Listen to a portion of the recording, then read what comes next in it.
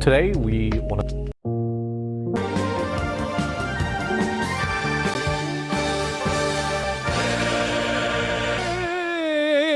야차 야차 업체들이 세웠더니 총이 보인다.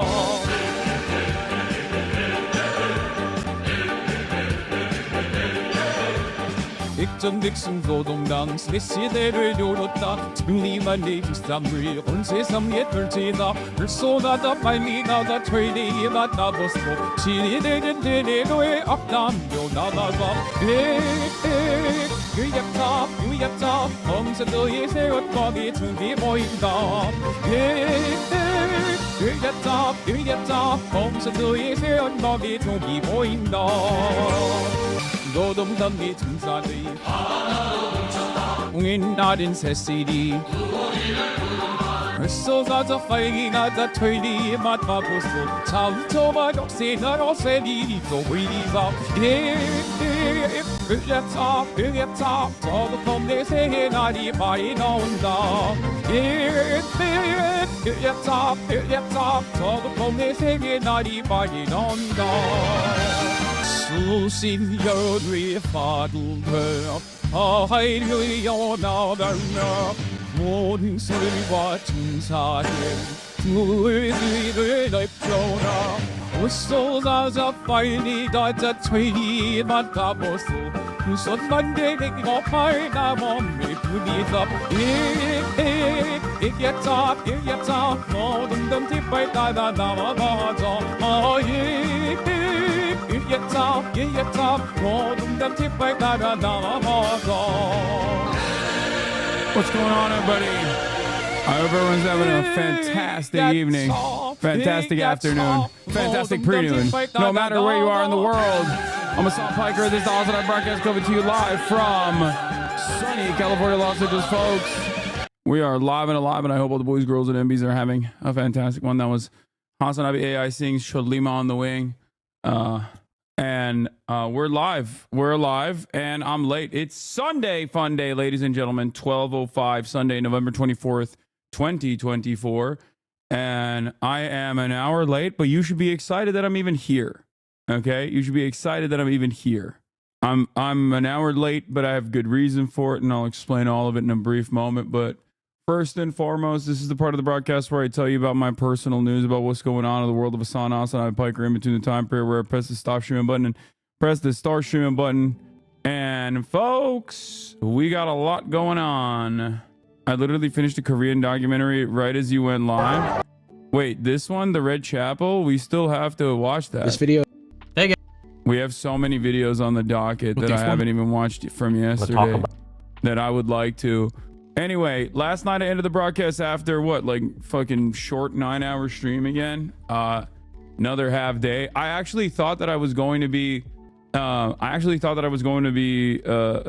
like doing a short day yesterday, but I had to go to Lesler's birthday party.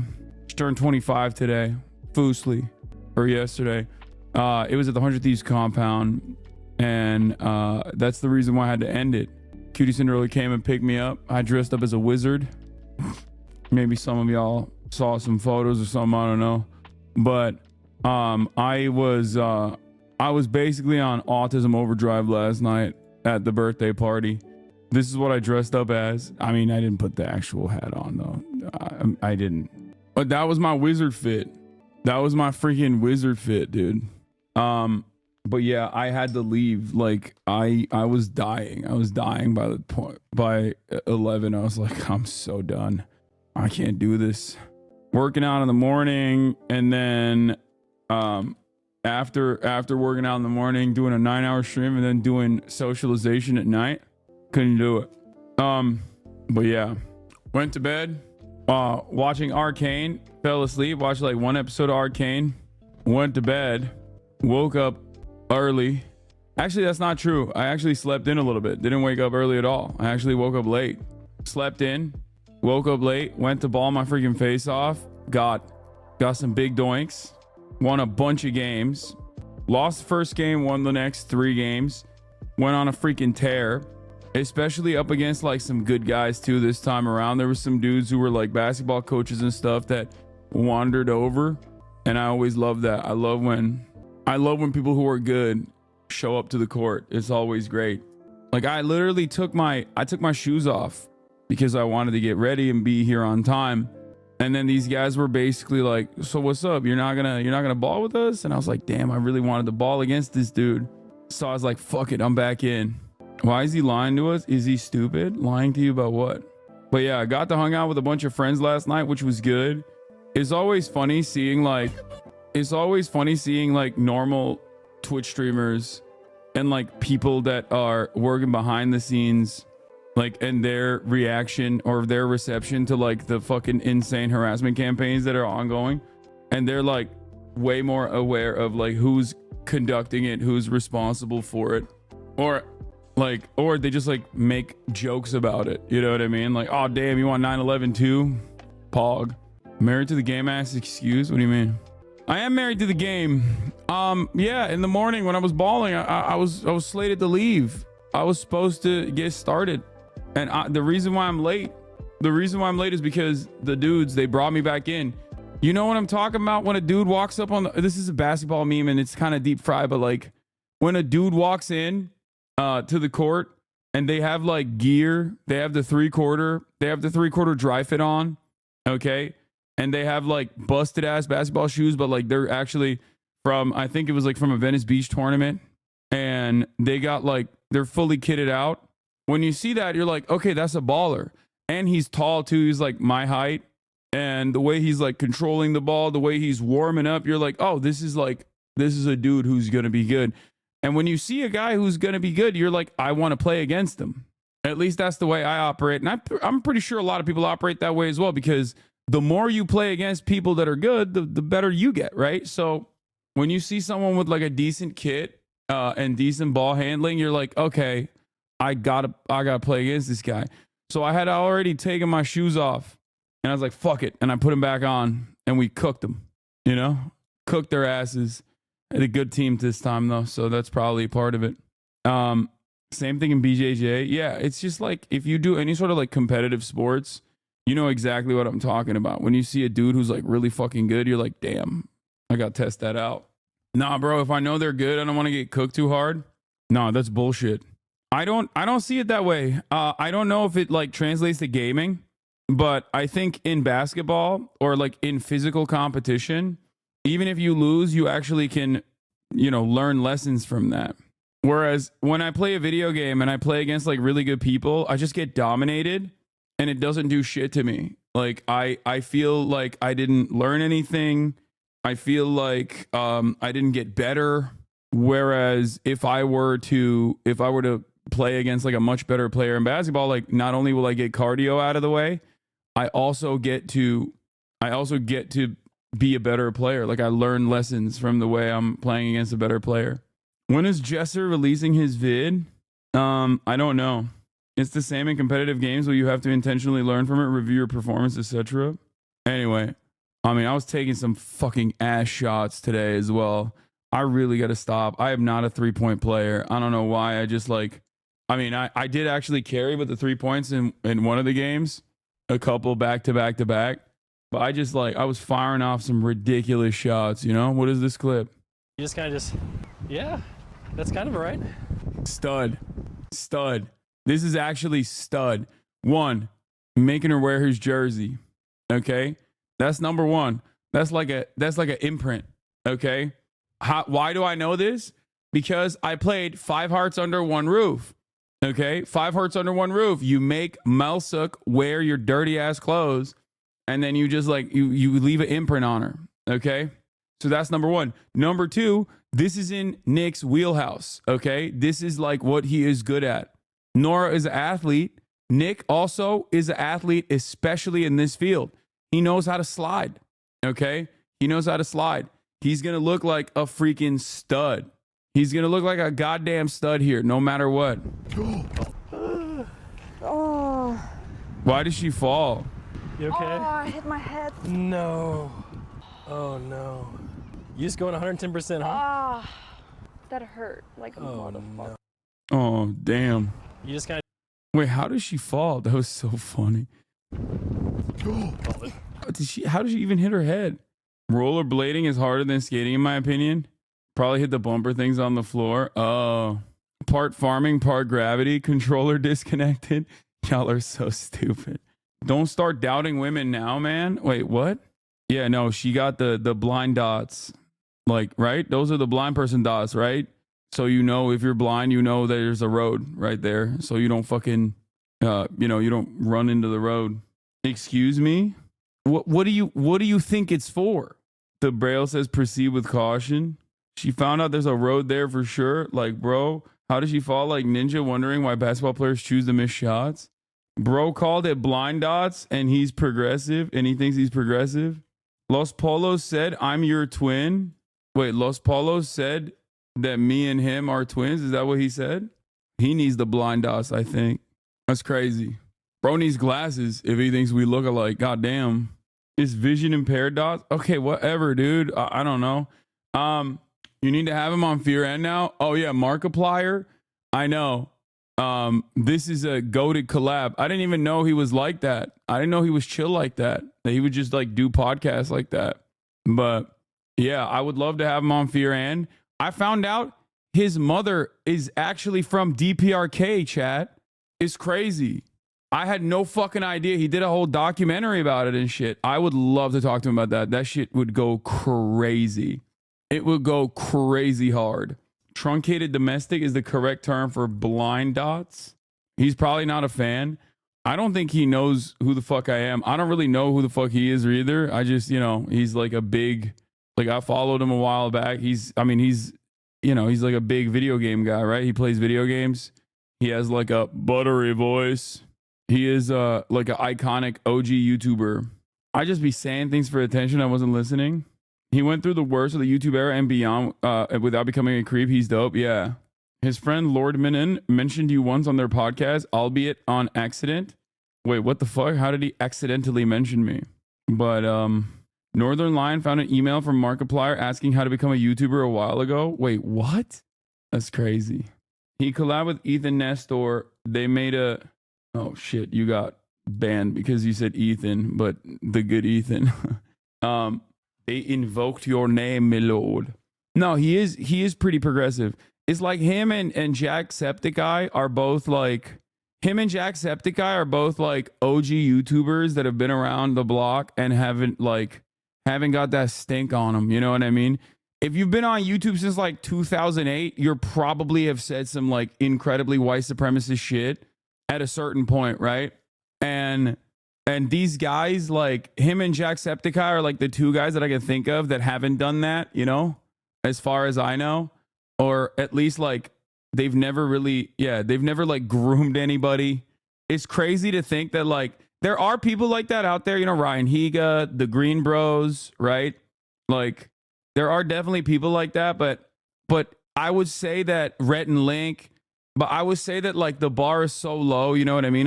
For all the top like big dogs from the early YouTube era, how many of them came out as groomers? How many of them came out as like racists? You got two routes, racist, rapist, sometimes both. And then, there's a unique group of content creators who are neither, and we celebrate them and we cherish them and we think they're amazing. Yeah. Just being semi-normal sets them apart. Yeah. You do need to have more fun guests on your podcast and eventually ask the guest questions. Every Fear End episode with guests devolves into Hassan and Austin banter and they don't get a word in. Yo, I don't fuck with offliner chatters fucking thinking that they're backseat producing now my podcast too. Okay? It's crazy. This motherfucker's now backseat producing the podcast. Like, what are we doing here? Do something useful, brother. Do something useful. Okay? How about you go and I don't know, fucking find like some cool ass content creators to collab with me. Okay? If you want to be a backseat producer, be a successful one, not an unsuccessful one, a silly one. I want more normal streamer friends on stream. I know. I just don't really know. Pedro Pascal is friends with my Tio. I can hook you up. That would be fantastic. His sister is a Hassan Abihead, I'm pretty sure. So we got another route in there as well. But I always feel very weird, like reaching out to someone to be like, hey, can your brother come on the stream. You know what I mean? Like that's weird. Yeah, Lux follows me. Can you unban Nikki Bigelow? Poop sock is sad. No. All right. The worst they will say is no. No. It's I feel like it undermines these people, you know what I mean? Like as though they have nothing to offer, and now I'm just like asking them for their, you know, famous brother. Like that's just weird. You feel me? I don't like that. But also I went fucking nutty mode. Look at this. 1 hour and 53 minutes workout time. Total calories burned 1,800. Active calories burned 1,500. I went crazy. On it. Okay. I went nutty mode. I'd love Theo Vaughn on your podcast. I wanna go on Theo Vaughn's podcast, and I want to have Theo Vaughn on our podcast. I've worked on that before. I've tried to make inroads there. I have too many mutuals, but again, I just always feel. Oh, he is? Have you talked about the fact that Moon Channel, the guy who made the Gacha Games gender war videos you watched last night, is a Hasanabi head? Potentially, he shouts you out in this video at 27:30. Wait, what? Really? That makes me so happy because he makes incredible videos. I am a big fan now. I had not known about this channel beforehand. It is okay if you play gacha games on occasion. It is okay if your favorite man of the people Twitch streamer buys a gigantic house or a fancy car. It is okay if your favorite Hatsune Miku song is— No way. Hey, yo, that's sick. Oh, that makes me so happy. This guy is awesome, dude. I apologize for disrespecting Moon Channel by thinking it was actually the other reactionary Moon, the anti-China xenophobic Moon Channel, the other one. That channel's just called Moon, I think. Moon Channel, on the other hand, Mr. Neo-Confucianism himself, Mr. Context. Damn, dude. It's weird. All the good YouTubers who put a lot of thought and effort into their almost academic paper level researched YouTube essays almost always happen to be, you know, in the Hasanabi side of the things, and all of the worst drama pervert, Keemstar adjacent, orbiter, weirdo fucking losers who love hyping up pedophiles and Nazis. Those are the guys who always hate me for some reason, you know? What? Hasanabi fan cam, please. And funk edits, okay? We gotta do like the fast-paced funk edits. We need it. Some of my best takes with like some funk music. Pronto. This is too loud for me. This is what it's about, okay? Fuck all the haters, fuck all the naysayers. There's gonna be, in life, there's gonna be people that say, fuck you, you're wrong.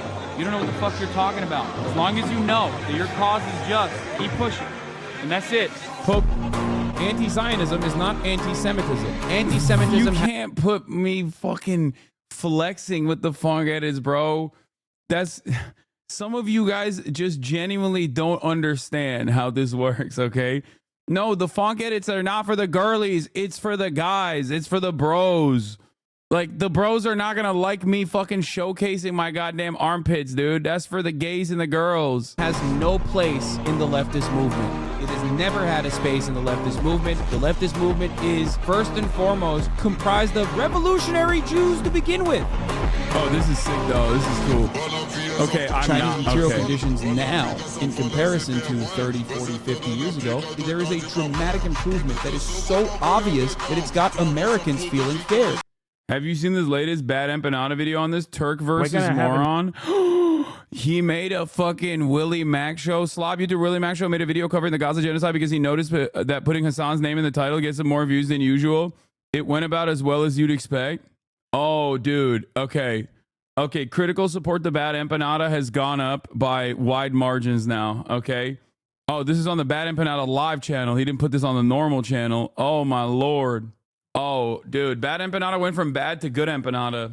Bad Empanada went from bad Empanada to based Empanada. No one admires gym muscles more than gym bros. Yeah, but this is like very for the female gaze and not for the male gaze type gym shit. I don't think you guys understand. I don't think you guys understand how this works, okay? Like, I wasn't doing this in particular to look hot or anything, but like this is the type of like content that looks this is for the female gaze. It's not for the male gaze. But it's all good. It's all good. Flexing is for the male gaze. not the male gaze. Yeah, I mean that too, but is this the new TikTok strat that attracts Zoomers into adopting better political beliefs? Yeah, I think like I think my community is unfortunately too gay to and too you know, they're just too woke to make like funk edits. Like just look at an Andrew Tate video and just copy paste it, honestly. Moon Channel addresses Hassan on the latest comment under his main video. Wait, what? Anyway, we'll get it. Yeah, the male gaze is like lifting, dunking. If you want to show me like looking cool, you gotta look at things that like dudes care about, not like me looking hot and sweaty and rubbing myself with oil. Americans feeling scared. China on top, China number one, Chinese food infinitely better. Fuck you.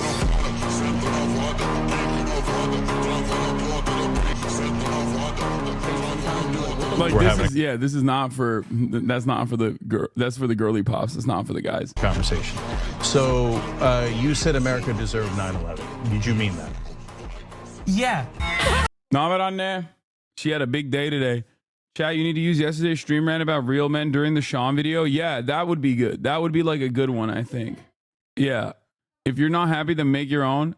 Yeah, I mean, here, this is like great example. This is actually a good example of a funk style edit that's like popping, that's like in the right wing, right wing. Hello. Okay, place. Koya, please.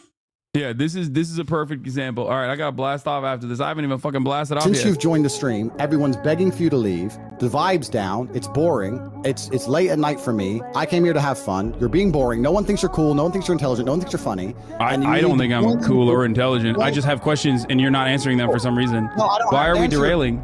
I don't have to answer your questions. You're not the police. I don't have to answer your No, not at all. No, I am not the UK police nor the Romanian one.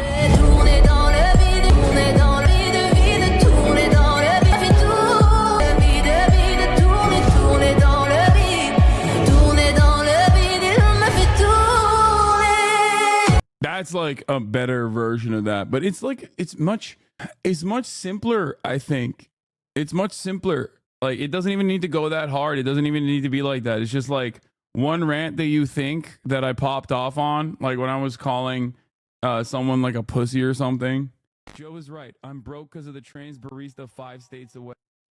Republicans love doing this thing. They will get you primed to be fucking angry at something so nonsensical that normal people should look at and go, the fuck? Why are you telling me this? I don't give a shit. Move on. It's usually something that is like indefensible for the record. And people get unimaginably invested. Like how many hours of debates have occurred over trans people in sport? That's why for me it was always like, why do you fucking care about this? You don't actually fucking care about this. Shut the fuck up. It's so dumb to like hyper focus on the shit. You're a fucking weird loser, okay? Who has been primed by other fucking weird losers deliberately trying to get you to hyper focus on this and be extremely invested in this because they don't want you to recognize who's actually robbing you fucking blind.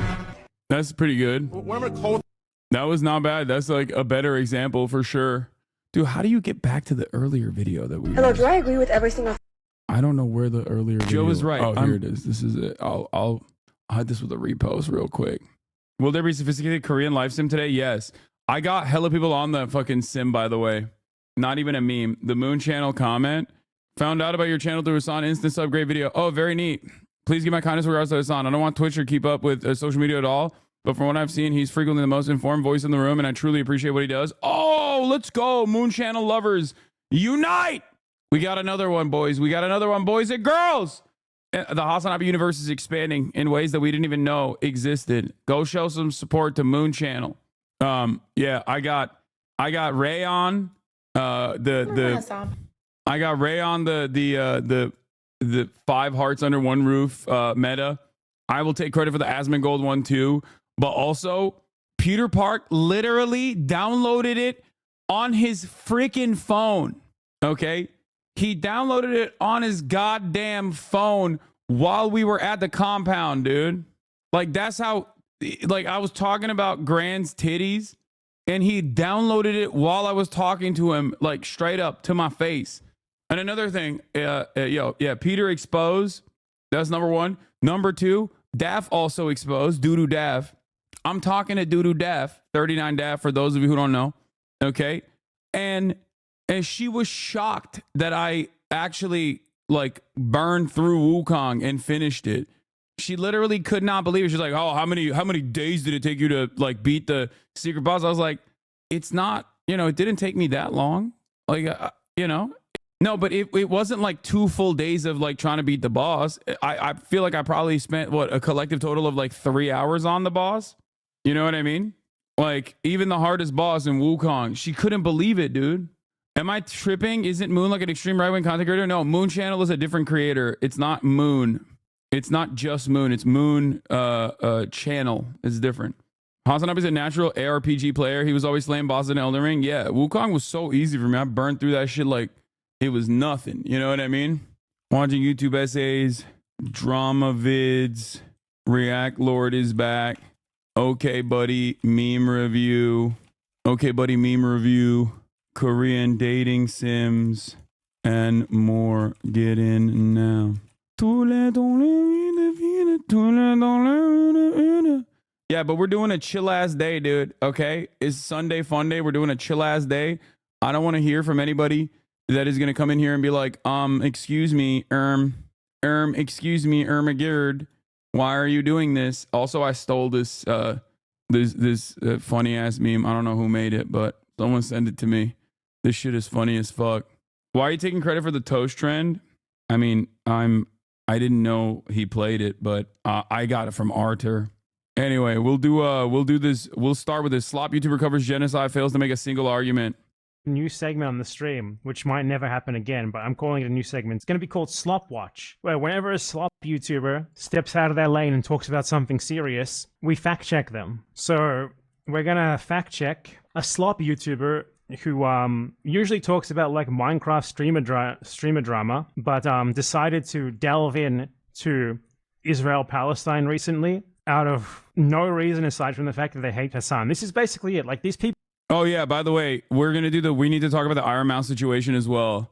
Lorraine finds Quen Blackwell on love on the button. Okay, we'll do that too. We'll do all that. Demasius, you got some fire banger React videos lined up too. People used to make drama videos about gaming YouTubers.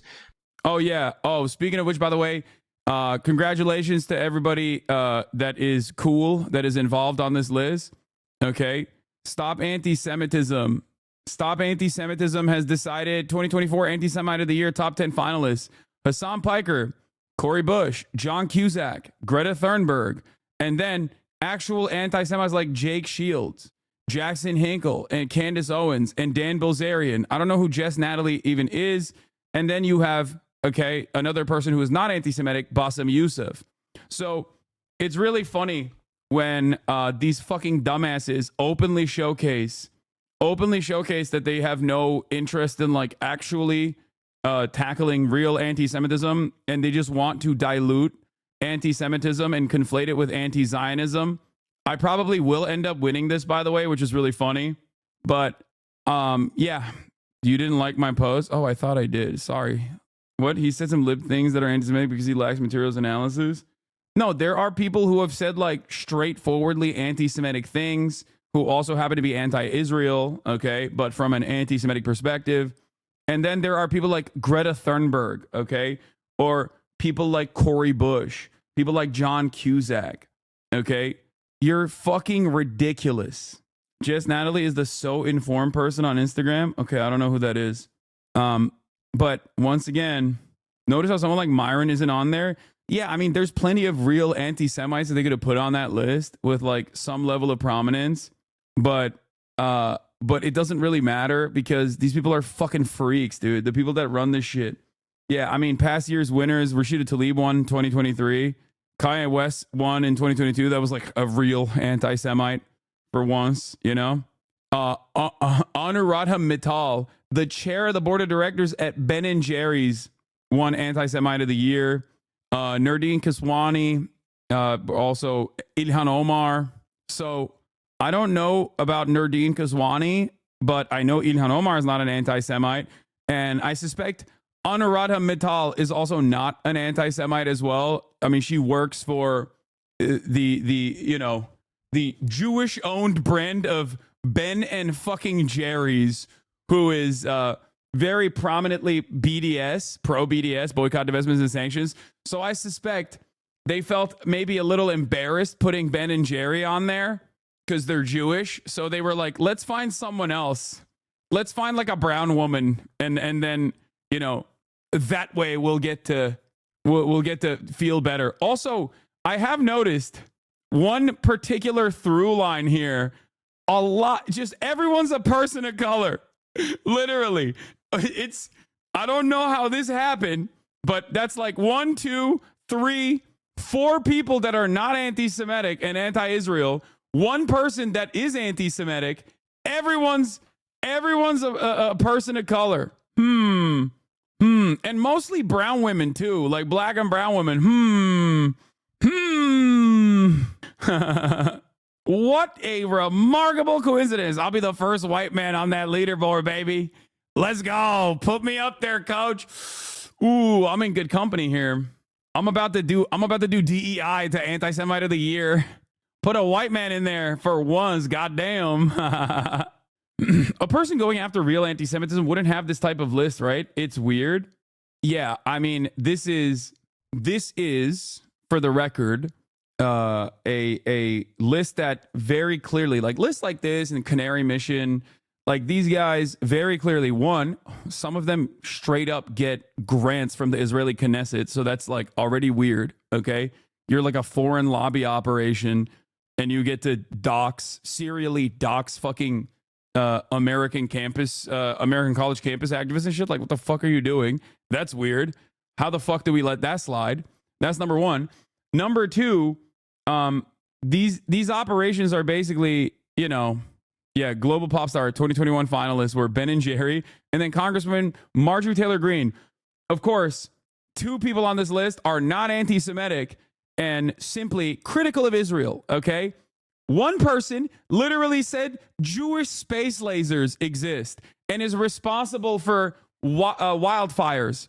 And the person who won it was the Ben and Jerry's person. So like, yeah, this is a completely fraudulent thing. It's got no motion. And not only does it have no motion, it's like very obviously, created by some fucking reactionary psychopathic freak that lives in like Long Island or something. It's like one crazy lady who runs this entire account and runs this entire thing. Canary Mission, I think, is like a lot more serious in terms of like its reach, and I believe it also gets like actual grants from the Israeli Knesset too. But yeah, the goal of Stop Anti-Semitism and other organizations like that is specifically to conflate real anti-Semites with people who are anti-Zionists to use, like, to have some semblance of legitimacy to add to the list by being like, see, we packaged up these people who have fought against anti-Semitism and all forms of bigotry, always, but they're also against the fascist state of Israel doing a genocide. And that is a crime almost as bad, if not worse, than actually being an out and about, anti-Semite. Oh, I'm livid. This is dangerous. I don't think it's as dangerous. I don't think this is as dangerous. This is not. Like, I think the ADL doing this kind of stuff is probably worse. Oh, Drew made a few months ago video. My goat. Okay, we'll look at that too. God, we have a lot of fucking fun stuff lined up today. But yeah, I just wanted to, I wanted to start the day by talking about, like, Stop Anti-Semitism is like the most low motion one out of all of these organizations. The ADL has like some semblance of institutional legitimacy, but I think they've really abused it over the course of the past couple of years to a certain degree, especially over the last year, where like they will get prominently displayed by Fox News, and they'll get like MSNBC slots every now and then. But overall, most people are not going to take them seriously. I mean, even Wikipedia decided that they were an unreliable orator. So yeah, it's most normal people, I think, and most intelligent people, most thoughtful people understand this. This might work. This only works for people who are just like already very invested in looking at any kind of anti-Israel sentiment, who are already like very primed into saying like anti-Zionism is anti-Semitism. But it's got, you know, the last year of just like lumping in anti-Zionism as anti-Semitic, anti-Zionism across the board being anti-Semitic has like really, I think, destroyed the credibility of a lot of these institutions that already didn't really have any credibility to begin, or shouldn't have had any credibility to begin with. So, but yeah, I said this list is a perfect demonstration of the unserious nature of these kinds of groups. There are progressives who are anti-Israel lumped in with anti-Semites who are anti-Israel. No one is buying this shit anymore. And I believe it. Like, who the fuck is going to look at this and be like, yeah, Greta Thunberg is a real fucking anti-Semite. And so is Cori Bush. And so is Hassan Piker. Maybe they might think I'm anti-Semitic. But like, you know, when you lump me in with people like Cori Bush, John Cusack, and Greta Thunberg, they're like, you're kind of deflating the severity. You're kind of deflating the severity of the accusation. And Bassem Youssef, you know, really suspicious. So yeah, people who aren't familiar with what anti-Semitism is or isn't will believe this. No. And the other side of the story that is like more damaging for at least like my Jewish community members and like Jews in the Western world specifically, the damaging side of this is that most people already have like some level of like underlying anti-Semitic tendencies.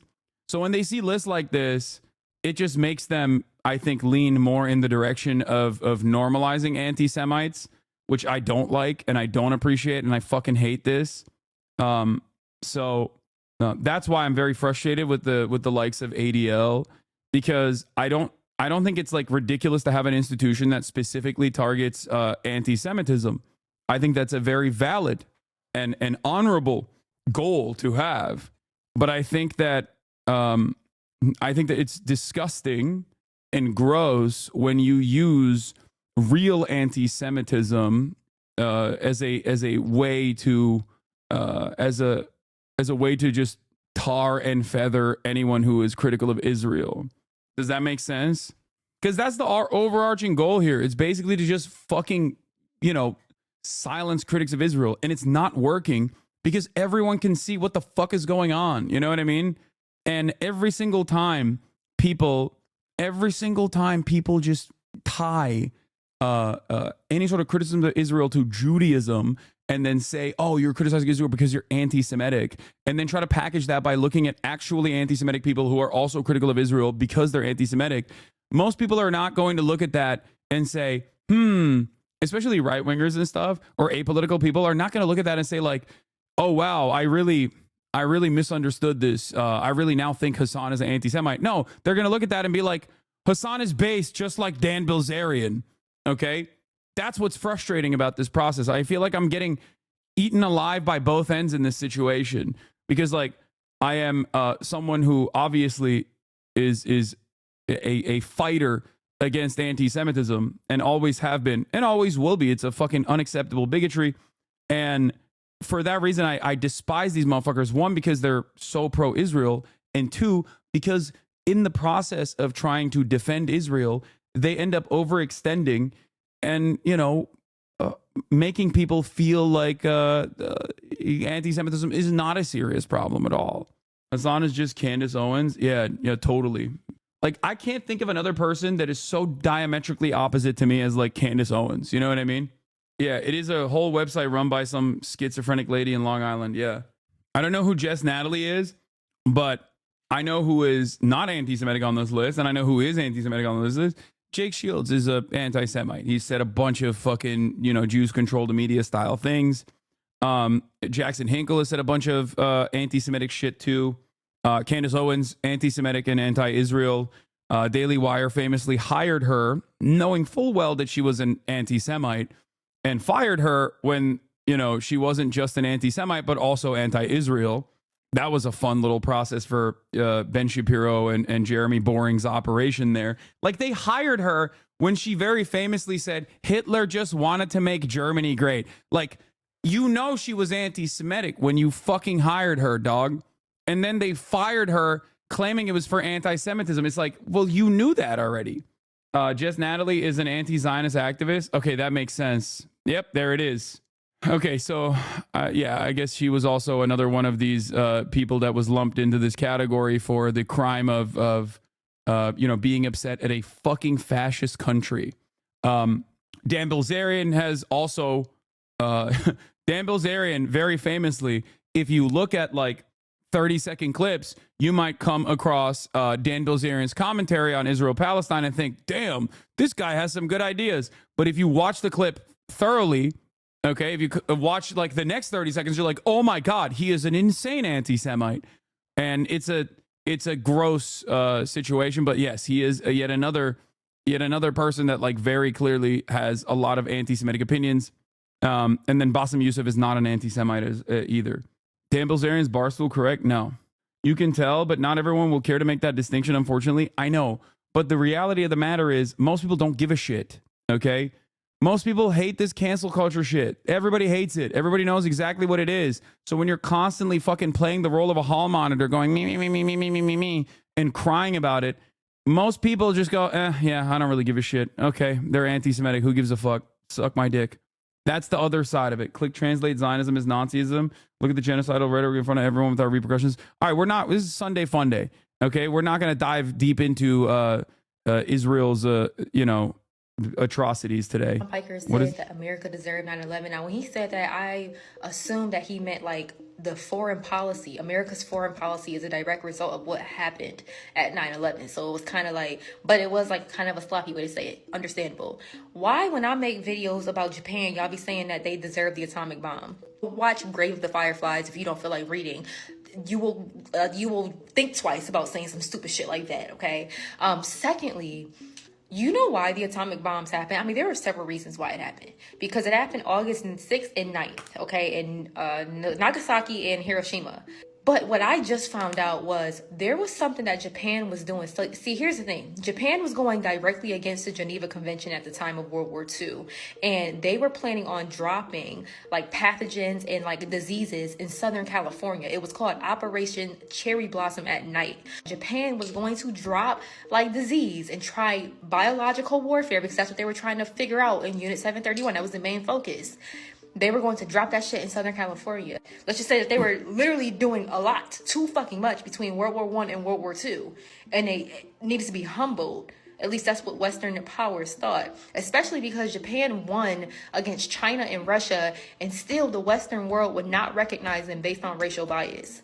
So the Western world is always a catalyst for the atrocities that happen around the world. And that's something that we have to acknowledge. Does that mean that we, the citizens and civilians of the Western world, deserve a bomb to be dropped on us or planes to run into our top? No. But we have to acknowledge the fact that our government is responsible for many millions of lives around the world lost.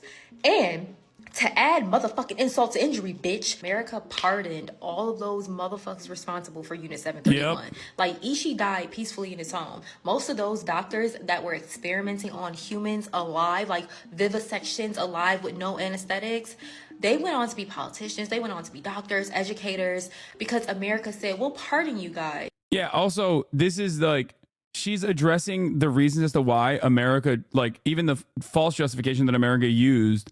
But obviously, the real reason why we did it was to flex on the USSR. Like, I think that played a much larger role in America's ambitions there. That's why we did it twice.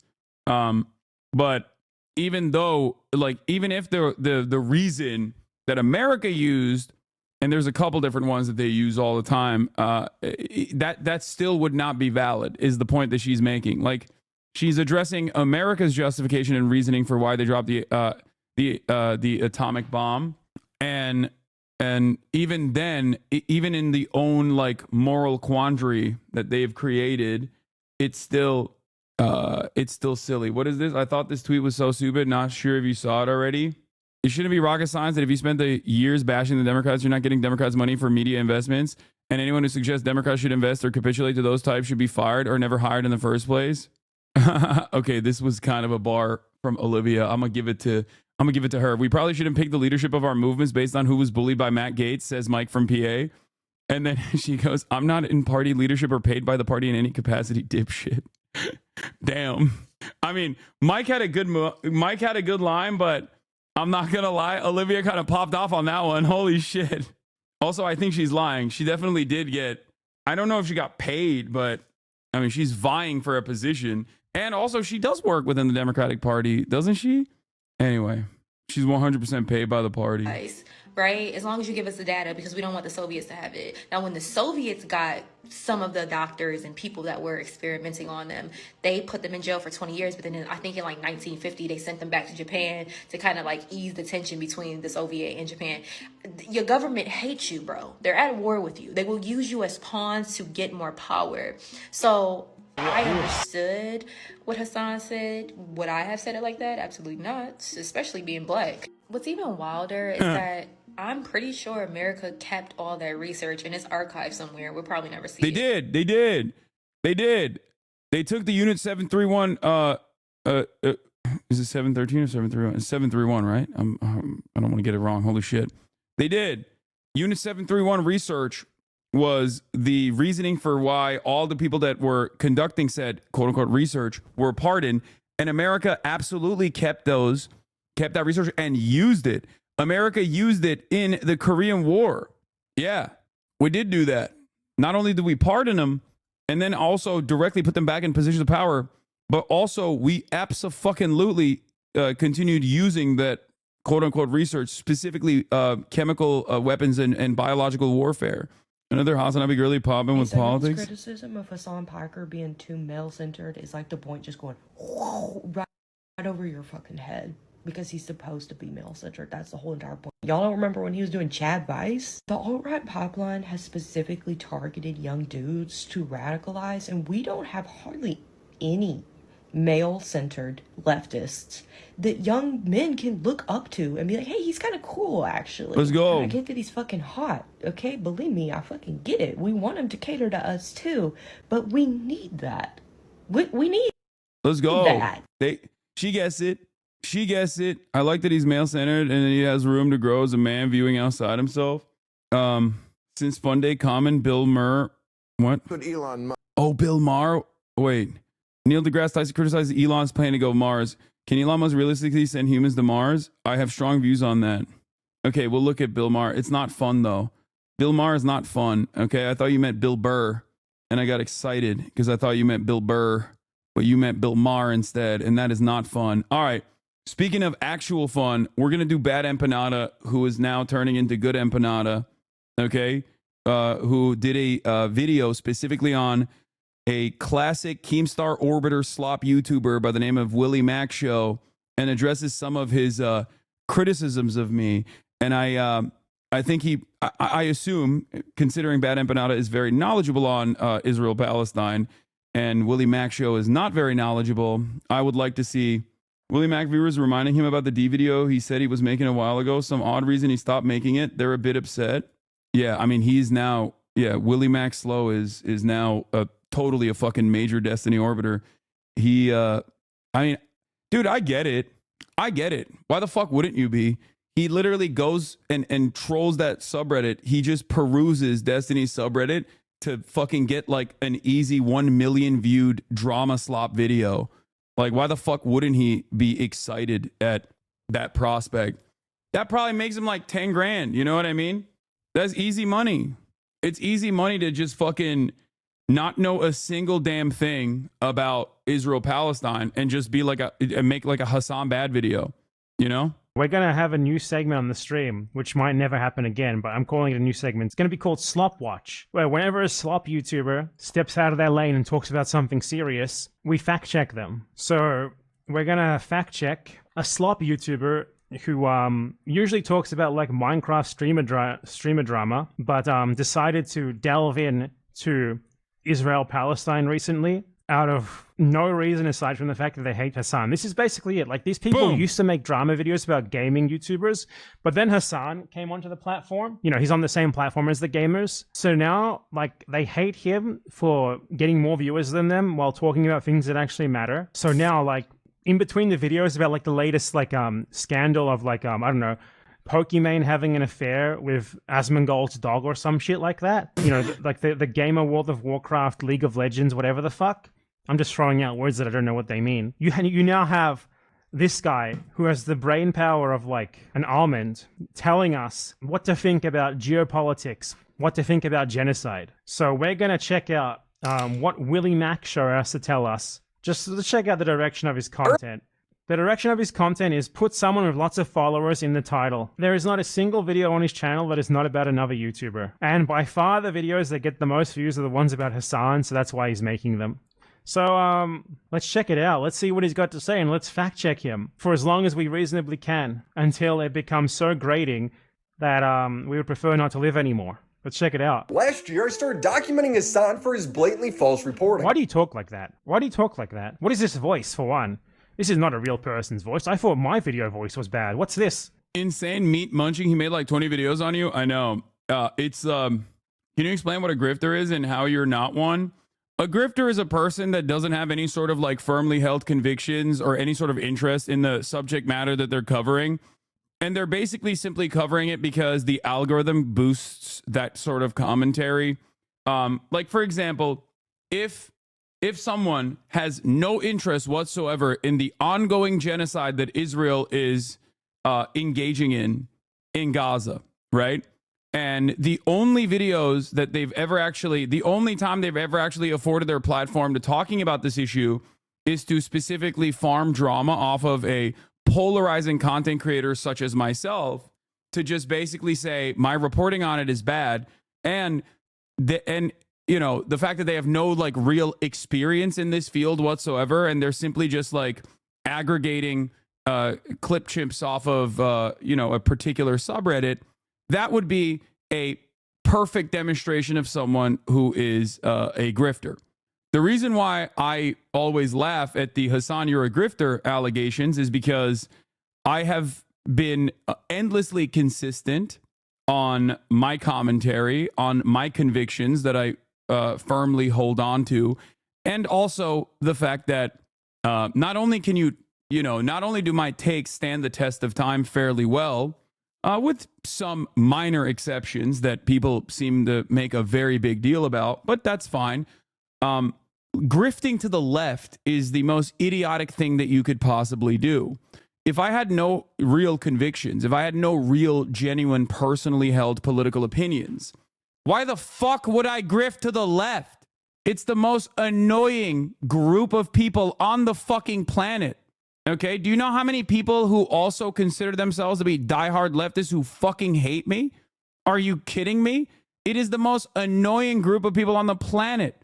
Okay, I'm sorry. It's just the truth. There's nothing the left hates more than someone who has an opinion that is a little bit marginally different than theirs. Okay, there is no big ticket donors on the left. Everything on the left has to be grassroots funded by you guys. Obviously, you guys fund this entire broadcast by subscribing, and many of you do, and I'm endlessly grateful for that sort of thing. But the reality of the matter is, there's a reason why. I mean, Bad and Empanada is a great example of this. Bad Empanada fucking shits on me all the time. You know? And it is what it is. But the left is the stupidest fucking group of people to grift to because they are annoying. And it's impossible to get any sort of solidarity amongst the left. Okay? People will say, you're not far left enough. Some people will say you're too far left. No such distinctions are usually made on the right, okay? There is very little right-wing infighting. And when it happens, they pack that shit up quickly. The two most prominent examples of right-wing infighting that have occurred over the course of the past couple of years was when Ben Shapiro and Steven Crowder duked it out a little bit for a second, okay? But it didn't change the dynamic of the audience that much. Steven Crowder cried about the $50 million contract he got from Daily Wire, and he said it was slave labor, which was hilarious. And then the second most prominent example was when Candace Owens was anti-Israel under the Daily Wire wing, while also being anti-Semitic, of course. And Ben Shapiro was like, anti-Semitism is fine, but anti-Israel I can't stand. That kind of feuding is a daily occurrence on the left. People have an incredible amount of purity that like standards that they themselves do not abide by, that they try to subject others to. So it's a fucking idiotic thing to do. You think I'm a stupid person? Why does D-grift to the left seems to be working out well for his bank account law? I think that he just is a debate mercenary. He doesn't give a shit. He just wants to be contentious, and he knows that as long as he maintains a liberal posture and backs like the institutional liberalism, he will always be able to maintain some level of an audience. He is not a leftist, though. I don't think Destiny has never really been a leftist. There was like a brief moment where I thought he might be, but he was not. He's just a very annoying liberal who says incredibly reactionary and edgy shit on a regular basis and will defend it. Yeah, he's perma stuck on whatever the liberal status quo is, and he'll always defend it. And I think part of the reason why is because if you're going to base your worldview off of like empirical evidence, there's a whole bit of information that's readily available on the liberal side, right? Like, it's great. You can just like go to Wikipedia and just churn out, misunderstand what the fuck Wikipedia pages are telling you, and make it seem as though you're, you know, infinitely more knowledgeable on the subject matter than the idiotic right-wingers that you're duking it out with. Because right-wingers not great at debating, and they're not great at understanding reality in general. So I think it's like a very easy way to present yourself as a intellectual giant, an intellectual titan. But overall, he does present a unique part of the space. I will admit that, where he has the energy and the toxicity of a 4chan poll weirdo. Like online forums, these people that frequent online forums and like engage in these cynical smear campaigns and stuff like that. But normally those people used to be like Nazis, right? And obviously Destiny himself doesn't care about someone being a neo-Nazi. Like, he'll hang out with them. He'll try to have sex with them. Like Lauren Southern, I think he did have sex with her, as far as I understand, according to his ex-wife. And he'll prop their channels up. He'll actually give, Nick Fuentes his phone number to like a bunch of podcasters, so Nick Fuentes can go on the podcast circuit. Like, he'll offer a lifeline to neo-Nazis. He'll collaborate with the likes of Sam Hyde, right? Because he just doesn't have any sort of real ideology. And he'll always be like, oh, I'm just debating them. And his audience, and I think he just like picks up a lot of those audience members who are interested in the blood sport of it all.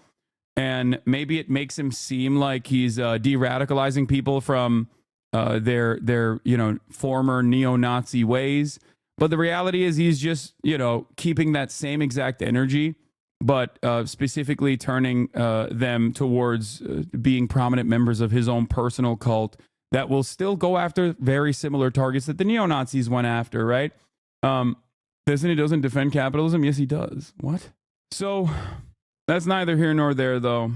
Yeah, he's just a guy who's super edgy and a neoliberal, and I think that if the hegemonic attitude towards capitalism swung in the opposite direction somehow overnight magically, which would never happen, of course, he would just be defending that. Anyway, let's continue. I was right about Ukraine. That's right. War is not imminent. Oh, shock. An Israeli airstrike hit the Al Ahli hospital. You were so right. They added 7,000. Like, he just puts that in. This is not something that these people like to do. Like, they don't actually have to provide proof or evidence for their claims. They just like point at someone else saying something and insist that it's wrong without being able to explain why. People who consider themselves political commentators do that, so obviously a slop YouTuber is going to do it way more. 1,000 new troops. So what's going to end up happening is that by April, this is going to be done. Gifted and bombed the hospital, change title. That's crazy. This is my first time actually encountering the Willie Mac Show video now by way of Bad Empanada watching it. And that's amazing that this is what stands for fantastic political commentary that disparages like the 8 to 10 hours that I pour into talking about the subject matter. That is wild. This is the first time I've actually seen a clip of this fucking person's YouTube slop. That's incredible. Like, you apologize and he didn't even include it. I mean, the notion that this will be done by April is you quoting Elon Musk. I'm pretty sure Lamau. I don't even know what that's about, but it is pretty funny that like I straight up sent a bunch of citations for Marx himself on Marx's econ actually involves against the weird pseudo left debater ideals, and he straight up said to me he didn't care because it's not what people debating him say. He doesn't care about truth so much. I don't even know what you're talking about. Hassan never cites his sources. Hassan is out of his depth. Hassan never cites his sources. Hassan only goes on Twitter. These are some of the most common like things that you hear from people. And I think it's because like people want to seem smart. People want to feel smart. I get it. I understand that. I understand that interest. And so this makes people feel like if I've rubbed them the wrong way, or if they've seen a bunch of like negative clips about me, videos like this will give people enough like evidence in their minds who are not really paying attention to anything that's going on, that it gives them ample evidence to be like, yeah, he does suck. I actually did feel that way about him, and now I know exactly why. Yeah. This guy's just farming, no? Like, if anyone puts any time into you, it's pretty obvious you argue from a good POV and that you're not just arguing out of personal interest and opinion, but actual facts. Yes. I don't think this person has any care or consideration about politics or like a well-defined worldview anyway. I think they're just purely in it for the algo. IDF didn't bomb the hospital? Yes, it did! Does this guy provide any evidence that it didn't bomb the hospital? No, he doesn't. He just insisted it didn't. And because Hassan said that it did, it must be wrong. Yes, it did! I criticized him for being a propagandist, coming to conclusions on breaking news when the story hadn't even been fully reported. One of the funniest parts about our conversation when this fucking dildo came on the stream was when he didn't even know that, like, my reasoning originally for why Israel bombed Al Ahli was because, one, Israel had bombed the Al Ahli hospital 2 days prior. Two, Israel had bombed a whole bunch of places, including other hospitals that they've forcibly evacuated at that point. And three, BBC and every other fucking Western outlet had also obviously arrived at that same conclusion early on in the morning. Why else? Why would they not arrive at that conclusion? It makes no fucking sense to be like, oh, this must have been a rocket misfire. And last but not least, of course, once again, in the Al Ahli situation, which they never talk about anymore, by the way, they only bring up Al Ahli if you're a fucking dumbass who doesn't know anything about what has happened so far. And there's plenty of people who don't pay attention. So I think that's the reason why they, watch videos like this. Okay. I do find it very funny that these guys will be like, the only time they ever talk about it is like, remember the last time Hassan said Israel bombed Al Ahli, which, forensic architecture had already debunked time and time again Israel's counter narratives about what was going on. Like what Israel claimed had actually happened, which the media took and immediately ran with. Israel has blown up every fucking hospital since then. Every single one. And not a single peep from these fucking dipshits to be like, oh, I'm sorry that I said Israel never bombed the Al Ahli hospital or that they would never bomb any hospitals. They bombed every university and every fucking hospital since then. It's so stupid. You right now is the same thing. You are somehow coming to incorrect conclusions about something literally a year later. So you don't even have that excuse.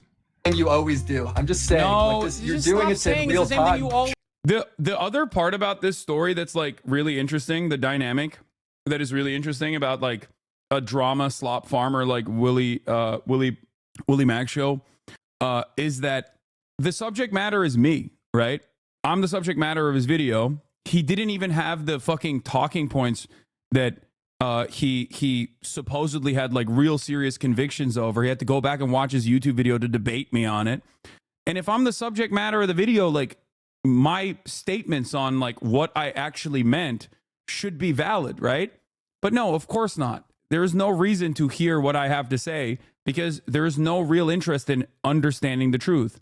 You're doing it in real time, bro. Over the course of an 8-hour broadcast, if you look to literally 3 moments, how come nobody else shut up as much as you, dude, that does 8-hour broadcasts? Because no one has the most psychopathic fandom like idiots like you who sit through every minutia. Isn't it great? Like, you're just supposed to like look at this and assume that he's right or something. He doesn't actually need to make any arguments. Doesn't need to provide any proof of his claims. You just look at this and it's like, well, does he actually do that at some point? Let's find out. It's like, look at all these things that I'm insisting is sort of self-evidently bad. Because I don't actually know why they're bad. I just sort of have a gut feeling that they're bad. So let me show them to you. Like you saw in the previous segment where I responded to like a clip of Ethan, like a Ethan Klein Zionist compilation. Rather than just showing you the clip and insisting, oh, this is wrong. I told you why it's wrong. This guy shows you a clip and you're just supposed to listen to it. And I guess it's wrong just because he's pointing at it, I guess.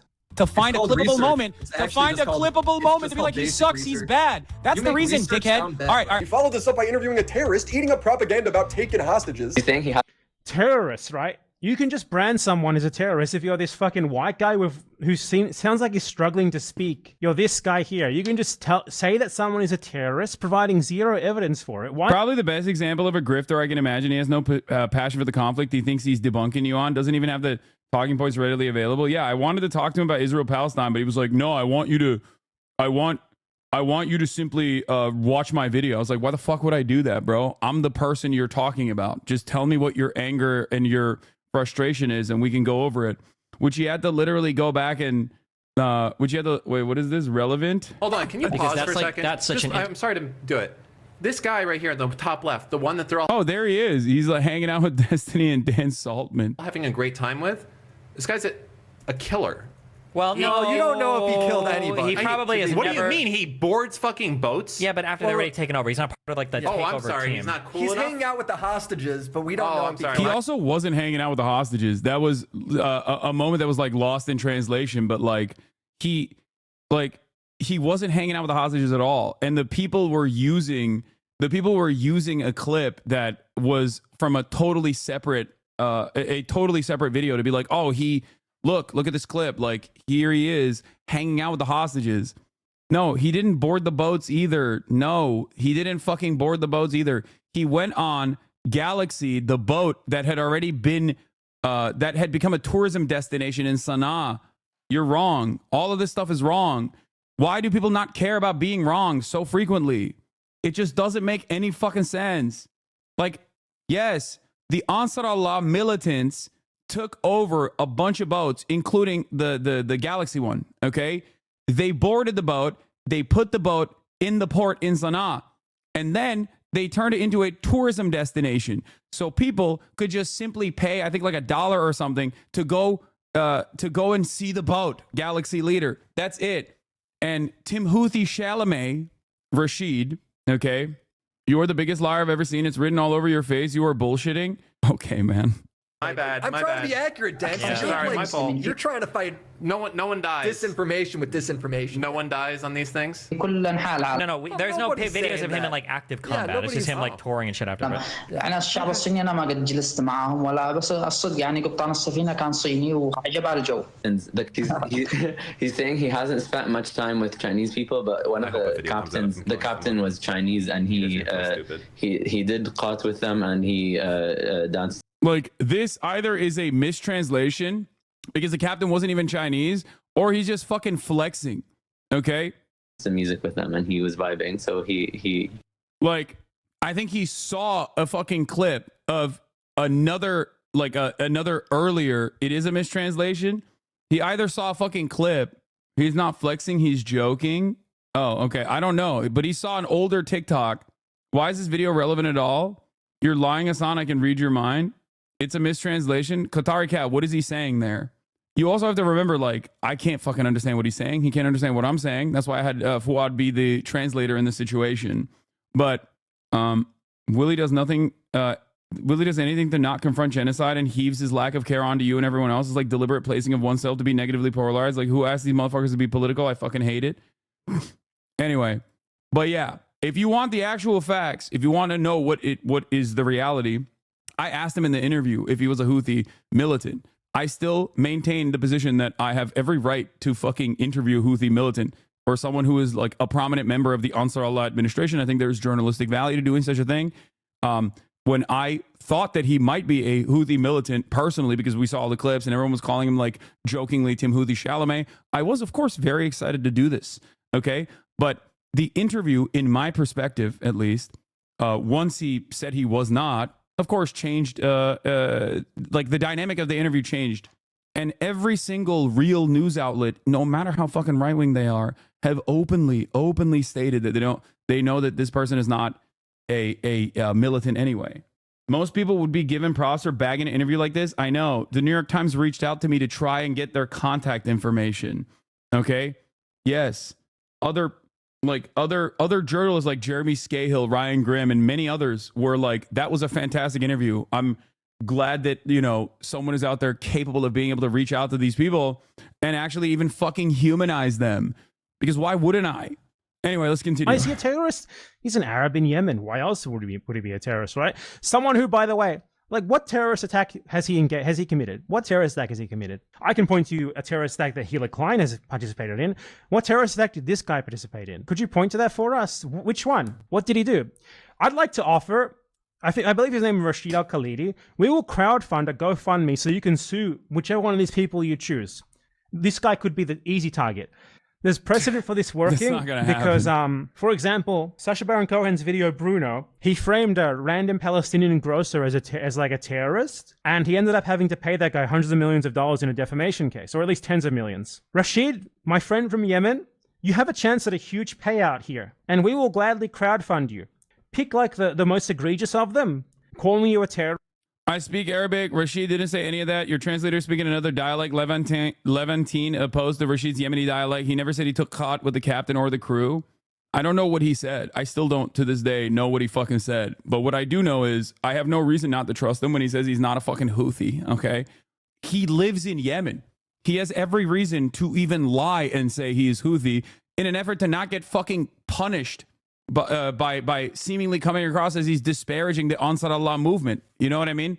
What's crazy about it is that he literally has been apprehended by the authorities in Yemen before, like, according to his own Twitter account. So it's like fucking ridiculous that people are just like, why would he lie? Why would he fucking lie? He has no reason to lie. He lives in Yemen, brother. He can just fucking be like, yeah, I hate Jewish people and I'm Ansar Allah and we're doing this for anti-Semitism. If that was his genuine perspective, he could just say that, okay? What are you going to do? Cancel him? He's in fucking Yemen. He could be killed tomorrow by an American bomb. Like, that's the point that I don't understand, that people are just like, you should have been debating him. You should have been debate lording him. And it's like, why would I do that? There's a person who is 18 years old at this point and has only known genocide his entire life, okay? Saudi and UAE-backed, America-backed genocide. That's all he's known. Americans are in Yemen. No, American bombs directly fucking blow up parts of Yemen, though. They fly over it and, you know, lob rockets into even Sana'a and the ports and every other part of it. And let's get them in court trying to justify that label. I'd love to see that. That would be fantastic. Propaganda about taking hostages. He's saying he hasn't spent much time with Chinese people, but one of the captain was Chinese, and he did caught with them, and he danced some music with them, and he was vibing. So he. This is funny, by the way, because not one of the captains in any of the ships that the Houthis seized in that anti-genocide blockade, by the way, literally a blockade against Western shipping that to put pressure on Western countries and Israel to stop doing genocide. That's what that is. Nonetheless, there was literally no Chinese captain, obviously. How did he talk to a Chinese captain when there is no Chinese captain? What he did is he saw an unrelated video, a TikTok from before this was even happening, of like a ship captain who had docked in Yemen, like doing drugs with Yemenis. A Bulgarian at that, not even a fucking Chinese, because there's no Chinese captains in Yemen. No, there's no Chinese captains involved in this at all. So he's talking about a TikTok video that he watched, and these guys say like, okay, that's like dispositive evidence that he's a terrorist. Also, even if he had talked to a captain, how would that make him a terrorist? Is terrorism when you speak to someone who was like a crew member of a ship that was seized in an anti-genocide blockade? Just speaking to them makes you a terrorist? Is that how this works? I would love to get this guy on stream to explain to us his logic and also to get him to present to us his evidence. He likes them, yeah. So, I mean, what? That's so crazy. He's saying that they went over the cruise on these. Is the entire video just like him rehashing a video that he already made, where you're supposed to look at the clips and just assume that he's correct? That whatever he's implying... Yes, the answer is yes, by the way. For most people, it's like, it's perfectly packaged drama slop. It takes 1 second to lie about a person, especially when there is an overwhelming amount, amount of social conditioning geared in one way, and it takes an hour to fucking break down exactly why this is wrong, while still taking into account the broader audience's personal hangups on the matter. Okay? You could just say, brown kid has a gun, terrorist.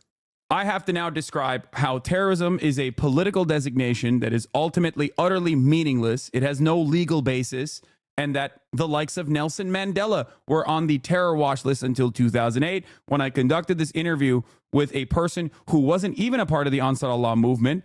But even if he was, it still would have been perfectly valid. The Ansar Allah movement had not even been declared a terror organization, or rather the terrorism organization designation was going to take 30 fucking days by the State Department to actually be implemented.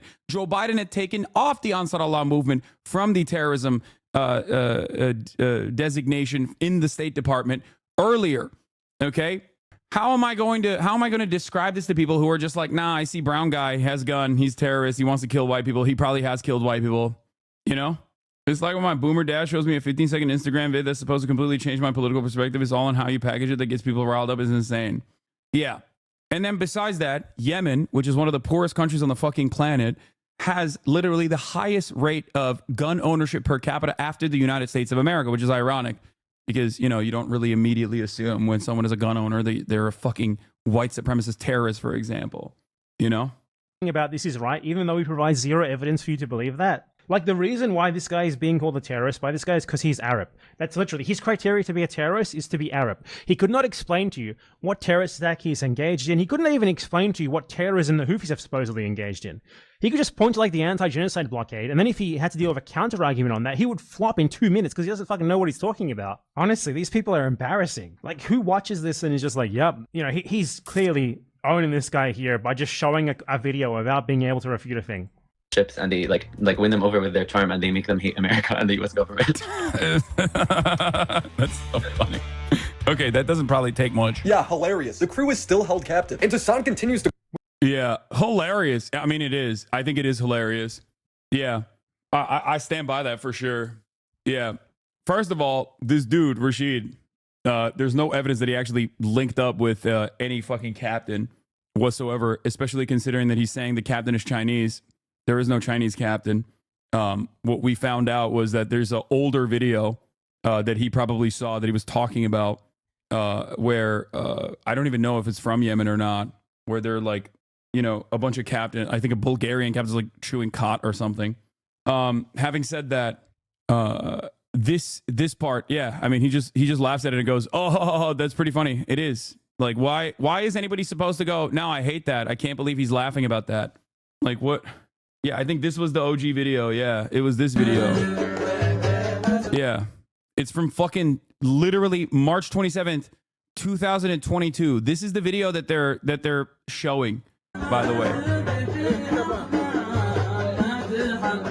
They're saying this is the Chinese captain, but I don't know. I don't know if he was Bulgarian or not. I think anyway, I don't know if that guy is Bulgarian or not. I think he might be. A majority of the internet believes Hassan is an Arab because he's Muslim and his name is Hassan. Like 2 out of 3 Americans in general could not tell you where Turkey is on a map and just assume it's an Arab country because it sounds Arab to them. Yeah. The Galaxy Leader captain is Bulgarian. He's not Chinese. Sorry. Thank you. He didn't see any Chinese person. He literally said that. The translator added the cot part. Which crew? Where's the Chinese captain here? Where's the Chinese captain here? Could you point to the Chinese captain for us? Because there is no Chinese captain.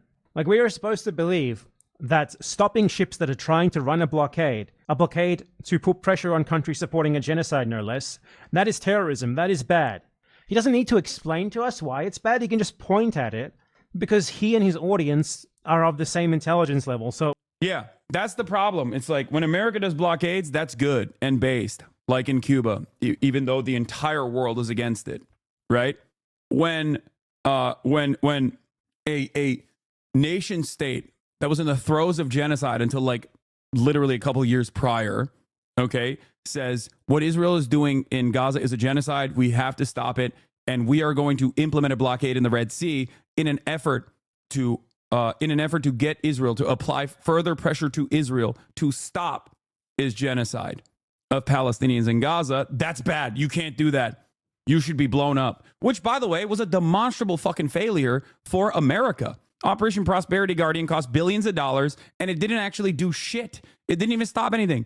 One of the Israeli ports is now completely bankrupt as a direct consequence of this blockade. So yeah, these are guys actually doing something, okay? These are the people who are literally doing something. What are you doing? Nothing. You're making drama slop videos. Like, what do you guys think America does when they fucking intercept ships? Most of the time, America says we're instituting a blockade and no ships pass. But when some ships do pass, what do you think they do? They fucking intercept the ships.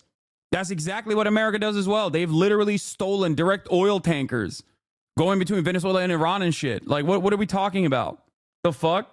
Like, what? So that's fine. That's valid. But when another country, God forbid, outside of the sphere of influence of America engages in the same thing, then whoa, that's the biggest meanie bobini thing you could fucking do. That is completely unacceptable. You know, your Twitch stream doesn't change nothing until you go on mainstream TV like CNN and MSNBC. What are you saying, dude? You're like, just quit, just quit, just quit. What the fuck? Shut up. It does change things. It changes people's minds, okay? Yeah, U.S. embargo blocks coronavirus aid shipment from Asia. Like, we've done such cruel, unimaginably cruel things to Cuba. And you also have to remember, the mildest Google research would show Yemen has been trading the crews from the ships for their own people being held by the Saudis. Yeah, also, you have to look to like what the reason is. The reason for why we have an embargo on Cuba is because our fascist dictatorship that we backed and offered material support to and offered arms to, Batista's dictatorship, was forcibly overthrown in a revolution in Cuba. Okay? And we never let that go. We were very mad that our sugar plantations were taken away. We were mad that like our mob's tourism destination was taken away. We were mad at the Cuban Revolution. So we punished Cuba and the Cuban population permanently since that very moment. And we've never stopped. Whereas what these guys are doing a good thing. Okay? That's it. Like their purpose, even if you don't agree with their methods, okay? You very clearly don't think much about the ways in which America does this for bad reasons, okay? But like overall, the goal there is to stop ships from going through the Red Sea. That's it. To just cut it out entirely. There's some level of deterrence that takes place in that process, and that's precisely the reason why America blew up fucking ports and different parts of Yemen in Operation Prosperity Guardian to bring the Ansar Allah administration to heel, to get them to stop intercepting ships, which they never did. So they just basically decided, you know, fuck it. I guess we failed on this. But the goal there was, you know, very clearly to stop all of these ships from moving through the Red Sea and instead to take the route of the Horn of Africa. Okay? That was it. It's not to like, you know, engage in piracy and steal all the goodies from all these fucking ships, or it's not because like they are horny to take hostages or whatever. It works on them. And Hassan continues to glorify terrorism by playing their propaganda and passing it off. These are terrorists and this is their propaganda. These are terrorists and this is that. He doesn't even need to prove his initial claims. He just needs to point. It's true because I said so. Don't expect me to actually make any arguments. His happy musicals. Even a music video, they love walking over like the American flag and the Israeli flag side by side. They will always like march on it. When you said music video, I'm expecting like you zoomed in on that. Stepping on the American flag and Israeli flag is just sort of self-evidently bad, I guess. You know, these genocidal imperialist nations. Bad example, Chris Brown dancing, you know. No. They do like, they do musicals. They're very musical people. Praising their leaders, all while hypocritically defending Russia and China's invasion of their neighbors. You call Crimea? I call it a part of Russian territory, bitch. That's what I call Crimea. I call it Crimea River. Bite the bullet on the Tim Houthi kid. Why? Why would I ever? If I did something that was fucked up. Bite the bullet? What? Like, he doesn't even make his argument. He does not make any sort of argument. Crimea is a part of Russian territory. It's just true. It is annexed by Russia. And what Ukraine did in that process after it was annexed by Russia, which is very different than Russia's current invasion of Ukraine, which is why it's been an ongoing, massive, inhumane military campaign that is killing thousands of fucking people and has displaced millions of people. Okay. To make this comparison between Crimea and what Russia is doing in Ukraine right now is idiotic. And no one would take you fucking seriously if you were to make that comparison. Okay. What Ukraine did in the aftermath of the Russian annexation of Crimea was to blow up the fucking, was to dam the waterways that were going in from Ukraine into Crimea, okay, to completely shut them off from access to water, their natural water supply. Ukraine also was running with the mentality that Crimea was no longer a part of Ukraine when they did that, okay? The fuck? Why is this racist pig Hassan still not banned? Because no matter how hard you cry, most normal people understand offering analysis and offering context to global affairs, even if you don't agree with it, is not a bannable offense. Okay? There's a difference between doing that and just being like, I love Russia. I think what Russia is doing is good. I don't. It's very obvious that I don't think what Russia is doing is good. It's very obvious that I don't think what Israel is doing is good either. Okay? You can't just like hope that other people also get fucking brain broken in the same way that you do. Okay? This is a clear example of extremism. They aren't even aware that America good is the pillar of their worldview and see any reason anyone says otherwise a lunatic, but are arrogant enough to refuse to listen to reason. Yes. Okay? The question I always have for people is like, what do you do in that situation? What have you done in this situation? What have you done to be like, okay, you know, what Israel is doing is unconscionable, it's genocide, it's Nazi shit. What have you done? Okay? I'm not going to sit around and be like, well, you know, all these other people, they're, I would have dealt with this differently. Like how would you deal with it? And as far as like Hassan is pro-Ukrainian and Chinese invasions, like I don't even know what the fuck he's talking about with respect to China's invasion. But as far as Ukrainian invasion, I've never been for invading Ukraine. There's never been a moment where I've been pro-invading Ukraine. And every single person has just like gone along with like all the NATO defenders have just so successfully been like, nah, Hassan loves Russia. He has always been on board with Russia invading Ukraine. Is just not true. And spending 3.5 seconds in this broadcast will help you arrive at that conclusion very quickly. Okay? Don't let chat think that Willie Mack and his fans are spending any time thinking about any of these things that we're talking about. They simply do not care about this. I know, but this is important. Yes, I also did literally do a fundraiser for Ukraine as well in the immediate aftermath of Russia's unjustifiable and immoral invasion of Ukraine. Argument. You notice that, right? He just shows you things and points at them. By my estimations, I would of course apologize for it. I have time. Yeah, by the way, the Russian government legit called me a homosexual influencer as opposed to the brilliant, brave Russian troops. So, you know, I don't think the Russian government considers me pro-Russia. Time and time again. Name one time. He can't because he's never owned up to anything. Hassan continued. You haven't proven anything. You just show clips and insist that you are correct. This is him doing an ad, of course. Moral consistency. Let's check it out, guys. Wait, talking about Jews?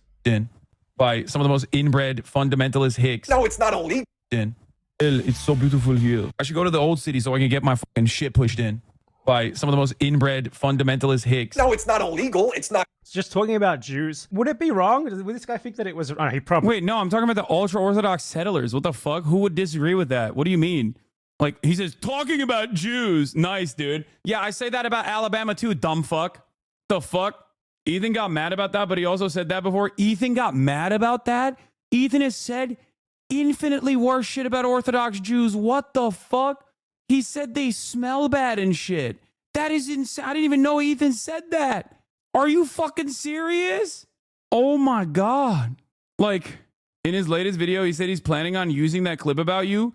There ain't no fucking way. Ethan is going to use what you said about the settlers in a hit video in a few days. That is crazy. They're talking about your application of inbred towards ultra conservatives, applying it to just moments when you've mentioned Jews in the same breath. No, there's not. This is not, what the fuck? It's been bad. The well goes far deeper than you would want to know. I mean, yeah. It's also kind of crazy that he's planning on doing that, because it's like, didn't he literally fucking film Orthodox Jews in Israel and call them like dirty and smelly and shit? That's crazy. Like, I say that about the Amish too. I say that about fucking right-wing Christian fundamentalists in Alabama too. Hassan said Jews are inbred. He loves saying that. I've got a little compilation going. That's the exact quote from Ethan. He's probably like a white nationalist. He probably would think it's wrong if you call like guys who fly Confederate flags in the US inbred hicks as well. Moral consistency. Okay, let's check this out. Let's see. The first 3 minutes of the video aren't even original content. It's just him showing clips for like really dumb people to get angry at. Hassan's politics really baffles me. He just doesn't seem very consistent. When Russia invaded Ukraine, he constantly justified it by saying Ukraine and its army was full of Nazis. First of all, the Ukrainian army is like, there are definitely Nazis in the Ukrainian army, but I also always talked about how That is a false justification to invade a country. And the Russian army also has fucking Nazis in it too. If you literally clip one part of my commentary and don't feature the entire breadth of the commentary, yeah, of course. The American army has a fuckload of Nazis, dumbass. That doesn't mean that you could just like nuke Washington, D.C. What the fuck? Same propaganda. Why the fuck would I like a right-wing capitalist kleptocratic piece of shit like Vladimir Putin? It doesn't make any sense. He what the fuck? Anyway. And Russia pushes. It sounded acted like every citizen in Ukraine was on the verge of Did you say that he supports the invasion? fascism. The reason why a small amount of nationalist forces gaining prominence is additionally fucking terrifying. It's like Tinder, okay? It can call. This clip is, or I can already tell, it's not him saying the invasion was justified because of this. It's just him saying, acknowledging that something existed. Cause a fucking wildfire of nationalism because it's already baked in to the attitudes of the commoner, okay? Wait, this, he fucking said, wait, dude, I can't, oh my God. Yeah, I'm right. This is me criticizing Vladimir Putin. What is this? What is this dumb fuck saying? Oh my God, this is objectively true. This is a very consistent position that I've held when talking about Hamas as well. Like, there is a reason why reactionary movements that are otherwise nascent will grow in prominence in times when they are seen as the only emancipatory forces. This is precisely what I was talking about. This is me saying Vladimir Putin's unjustifiable invasion of Ukraine will actually develop and grow the nationalist movement. That is the whole point. They're too stupid to understand, and they don't know anything about the conflict either. So they just like literally don't understand. I think he thinks I'm talking about I don't even know why he posted this. This is like when people come in here and they're like, I bet you love the thing that you're actively criticizing right now. Like, what are you talking about? I mean, this is one of my oldest takes from the invasion of Ukraine. Okay. I need to find it. It's like from the day of the invasion where I was like, does anyone have that tweet? Can you send it to me real quick? I just want to show you what I was saying there and what I have been saying and what I will continue to say because it's correct, which is when you invade a country, when Russia invaded Ukraine, they ended up making all of the paramilitary groups that might have had nationalist opinions or might have had fucking neo-Nazi opinions become the #1 defenders of Ukraine. It gave them prominence. It's not only unjustifiable, it's not only unjustifiable to invade Ukraine, it's also ridiculous to claim that you're doing it to fucking purge the country of neo-Nazis, okay, which I never actually believed, okay? But also on top of that, here it is. Every time an imperialist or irredentist power decides to encroach upon a smaller nation, the most right-wing nationalist elements are seen as emancipatory forces willing to do the violence necessary for liberation. A dangerous prospect for Ukraine stuck between the West and Russia. Also, it's laughable to think Russia has any valid liberating claims here. Bombing Western Ukrainian military positions to defend LPR and DPR is just USA-style bullshit propaganda. Almost as bad as claiming Ukraine started shelling more in Donbass when there's 200,000 troops at the border. This is objectively correct analysis about how right-wing movements grow in prominence when the country is invaded. This is the same in fucking Iran, okay? This is how Palestinians basically evolved into the Palestinian attitude towards Hamas shifted dramatically over the course of the last 3 fucking decades. This is a very consistent take. It's almost a universal truth. I feel like a lot of people just simply don't understand the things that I'm saying, and they just overall cling on to vibes because I've made them feel shitty, maybe made them feel stupid at a certain point. So they just like look to someone to be like, yeah, this guy's actually a real fucking idiot. He's actually real hypocritical. And they go, oh, thank God. Thank God someone's out here saying what I've been feeling. You know what I mean? It's so strange that he clipped this objectively correct take to make it seem like I'm actually pro-Russia here. This is the exact opposite of being pro-Russia, dumbass. Every person already has like a predisposition towards nationalist tendencies. So the issue is when you start legitimizing the nationalist guys, boom, all of a sudden the country could turn fascist like that, okay? He justified Russia annexing Ukraine. What? Constantly. Regardless of whether he wants it or not, he needs it as a buffer state. Exactly. Exactly. Russia's historic access into the Black How was Sea. that him justifying that? That was literally just like an explanation of why Russia invaded, and he takes it as like him endorsing it, I guess. Crimea, that's like, he just shows clips, and you're supposed to take them the way that he's framing them when they don't even say what he's saying at all, for one. And for two, he doesn't actually explain like what is even going on, why you're supposed to think it's bad. Honestly, this video, it's not transformative enough to be considered free use. It's not. It's not. Like, saying one line and then showing 10 clips of someone else is not transformative. Hassan should copyright strike this, 100%. He should just copyright strike this. This would not pass in court for fair use.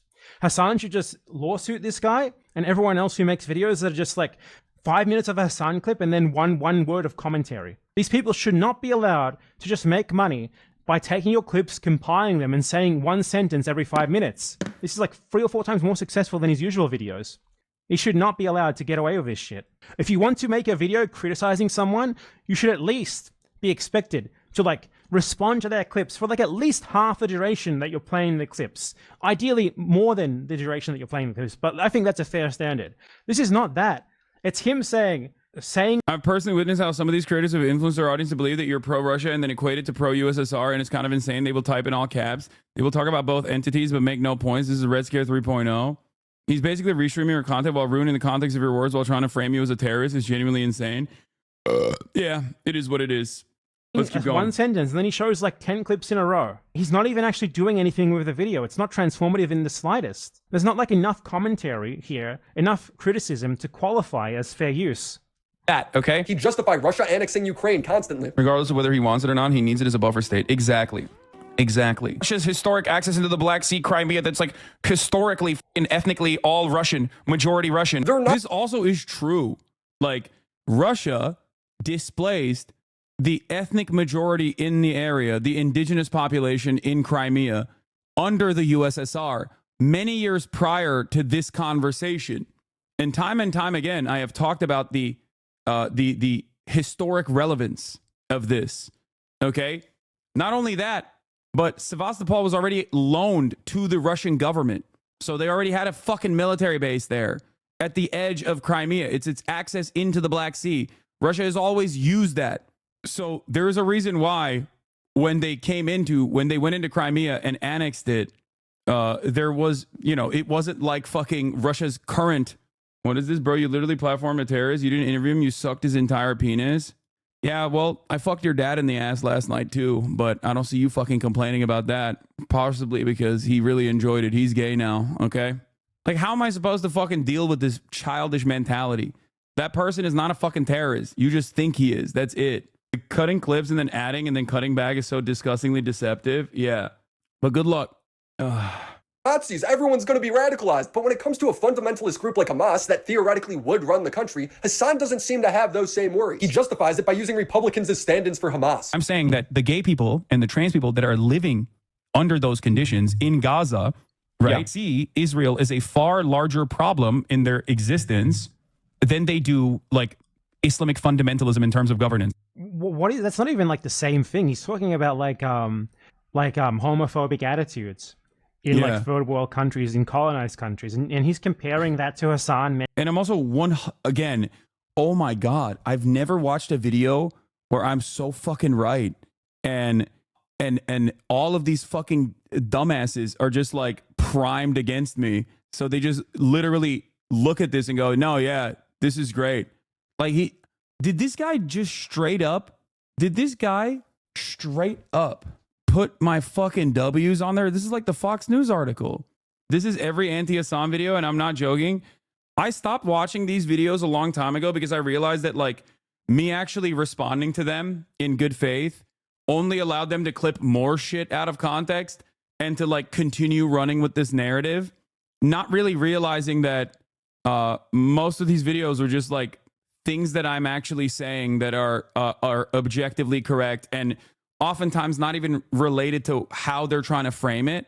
Hassan hates inferior cultures, he says. Mentioning that like the Azov battalion exists at all. In a clip where Hassan didn't actually say that he thought that justified the Russian invasion. This does not make any sense at all. I've actually said the exact opposite numerous times, by the way.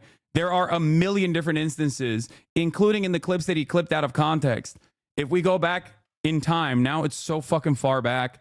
But like, if you go back in time and if you look at the actual VODs of the clips that he clipped from, that he didn't even personally clip, he just got it from fucking, you know, any number of different like pro-Ukrainian, pro-NATO guys who have been using these clips and like recycling them over and over again in bad faith, you will find out that probably right after the context that was cut short, I immediately talk about how it is completely unacceptable that Russia used that as a justification. It is not a correct justification. It is a false justification to invade a country. It's kind of crazy. Check out the Google Doc I sent. They're using this in their campaign. They made a fucking Google Doc that is so insane, brother. Anti-Semitism and terrorist propaganda on Twitch. Statements. The statements made in this document are the author's opinions. They should not be taken as fact. I like that they put a little disclaimer in there because they're like, hey, we're going to be smearing this guy, so please don't sue us. What is this Google Doc, dude? Oh my God. This is insane. Then they give him your email. My email is public. That's wild. Better or worse in the woke games list? For context, we must go back to the formation of Hasanovich channel and discuss neo-fusionism. Yeah. Okay. Once again, time and time again, I've talked about how the Azov Battalion's existence is not a reasonable, is not a just cause for, is not like a, you know, is not good reason to invade Ukraine. I'm sure that there are plenty of tweets that you can point to for that as well. Okay. I mean, I'm right here. I'm still talking about like Russia's, you know, invalid liberating claims. Like, it's pretty obvious that I'm anti Russian intervention in Ukraine, military intervention in Ukraine, I think, right? Like, I don't know how you fucking arrive at that conclusion. But I guess like if there's enough people that avoid all of my talking points and just like clip it out of context, you know, where is the, can you say it again? I was busy grifting.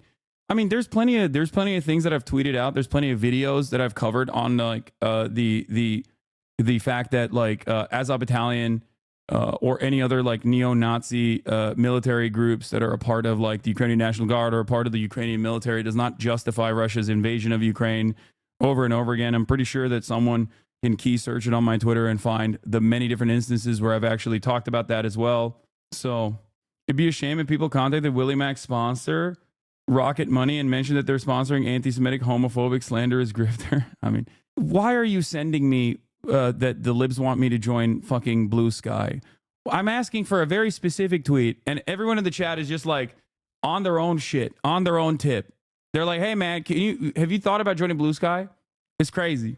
Like, it's just like, this is what I say all the time. These people's strategy is to either point at something and insist that it is by default wrong, or to compare something with something that is obviously different and insist that it's the same. If we were getting ruthlessly slaughtered by an alien force, I wouldn't give a fuck if someone was homophobic or not. I'd be like, thank you for Why are you zooming in on this? Like, it's not self-evidently correct. Why are you zooming in on him here? Like, you think that you just got him in like a fucking ownage moment. What's wrong about what he's saying? Can you explain that? Fighting against the alien force. That seems awesome that you're doing that. I would actually arm up side by side with my fellow homophobic, Republican, rabid Christian fundamentalist sociopaths to try and protect my home. And that's the point. That's the same thing as the Azov Battalion fighting in Ukraine. How does he have these conflicting? That's not conflicting. That's what I'm saying, because I'm being critical of Russia, you fucking idiot. Wait, it's not. It's the point. It's the same point. That's why. That's one of many different reasons why I'm anti-Russia's invasion of Ukraine. Oh my God. That's insane. So this entire thing is just because they think I'm pro-Russia? That's it. It's because they think I'm pro-Russia. And then that's it. Like, even when I'm in the process of criticizing Russia, they're like, that's my fucking point, dumbass. What the fuck? I'm anti-Russia. I'm anti-Russia invading Ukraine. Part of that criticism also revolves around Russia's invasion beefing up nationalist movements. People that duked it out, Ukrainians that formerly would fight against the Azov battalion style football hooligans and paramilitaries on the fucking streets, like anarchists, socialists in Ukraine, are now fighting side by side with the Azov battalion. Why are they doing that? Because a much graver threat to their existence is the fucking Russian invasion. That's the point. This is so dumb. What is going on? Willie cooked you again? Yes, if you are the dumbest person on the planet and would rather not try to understand what my position is on anything whatsoever and run on like Hassan is bad, then yeah, he did. Yeah, for the dumbest people on the planet, that was another cooking session, which is kind of funny because I'm in the process of explaining to you what my position is, but you don't clearly give a shit. Yes, if you have one singular brain cell, yes, I got fucking owned here, okay? Yeah, this shit goes hard as hell if you're dumb as hell. I get it. Yeah, another example of what I described is and I have used this example as well, Chinese nationalists and communists working together to fight the Japanese invasion, fight against the Japanese fascists. Like, that's the whole point. Now I understand why so many people fucking think I'm, pro-Russia, because they're dumb as fuck. I genuinely thought that there was, like, at least some, like, real disagreements here. And I didn't realize that it was because people were just getting baited off of like clips that are not only devoid of context, but are once again claiming that I am in support of the exact thing that I'm against. I didn't realize it was just motherfuckers are stupid. Maybe I should have watched this video. Damn, now I feel bad. It can't be that every single person and their like supposedly valid criticisms and demands of accountability are coming from like personally them misunderstanding what my fucking position is on the matter. Oh my God. Vosh has the same take on Azov, but his community for some reason thinks you're pro-Russia. Yeah, because I'm anti-NATO and he's pro-NATO. That's why. That's why he couldn't bring any point while you were debating him and he had to rewatch his video to try to find something because the video itself doesn't have any fucking valid points in it either. Opinions. It makes no sense. It's not though, because the Azov battalion in Ukraine is not the only Ukrainian armed group. There's no reason for them to exist. One, the state supports them existing, which is bad. Or two, they have too much power so that the state is too scared to get rid of them, which is also. I think it's the second thing, but it's not even Azov battalion anymore. I mean, they took the Azov battalion and just like placed it firmly within the ranks of like the Ukrainian National Guard originally, and then and now they're just like a part of the regular armed forces. That's it. And inevitably, that is going to be a major problem for Ukraine. But obviously, that's neither here nor there. That's like completely inconsequential in this moment. Azov is now the 3rd Infantry Battalion. Yeah. Yeah, this is, what is this? This is the tweet. I mean, this is one of the instances. Denazifying Ukraine was Russia's ridiculous propaganda for invading Ukraine and occupying it. So why is it that when Israel makes this ridiculous claim, Westerners are so quick to believe it? You cannot eradicate Hamas by bombing Gaza. Oh, here it is. This is it. Oh, it's the same fucking take. Yeah. I said this day one of the invasion of Ukraine about the denazification narrative.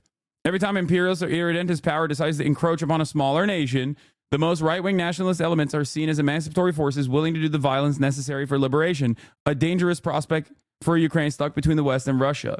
And it's true. Once again, being a leftist is about being right, but being too early.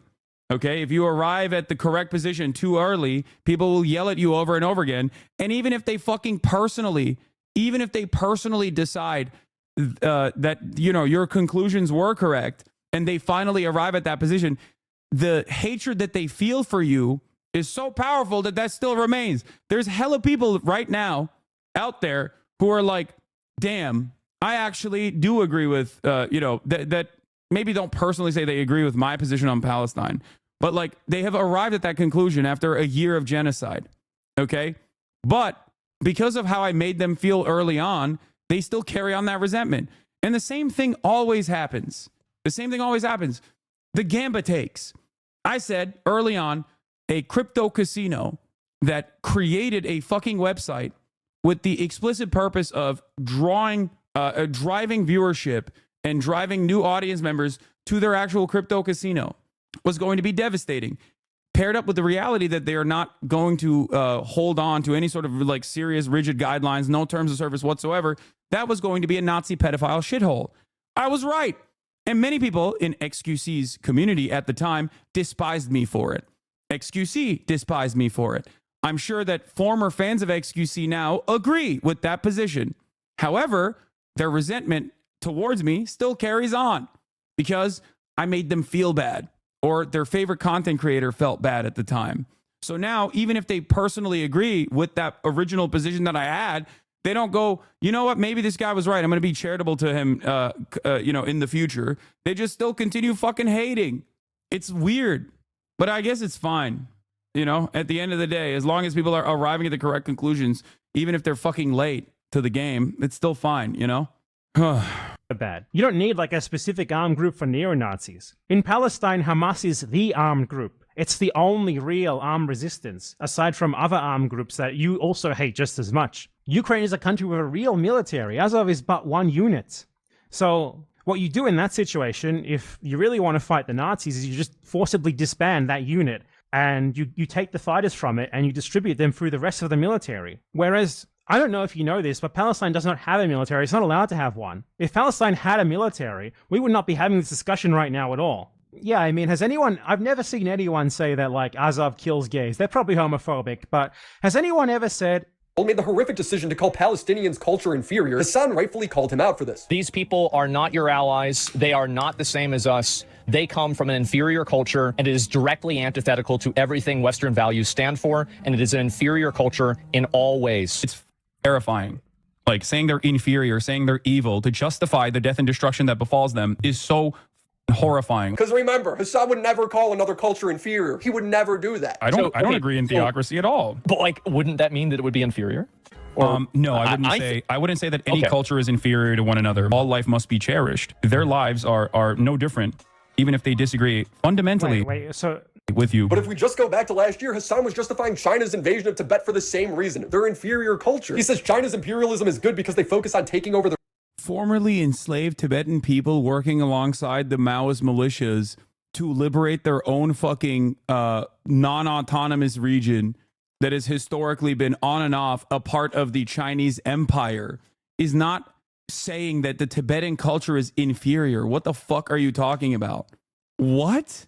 Slavery and feudalism is not a fundamental part of Tibetan culture. Okay? That is precisely the fucking reason why it was actually the formerly enslaved Tibetans that fought against their slave masters in the process. Dude, what the fuck? Their neighbors. Chinese development and Chinese military action is either irredentus in nature, which is different than imperialism, where it's like it's more so expansive in its own. This is him explaining concepts. Like, do you think Hassan thinks that irredentism is good?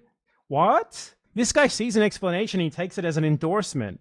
Limited area rather than global imperialism, which is done with the express effort with the Tibet, Taiwan. Tibet was literally a feudal slave. Okay, for one, first thing, he was describing the difference between, say, for example, irredentism, which is like China's actions in Tibet. The Chinese, the Chinese Maoist movement in Tibet is not an instance of irredentism. Okay, what China is currently doing in Tibet, not developing it evenly as opposed to the rest of the Chinese territories, is understandably consequential, and there's much to criticize there. Okay, the current Chinese rulership over Tibet is not exactly great, but none of this is talking about liberating Tibet from the treacherous nature of feudalism. Okay. And the example I used here was actually so fucking good, not to, hype myself up, but it is directly the same as like the American government during the time of slavery engaging in the fucking Civil War. And besides that, it's like if the Southern formerly enslaved people also rose up and actively fought against their slave masters. Is like, my country has a right to take this state, this smaller country that is on our border or whatever, versus like American-style globe-spanning imperialism, where it's like, we want to essentially control as much as we reasonably can every single country in the world and force them to pursue our own interests. That was what he was talking about in the first place there, explaining the difference between like China and the US as global powers. He takes an explanation first as like an endorsement. So now let's see what the supposed calling Tibetan culture in. Just threaten to beat them up like they always do. Just show them your massive muscles. What are they going to do? Just threaten to beat them up. And that's what you do when you can't come up with an argument, says Hasanabi tough guy.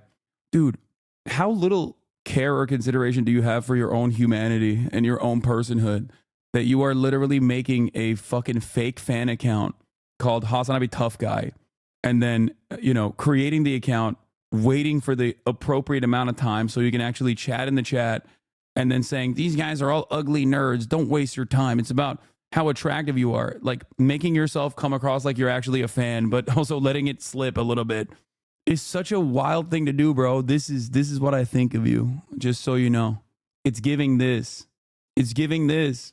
Go jerk off, dude. You're too horny. Exactly my point. Exactly. Keep going. Okay, dude. I'm going to ban you so that you can be happier and healthier person, I hope. Inferior was.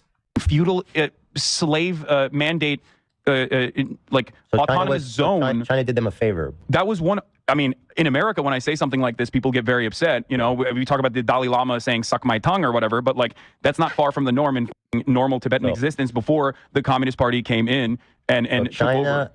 unilaterally took over Tibet, like these are their culture. They basically are trying to, you know, homogenize the culture. In the name of squashing an inferior culture, China killed over 87,000 Tibetans. That's 1.2 million, 1 out of every 6 Tibetans. So let's talk about this comparison for a second. I think it should be pretty self-evident. So Asmongold said that Palestinians deserve to be genocided because they have an inferior culture, because genocide is literally baked into their laws. That's the quote that he said. For one, that's not true. And he explicitly said they have an inferior culture. Straight up. They deserve to be genocided because they have an inferior culture. And the justification that he came up with to justify this idea was that they have genocide baked into their laws. Now, if you can find the genocide law in Palestinian law, in the Palestinian, you know, legal code, please bring it up for us. You're going to have trouble with that. Now, let us talk about Tibet. I know Bad Empanada loves it when I step away What from did his Hassan videos. say about Tibet? Tibet was a country that had slavery, serfdom. This was bad.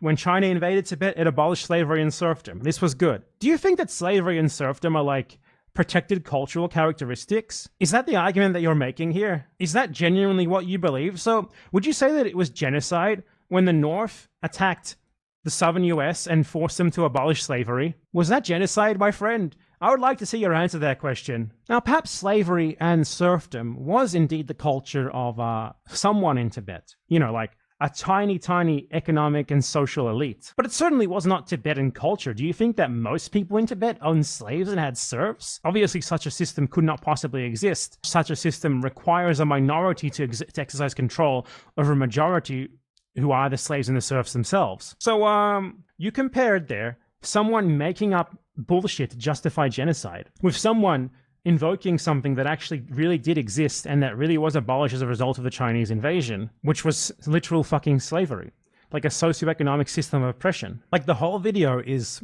comparing things that aren't the same and insisting they're the same, apparently. I do not give a shit about preserving the culture of like a tiny slave-owning elite anywhere in the world. Do you? I would hope not. I would hope that you can see the difference in feudal lords in Tibet owning slaves and Asmongold saying that Palestinians believe that in genocide, so they deserve to be genocided. Something which is not true. Asmongold outright said that, you know, Palestinian culture, all Palestinians are inferior. I do not think that saying that slavery is bad and it's good that it was abolished is the same thing as that. This is, by the way, this is the third. That's crazy, by the way. Like, slavery is not someone's culture, man. What the fuck? Like, what are we talking about? The Tibet take is unacceptable. You can't ignore the forced Hanification of the Tibetan people, same as Xinjiang. Hundreds of thousands of people were forcibly displaced. Tibetans have a right to self-determination. British also used the caste in India as a justification for the empire. No, you're misunderstanding my position. Okay? The original, you're not wrong about Hanification.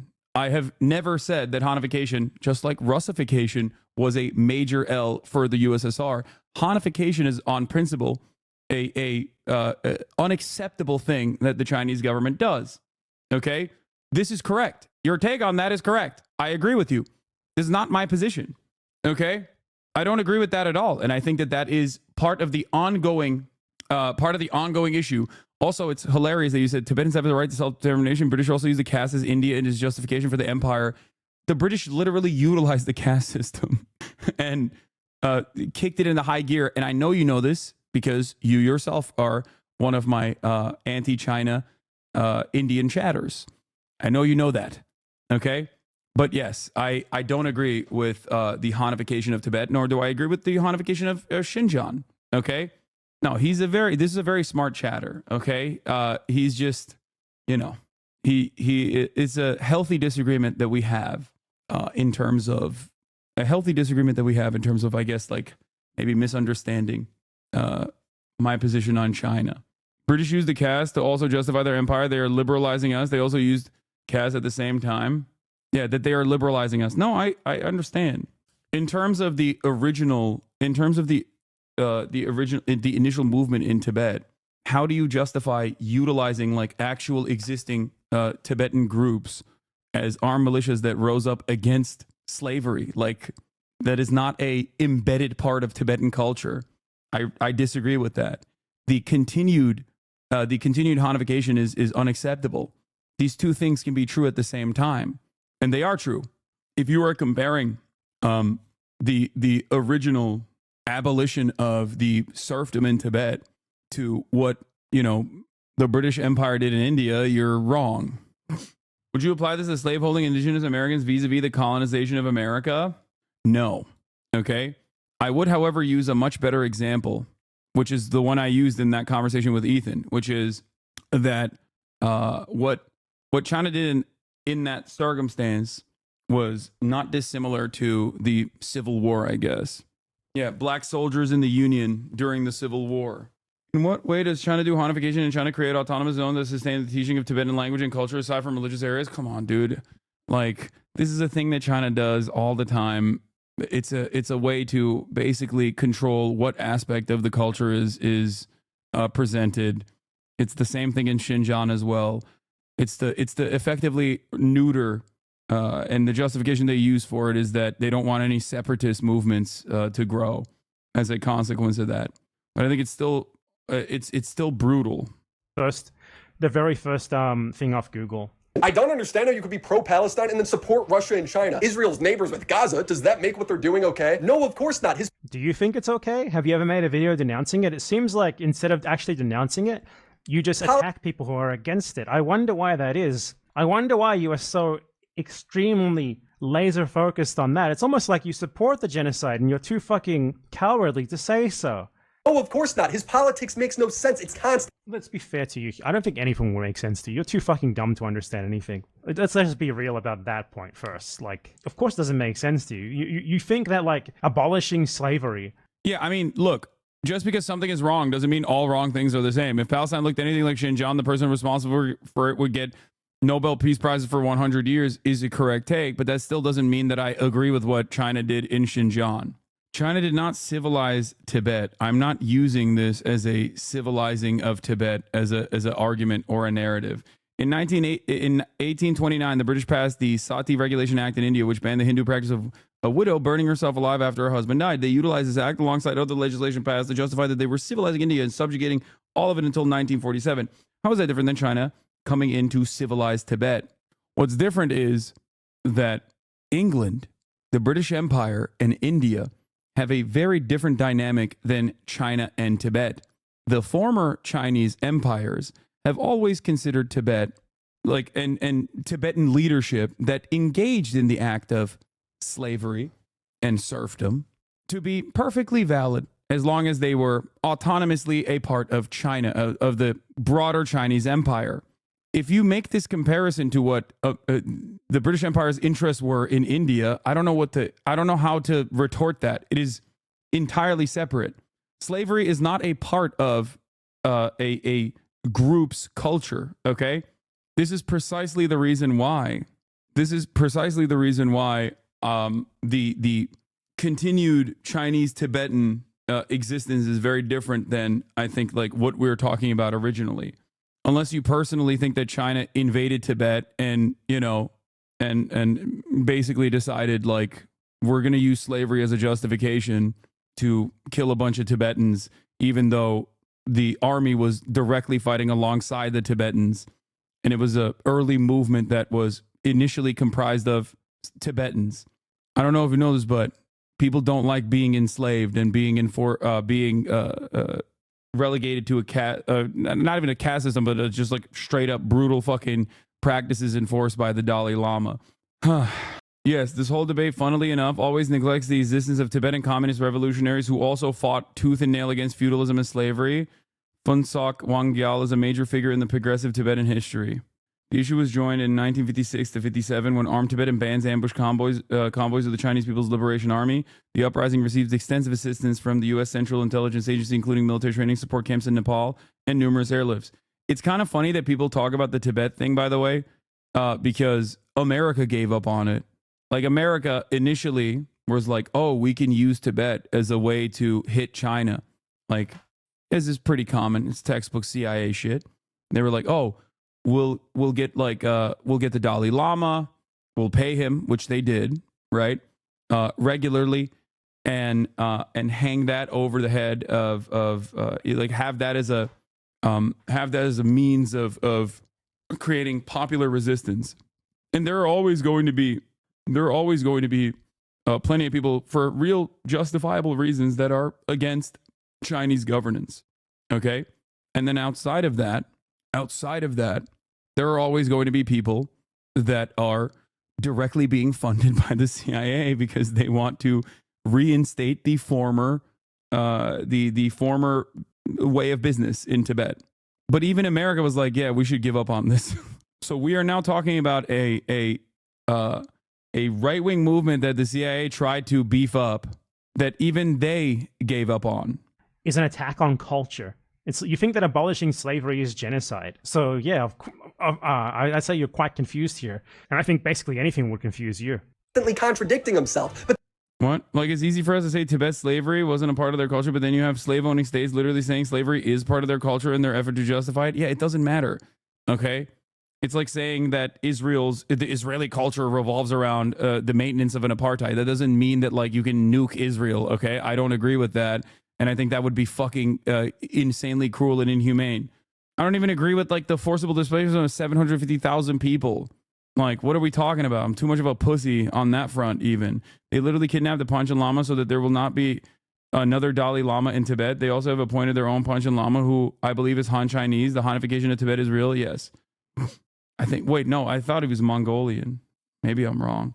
But then you realize that he's America bad all the time. That's it. Let me explain to you 2 principles that you should keep with you, coming from a person who's Turkish, okay? When you look at a situation in the Middle East, you look at what the local government is and who the Western forces are. Never align with the Western forces. That's a principle that you could take home with you if you want to actually be moral or if you want to be smart about... Notice how he can't actually explain to us how this is wrong? Oh, you just say America bad, America bad. Why do you talk like a 12-year-old? Why are we not able to actually engage with what is being said and just show clips? Why? You haven't responded to fucking anything this whole video. You just show clips. Again, Hassan, copyright strike this guy.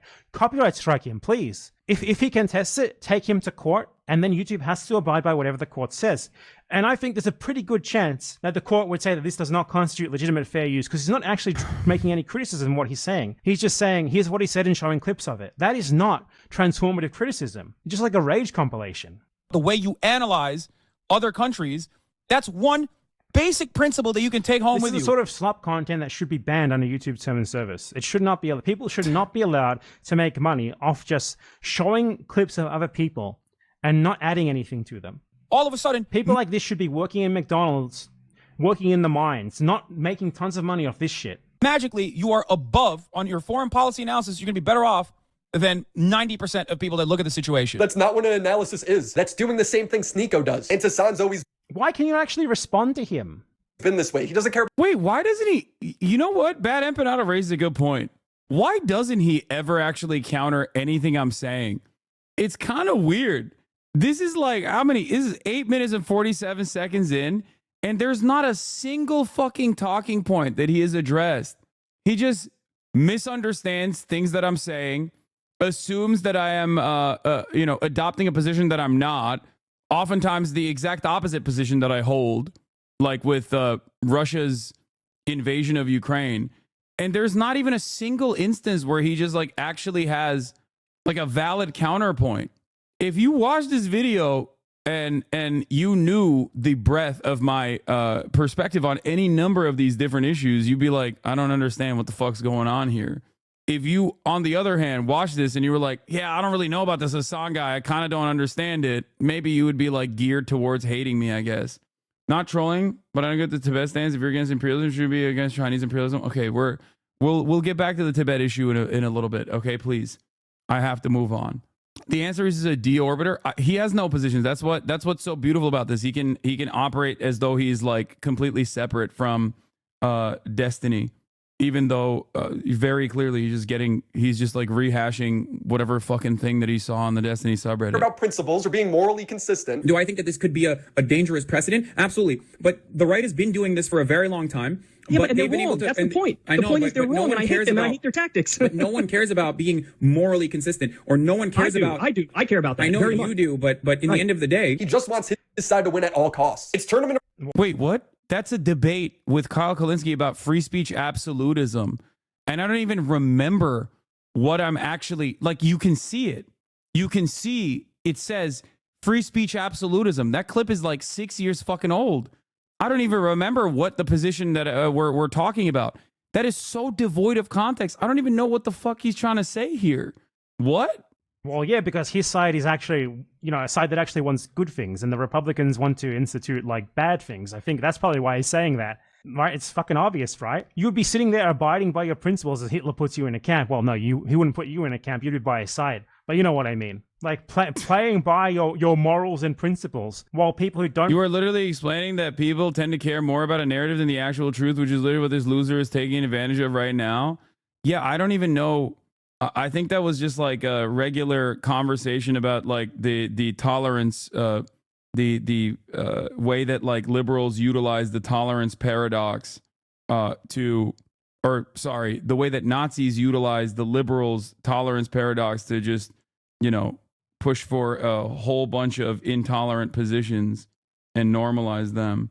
Ironically, that's what he is doing here as well to a certain degree. He's utilizing like liberals' tendencies to be like, well, there's certain positions that I take as truth. There are so many anti-Assad videos like this. They have their own lore and their own shorthand. A video can just be 100% dog whistling the Reddit post and get 1 million views. Yeah, I know. It's fucking nuts. It's kind of crazy because like he's clip chimping shit from like 6 fucking years ago. So much so that like I don't even know exactly what he's talking about here. Like I've lost the plot on my own fucking commentary. I don't even know what he's disingenuously framing. Play by them, work to like destroy you. It's probably not a good idea. They're running straight up terrorist propaganda for the past 10 months. Mamma mia, mamma mia, mamma mia, mamma mia. I'll be making fucking dough. If this segment is like entirely about Rashid, made 5 days ago, this is months after like all of the facts regarding what he actually is, his relation to the Houthis and stuff like that were established. Let's see what he says. Let's see if he digs himself a hole that could possibly result in a big, nice payment for our friend in Yemen. In the pizzeria. Hassan has been rewriting history when it comes to the Houthi terrorists he did propaganda for. Now he's just... What makes them terrorists? You never explained to us what terrorism is and why you think they're terrorists. Some random teenager. Random fucking Yemeni teenager. The Yemeni kid not connected to the Houthis. And He is a 19-year-old Yemeni teenager, not from the Houthi tribe, nor from the Houthi organization. This has been established for months at this point. For months. Not only does it not matter to me if he was or not, it would obviously change the dynamic of the interview if he was. Most people don't know that he isn't a Houthi or have seen his post about respecting Jews. I don't really care. They will just say, oh, he's doing PR. These are all provable lies. When Hassan initially interviewed the Houthi, it was framed as him being a terrorist. Bro, are we about to have a Houthi rebel on stream? Yes, brother. What do you mean? It was framed as him thinking that. And then he was corrected in the middle of the interview when the guy was like, no, actually, I'm just a random guy who... Yeah. Like that's... Why do people just not watch the original content ever? It's not like this shit is not like readily available, man. I don't get it. People would much rather just watch like something completely fucking clipped out of context instead of just being like uploaded TikToks. Excuse me. Of course I'm about to have I'm a journalist, okay? This is journalism. When Hassan asked if he was Houthi, the guy did not answer, instead referring to the Houthis' justification for pirating commercial ships. Wait, he did. That's just a lie. He straight up did. And not only did he do that, but every single real news outlet that has covered it since then, even fucking Fox News, openly recognizes that he is not a part of the Ansar Allah movement, nor is he a fucking militant. At most, they say he is pro the Houthi government. I don't know if he is allowed to speak on this. I don't know if he's like actually a part of the groups at all, or just like simply He said, no, he doesn't actually know. He said, this is just contradicting the clip that you just showed because he didn't actually know. TikToker. You Like, you shouldn't show clips that just contradict what you just tried to imply. know what I mean? I don't know how to ask that in the best way possible, though. Yeah, I feel like we can ask him pretty directly. His answer is he's a Yemeni who stands with Palestine. Hassan will go on to greenlight the He's a Yemeni who stands at Palestine, so he did not say that he is a member of the organization or anything. That's your proof that he is? I think we should at least ask a decent defamation lawyer about this. Houthis' mission of attacking civilian commercial ships on behalf of him and his entire chat. We think attacking civilian. Look at his fucking face there. That is like a wow. That was incredible. Did you see him? We think the. Where is it? I feel like we can ask His mission of attacking civilian commercial Look at like the fake outrage face. ships on behalf of him and his entire Like the fake outrage face, the fake gestures, the no chin. Like he's the guy from the comic strip, and it's like, where the fuck is your chin? That's this guy. chat. We think the Houthis, Ansar Allah, is doing what Luffy would do. You should tell him that. The whole point of this interview was to make this Houthi soldier seem relatable. You know how this guy, he does not see any reason to argue, not just why this guy's a terrorist. He does not see any reason. Dude, this is like so much of the shit that I rail against, just packaged, sandwiched into one like 35-minute video. Oh my God, it's everything that I fucking despise. Remember how I always talk about Ben Shapiro? Ben Shapiro is a smart propagandist. He is an evil person in general. Okay, his worldview is awful, but he's much smarter than, like, I don't know, the average right-winger who will openly say the quiet part out loud. Okay? How does he do this? He does this by basically pointing to all of the pre-existing oppressive constructs and says, this is common sense and it's good and we should do more of it. Okay? That's what he does. And that's precisely the reason why this fucking idiot doesn't have to have any sort of tangible positions on Israel, on Yemen, on Palestine, nothing at all. He could just simply go, that's a terrorist, Hassan loves terrorists, and that's it. No explanation of what terrorism is, no explanation of what these movements are, how they actually evolved into what they are now, how they gained prominence or power, okay? What their goals are. And people will just eat it up. And they'll go, wow, I can't believe this guy that's trying to offer context to all this stuff is actually also bad. He's evil. He's bad and evil. I've already been primed into thinking that everyone here is bad and evil if they are outside of the orbit of American influence. From what I can recall from the interview, the kid was also forgiving towards Emirati Saudi people's desire, their government intervention in Yemen. From my perspective, he seemed like a kid who wanted Sunni Shia and honestly just global unity to oppose Israeli crimes. Yeah, I mean, I think, as far as I understand, that's like the most common, that's the most common Yemeni position now. But yeah, I think, like, ironically enough, none of this actually even touches on the actual ideologies, the actual history, anything whatsoever. It's just packaged in a way to attack the person speaking. Okay? If you just say, lol, this guy actually is disingenuous because I clipped him out of context over and over again and claimed that he was arguing for certain things when he was arguing against those things, okay? Then, you know, I can just say he's disingenuous and stupid, and people who also are not very knowledgeable on these issues will then just go along with it. Like, there is not a single argument that he has made in any of this. The only argument is basically just him saying Hassan is disingenuous and inconsistent, which is one, I think, of the funniest things you could say about me, because literally you can go back basically fucking 10 years and you will see me advocating for the exact same things back then. Like, that's, I don't know how to get this through people's heads. Like, reason to argue why it is wrong to blockade ships from countries that are supporting genocide. He does not try to argue, you know, how this guy is linked to that, how the Houthis are terrorists. He does not point to any sort of specific anything. He just feels that it's a default that everyone should agree with. When if you cornered him on this, do you think he could tell you? Like, I'd love to get this guy on stream and say, okay, hands up, show us your hands, no Googling. Explain to us in 5 minutes or less How and why the Houthis are terrorists. Not even that guy. How the Houthis are terrorists. I would fucking love to know that. He's just like me and you. One of his viewers would point this out, and Hassan would tell him to shut up. Maybe explain why you're trying to get this type of humanizing information from. Okay, shut up, chatter. Come on, it's not like that's crazy. What does he have to say to dumbass? Yeah. Why am I humanizing? Why am I humanizing a 19-year-old who's only known genocide his entire life? Okay, yeah, that's really fucked up, dude. Masses that consider him to be a terrorist. What does he think about that? That's a question. I just banned one of those stupid fuckers in the chat just now. She says, who are they? Just fucking dumbasses. Wow, what an insightful interview. When a viewer offered a real question for Hassan to ask, Hassan... A real question? What do you mean? That's not a real question. That's someone being a disingenuous asshole. That's someone being a gross little Islamophobic freak. What the fuck? What the fuck? That's so crazy. Why humanize a person was the inquiry, was the question. Why humanize a 19-year-old whose only understanding of existence is fucking living under genocide? Okay? You only agree with this position if you're a fucking monster, okay? You only agree with this position if you're a monster and that you also have associated this person with whatever fucking false idea that you have of what he represents. Ignores it, instead asking about food. Okay, what else do I want to ask? What else do I want to ask? So, like, I mean, he's... What real question? Ask him if he would stop going on boats if Israel stops the genocide. I mean, yeah, he's going to say yes, chat. They've already said that. That's why the blockade is being carried out, to stop the genocide. And for one, he's not even doing that. He's a guy who visited one of the boats because it's a literal fucking tourist attraction that anyone can visit. The organization has straight up said that numerous times. What are you talking about? Those are like dumbass questions. Has he ever had like Western food? Great question. Hassan has woven an imaginary personality.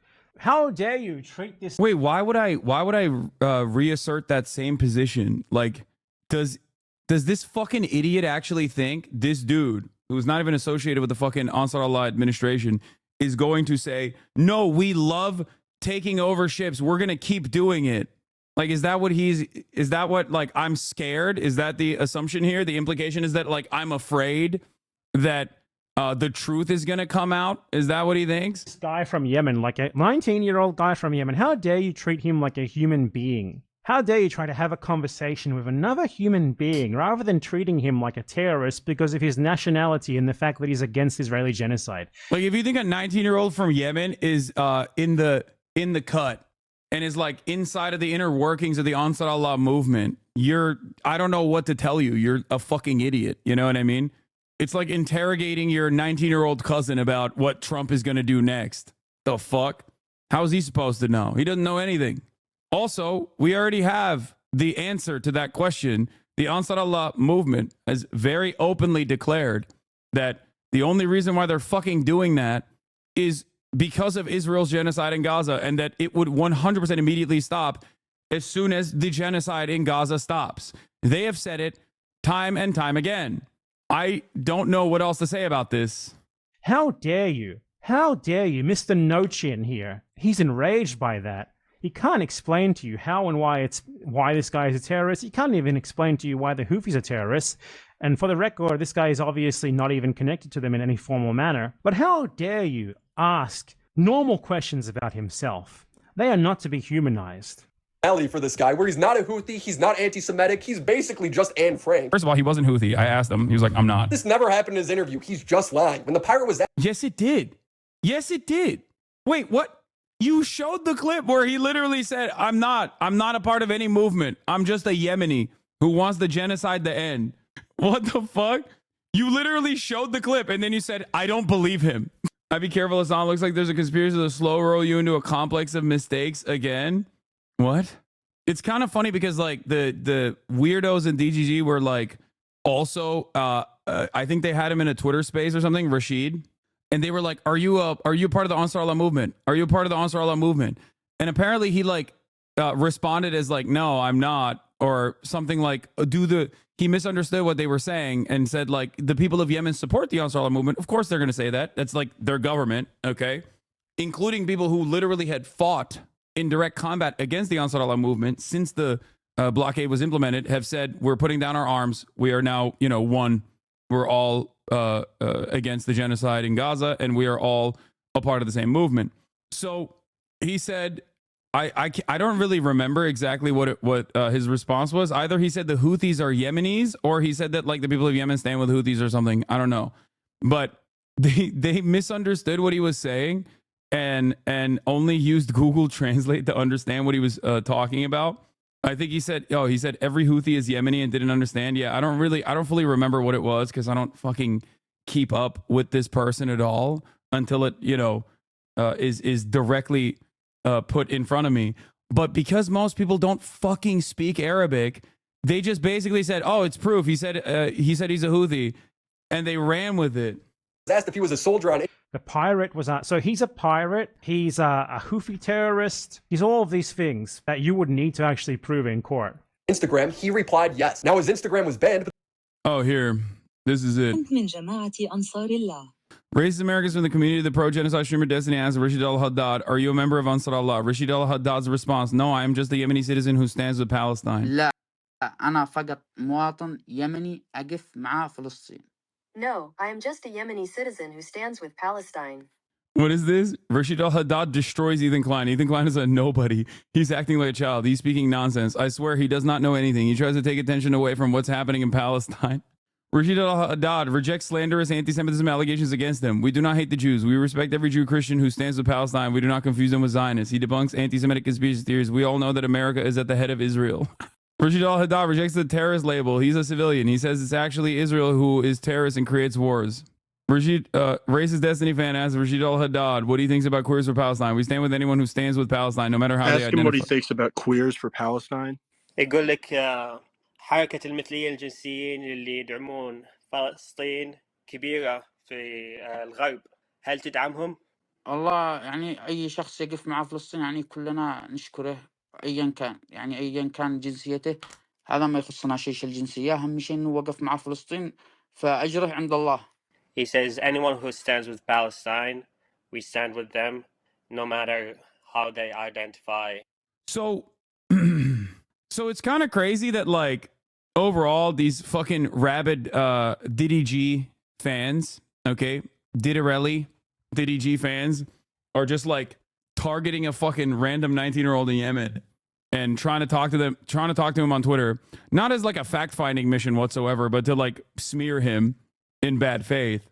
But also, he very clearly is like, "Nah, dog," which is ironic because he literally said this about Jewish people in America as well in our conversation when I asked him about that. The translator has such an American accent. Sounds like me in Quran memorizing practice when I was 8. Yeah.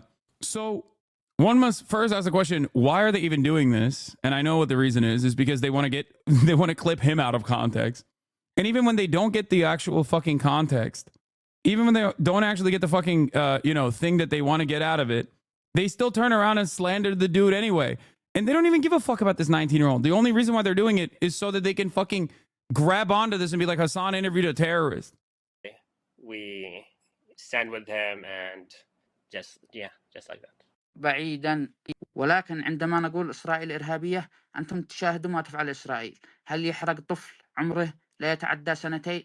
But when we say Israel is terrorist, you see what Israel does. It burns a child who is not more than 2 years old. فالشعب اليمني يقول أن يرفعوا الحصار عن فلسطين وأن يذهبوا عنهم بعيدا فقط. Who would win a rabid fan base trying to get a gotcha or a 19-year-old Yemeni kid? It seems like هذا ما يريده الشعب اليمني. الشعب اليمني لا يريد الحرب أو الإبادة الجماعية فقط يريد السلام. The Yemeni people say about lifting the siege on Palestine and that they should go away from them. This is what the Yemeni people want. The Yemeni people do not want war or genocide. They only want peace. الجميع يريد السلام ولكن إسرائيل هي الإرهابية وهي من تنشئ الحروب وهي من تفعل وتقتل وتنهب وتسرق وتأكل. Everyone wants peace, but Israel is the terrorist and it is the one who creates wars and it is the one who does, kills, loots, steals and eats. قل لها. Okay, I'm done. I just like so fucking ridiculous. But this was still documented in news articles. What does it mean if he's a soldier anyway? Let's say that he was a soldier. By the way, Hila Klein said that she was a soldier. So okay, let's say that he said that he was a soldier. Could you explain how that makes him a terrorist exactly? Is being a Yemeni and being a soldier terrorist? at the time. And who is the current government? He's also said he's a civilian. Like, I think like a lot of this also gets lost in fucking translation. He has repeated time and time again that he's a fucking civilian. Governing body in Yemen, it's the Houthis. Stop believing. Oh, so the Houthis are, you recognize the Houthis as a legitimate government of Yemen. Thank you for that. Thank you for taking a firm stand against the American foreign policy line that actually the Saudi-backed, U.S. Israeli-backed government is the real government of Yemen. Thank you for your recognition. We appreciate it. Terrorist? In this lie from Hassan. Many people said, oh, he's hiding it. He's PR trained, which is really funny to say about like some random Did you look at that guy? Did you PR trained? dude who can't even speak English. You said that. It was because he wouldn't answer the only 2 serious questions you asked. Oh, okay. That's interesting. I mean, I don't know. I feel like he's very media trained, surprisingly, but okay. Now, I used to think Hassan just had 0 critical thinking skills, but... Wait, yeah. In that moment, I thought that like the way that he was communicating was much fucking better than how I would expect a random 19-year-old to communicate. If you fucking encountered a random 19-year-old, this doesn't mean that he is like a part of the fucking Houthi PR. Like, what the fuck? Oh my God. Oh my God. But the truth is he's doing propaganda. And I asked him, like, what do you think about Jewish people? What if I were to tell you that like Jewish people are leading the anti-Zionist movement in America? And he was like, that's great. I love them.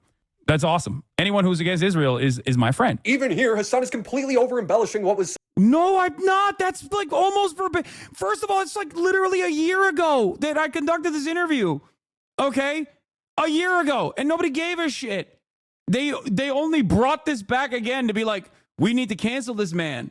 Ask him what he thinks about the fact that in America, some of the like leading groups that are pro-Palestine are led by Jewish people who are anti-Israel. How does he feel about that? He's saying anyone that supports Palestine, we're with. Hell yeah. So Good shit. That's it. So I was, wait, wow, I really rewrote history there. Hold on, how did I rewrite history there? What? Critical thinking skills, but the truth is he's doing propaganda. And I asked him, like, what do you think about Jewish people? What if I were to tell you that like Jewish people are leading the anti-Zionist movement in America? And he was like, that's great. I love them. That's awesome. Anyone who's against Israel is my friend. Even here, Hassan is completely over-embellishing what was said. Ask him what he thinks about the fact that in America, some of the like leading groups that are pro-Palestine are led by Jewish people who are anti-Israel. How does he feel about that? He's saying anyone that supports Palestine, we're with. Hell yeah. Bro, I'm sorry. You have to literally be barely sentient if you watch that video. If you watch this video on its own, the Willie Mack video, and you go, damn, he really got you there. Like, yeah, it's a fucking interview from 10 months ago. Yeah, I don't remember. The got him is that he didn't say I love them, I guess. Yeah, except he has said it in other circumstances since then. So what do you mean? Yeah, I fucking didn't I didn't make the accurate accounting at the time of an interview from 10 months ago. He didn't say he loves them. Here he is saying it here, okay? Here.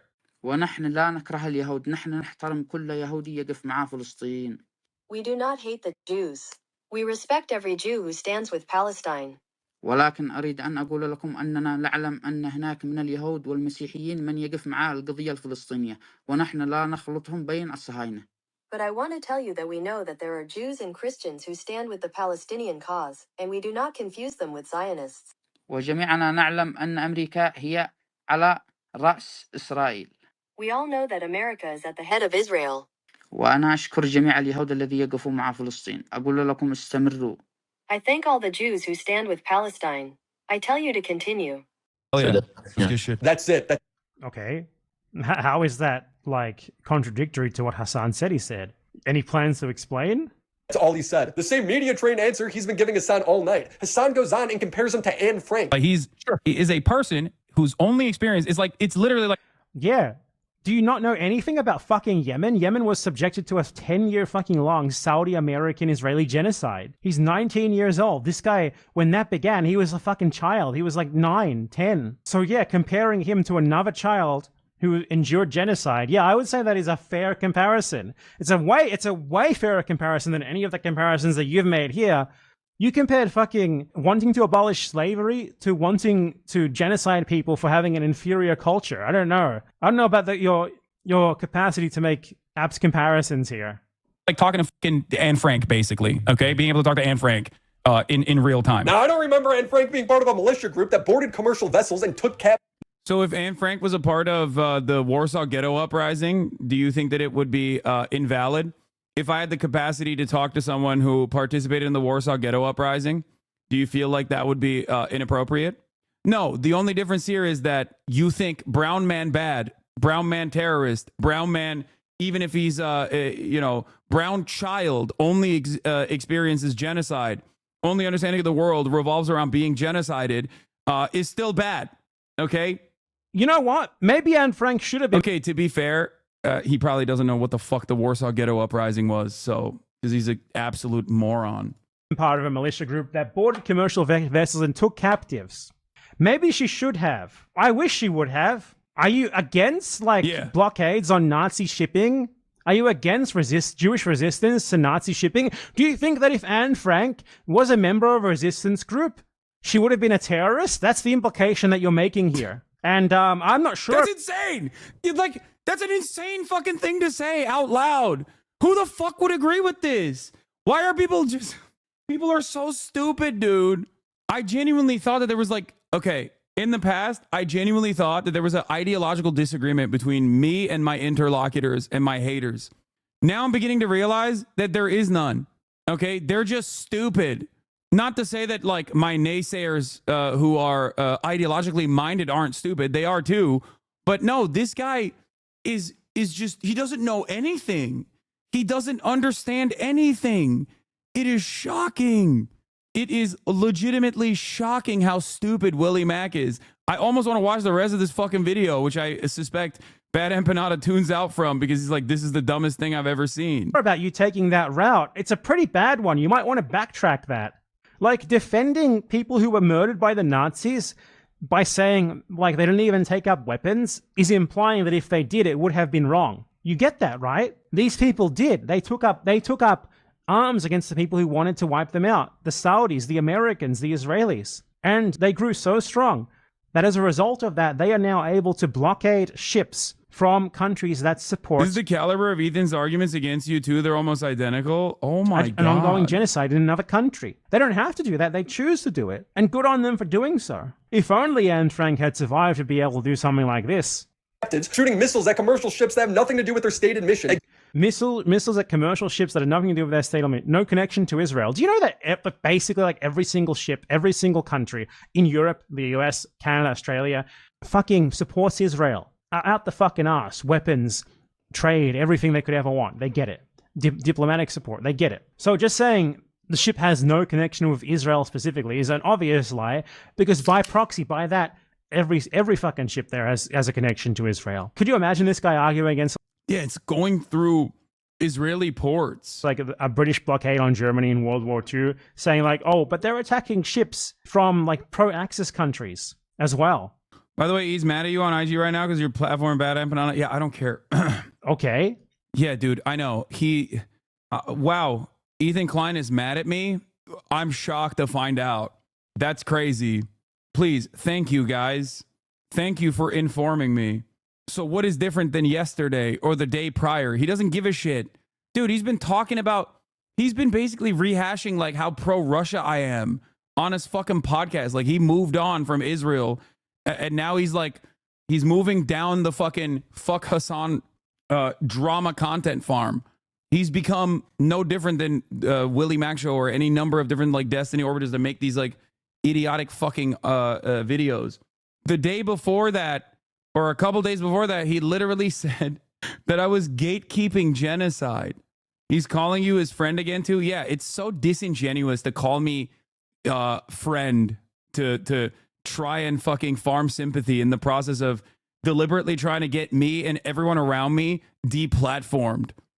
Come on, dude. I don't think that's what friends do. After a year of me being so fucking gracious and so understanding and literally defending Ethan's positions over and over again, not fully knowing the scope of his commentary on this process, but knowing that at a certain point in the past, he had actually said things that were objectively pro-Palestine, objectively pro-Palestinian, hoping that maybe people were misunderstanding him. Okay? Friend. Yeah, he only uses that. He only deploys friend as a statement to invoke sympathy, to be like, oh, look, I'm the one who's being fucked over by my friend. Like, do people not understand? Stop talking about H3, my man, chill. It's just like so frustrating. Do you think people like, do you just assume that people don't see all the shit you're doing? Of course they see it. They think you're being fucking crazy because you are. What is this? In the same podcast where Hila Klein called Yoav Golan a really good guy, she said Hassan hides his extremist views and that here and there he'll say something really crazy. You may miss it, so you think that he's normal. That's what I've learned about Hassan over time, is that he doesn't show his full extremist views easily. He kind of lays the ground and then he maneuvers, and here and there he'll prop like something really crazy, but you may miss that, so you kind of think that he's normal. Well, especially when he goes Just around the other day, BB fired a really good guy that a lot of people... You're excusing people being burned alive and kids being murdered. You're saying Israel does that on the daily. Okay. Now I'm not denying that. I'm not denying that. So are you in favor Rudy was of saying that Palestinians are taught at 2 years old to kill Americans. That's pretty spicy. Yeah. Do we have that one? Like Put that Kamala, under the other one. I could add it. Yeah, I'm the fucking extremist. Like, that's crazy, man. That's extremism. Also, what do you mean? Every now and then people find out like how extremist he is. Like, Ethan knew that I was the America Deserve 9/11 guy. What the fuck are we talking about? He had the charity to comprehend what I meant when I said that. He literally, we had a podcast together. What the fuck? I'm not only honest to a fault, but I'm very stubborn about my positions. Like, I won't let it go. A normal person in this process would have probably dropped a random Yemeni teenager from discourse immediately, especially with the full understanding that, like, no matter what I say, people are still going to be like, nah, that's a terrorist, dog, and you're a terrorist lover. Okay? A person who cares about, does not care about the truth, but cares about, like, optics alone, that wants to, I guess, quote unquote, grift, would have never talked about that shit. A year later. And good on them, honestly. Against Israel. But Anne Frank had a diary. This guy had Twitter, so let's read it. Here's him saying you shouldn't be afraid of the Houthi unless you're a Jew. They are very afraid of this title. Here's him. So one of the things that these people like to do is they like to weaponize the fact that if you are in the Middle East, Jew is synonymous with Israeli. And the reason for that is that the Israelis have made it synonymous. They like that. Israel, Zionists have worked to make Jew synonymous with Israeli all throughout the world, because they want people to believe that, like, for one, to be Jewish is something incredibly special, and for two, to be Jewish means to be a Zionist. So when you are a Yemeni and you have a genocide being conducted against your country for a decade by the Saudis, supported by the US, who is the principal enabler of Israel, and the Israelis themselves, what does Jew mean to you? It means Israeli. It means these people who have just supported. So they use that as a synonym with no regard, as anyone else in the same situation would. Just as people in World War II, do you think that American soldiers fighting the Nazis only said Nazi? No, they said German. They called them Krauts. Do you know why that is? Well, because what did they know of Germans, aside from that they were fighting them and they were Nazis? Those American soldiers did not endure themselves at the hands of the Nazis anything akin to what this guy has endured, to what Yemen has endured at the hands of Zionists, at the hands of the Americans and the Israelis. So, like, the best that you have against them is that they do not make a distinction that, to be clear, Israel does not even want them to make. It's just so self-evidently weak. Where's the poster who he's showing from the subreddit is from a 2-month-old account. Look how many times they've mentioned Hassan. What is this? I don't even know what this is. But 1,088 mentions of me is fucking insane. Does anyone have the really Norman Finkelstein clip where Norman Finkelstein talks about the Houthi flag, like the Houthi banner that says "A curse upon the Jews," which is something I've criticized over and over again. It's not ever been something that I think is appropriate or apt. That's the other part of this process. They never clipped me fucking talking about that shit too. Here, no, this isn't. This isn't the clip. No, this isn't the clip. There's another one. No, this is the wrong one. That's not the one. Stop sending me gooning fascism ones, okay? No, and it's not from the podcast. No, I don't. No, not that one. There's a longer one. It's not this one. There's a longer one that was on my subreddit that I watched a while ago, like from a couple days ago. Oh, here. How can you support the Houthis is the question they ask them. As a Jew, you said that, Norm. Yeah. The Houthi flag says, God is the greatest, death to America, death to Israel, a curse upon the Jews, victory to Islam. Mm-hmm. Yes, I'm aware of how do you reconcile this?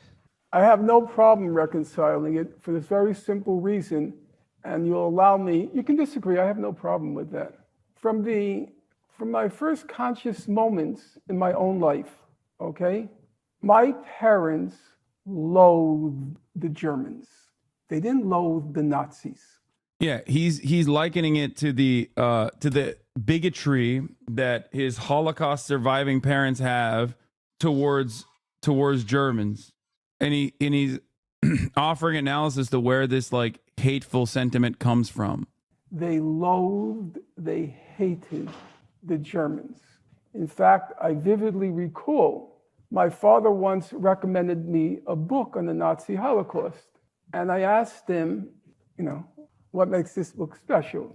And he said to me, I liked it that the author didn't talk about Nazis. He talked about Germans. Now, my parents were very decent human beings. The apple did not fall far from the tree. But I could understand that sentiment. Yeah, Ukrainians with Russians is another example. Absolutely. The only Jews the Houthis have known are the Israelis. It's a regrettable fact that they don't know, have never experienced any other kinds of Jews. I remember I once asked my mother, just out of curiosity, did you ever come into contact with a German who was decent? And she said to me, she thought hard, and she said, I remember one German soldier, he had a kind of guilty look on his face. That was all she could remember. One. So it doesn't surprise me that she loathed all Germans. Do I wish the Houthis were more discriminating in their slogans? Of course I wish it. But do I understand where it comes from? Yes.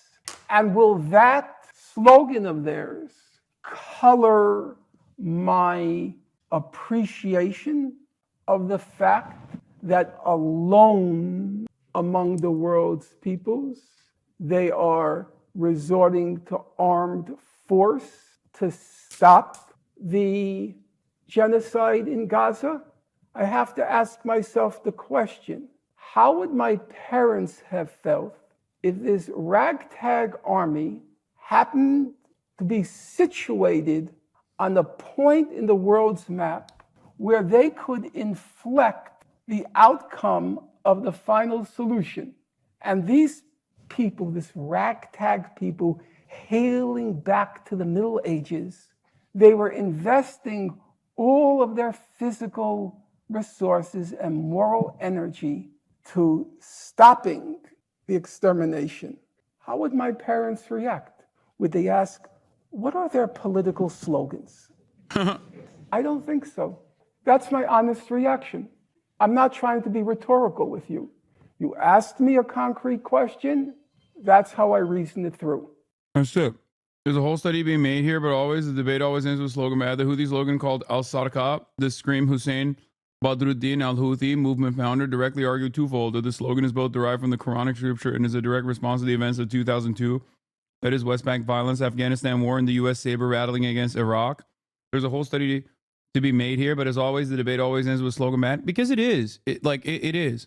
But I also try to explain to Americans that that the way that you try to understand how this kind of perspective, how people arrive at these kinds of conclusions is also important. Okay, anti-Semitism is completely unacceptable. Okay, 100%. And I have criticized the Houthi slogan in general, but my criticisms of the Houthi slogan do not factor in to what they are doing in the Red Sea. Okay.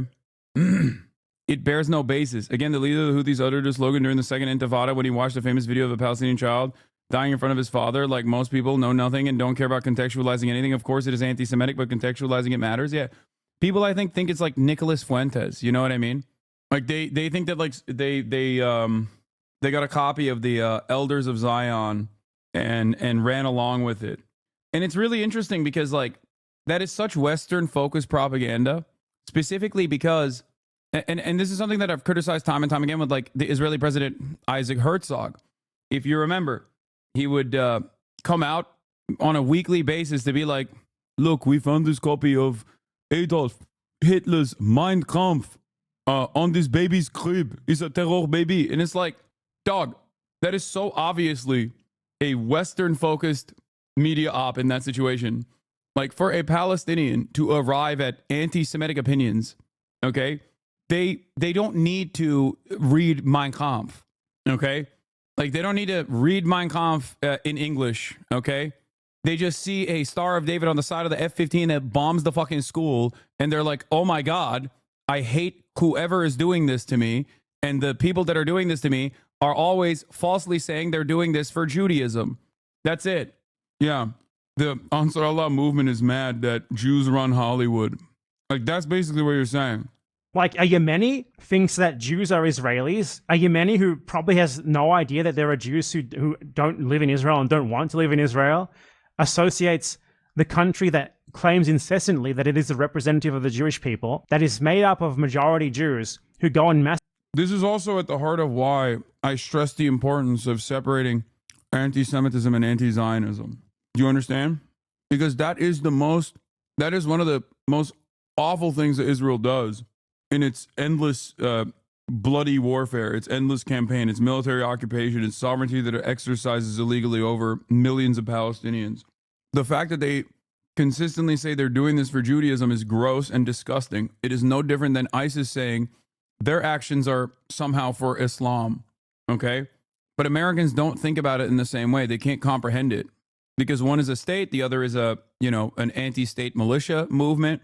So they just they don't understand it. It's literally if prominent Muslims and Christians alike were saying like, no, ISIS actually does, ISIS actually is real Islam and it's good that they're doing that. That's what it feels like whenever I hear people who are pro-Israel regularly fucking repeat that like Israel is doing this stuff for Jewish people. And yes, Americans are dumb. So they think Israel is doing this for Jewish people and that ISIS is doing it for Islam or was doing it for Islam. Massacre people in all of its neighboring countries in the name of what they say is Judaism and Jewishness. You're surprised that that guy would equate Jew with Israeli, Jew with Zionist? You blame him for that, but not the people who made that happen? That's all there is to say about that. It's pretty self-evidently absurd, and imagine this fucking moron trying to argue against it. I could not imagine him trying to argue against anything, honestly. Be afraid of the Houthi unless you're a Jew. They are very afraid of this title. Here's him insulting his enemies by calling them son of a Jew. He would post pictures on the— That is a lyric to a song, I'm pretty sure. The pirated ship saying ready for sacrifice, longing for martyrdom. Okay. Longing for martyrdom? I've never heard anyone pronounce that word that way in my life. Martyrdom. What, he wants to become like a Rick and Morty character? Is that's the only way that makes any sense, my friend. I love you. Like, it's obvious how out of your depth you are, but the fact that you can't even pronounce the word martyr. Pictures on the pirated ship saying ready for sacrifice. What, ready for like, can you not imagine yourself? You can't imagine yourself, someone being willing to fight for something bigger than themselves, can you? All that you can imagine is fighting for like the destruction of the social order so that people are driven to work for Grubhub and deliver you Big Macs for cheaper than they did before. You literally cannot believe that someone would say, yeah, I'm ready to sacrifice myself to fight for a cause bigger than mine, like, against the fucking genocide. To you, this is like self-evidently bad. To a sane human, it is the opposite. For martyrdom. Just like Anne Frank, he actually invited Hassan to join the Houthi in operations of Israeli ships. This guy... Like, again, he's implying that if Anne Frank and her family... It's pretty funny, like, he's fucking posting One Piece memes, dog. I don't think he's being serious. Like, I don't think he's actually doing an international call to arms. Had engaged in armed resistance, it would have been okay for the Nazis to kill them. They would have been bad people. They would have been terrorists. Yeah, because that's the only distinction that he's not actually trying to make a distinction between them as people, between what they have experienced. He's rather just appealing to the fact that Anne Frank did not pick up a gun. That's the only argument that he's made. And that argument takes you to a pretty fucking dark place. Posted an illustration of what he described to be a Zionist impaled on his stake, saying the executions we will carry out on all Zionists. Okay, and what is a Zionist to this guy especially? A Zionist is someone who is currently fucking genociding people in Palestine. What if he said this is the execution that we'll carry out on all Nazis? Would that be wrong? Would that be bad? I mean, no, you would think that's... I'm sorry. Yep. The Anne Frank mention being like prominently dunked on is so crazy because it literally implies that like Anne Frank is not supposed to fucking hate the Nazis or even fight against them. And if she had actually taken up arms against the Nazis, that she would somehow be bad, and that I guess somehow the Holocaust would be appropriate in that moment. You can only arrive at that conclusion if you are a Nazi yourself. Yeah, you would think you're a Nazi. You would think that's fucking bad.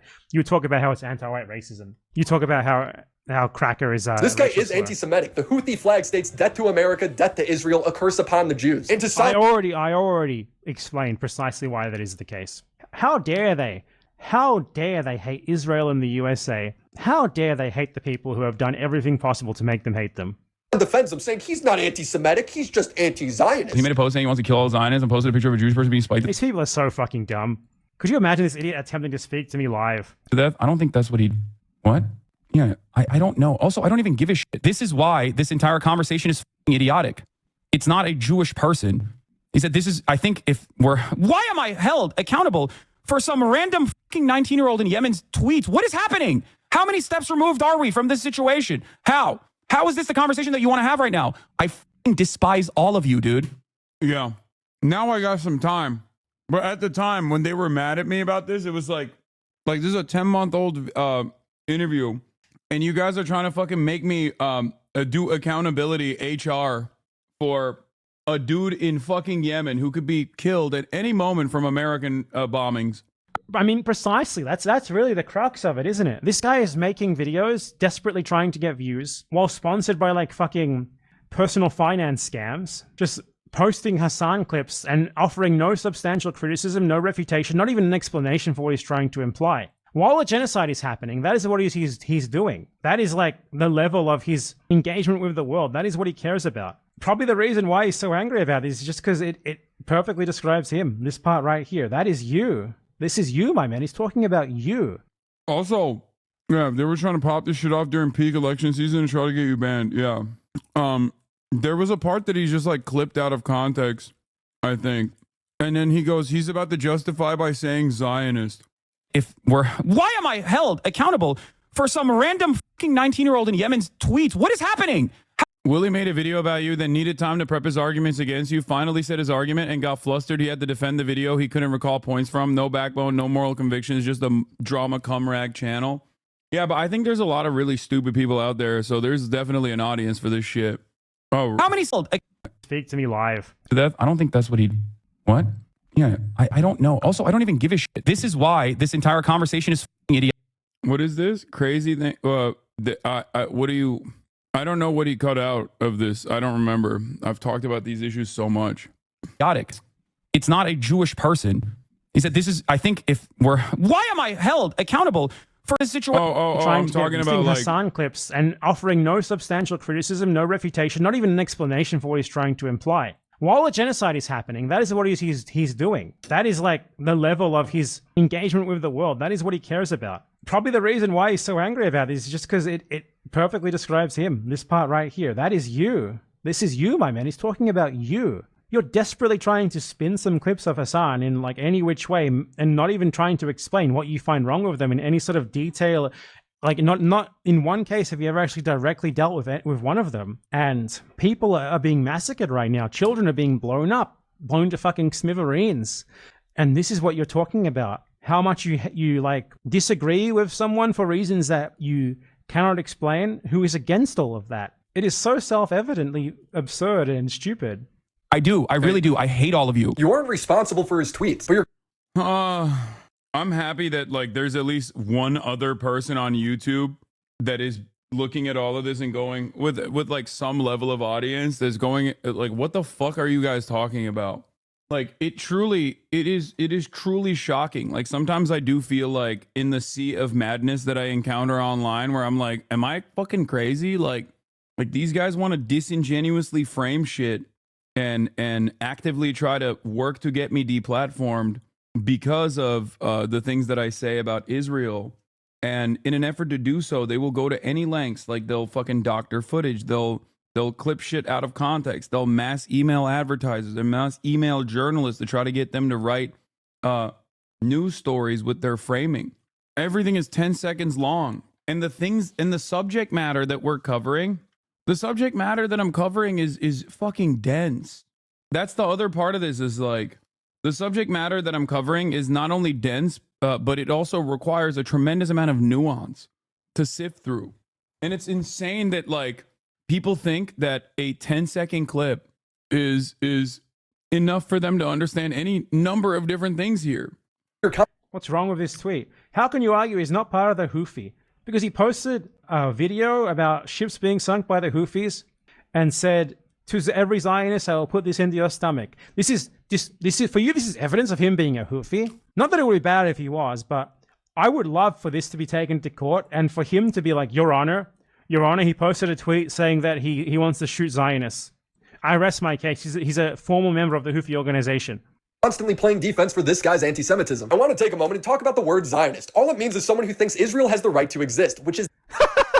And all that Nazi means is someone who thinks that Germany has the right to exist as a sovereign Aryan state, right? That's all that it means, no? 90% of Jewish people. Now, son, oh, this is 90%? Oh my God. Oh my God. Oh, there it is. There's finally he makes a fucking argument. Oh my God. 14 minutes in. And he finally makes like at least one thing that we can look at as like new information that isn't just like a clip out of context that he is massaging the narrative deeply on, oftentimes directly implying the opposite of the argument that I'm making, as a matter of fact.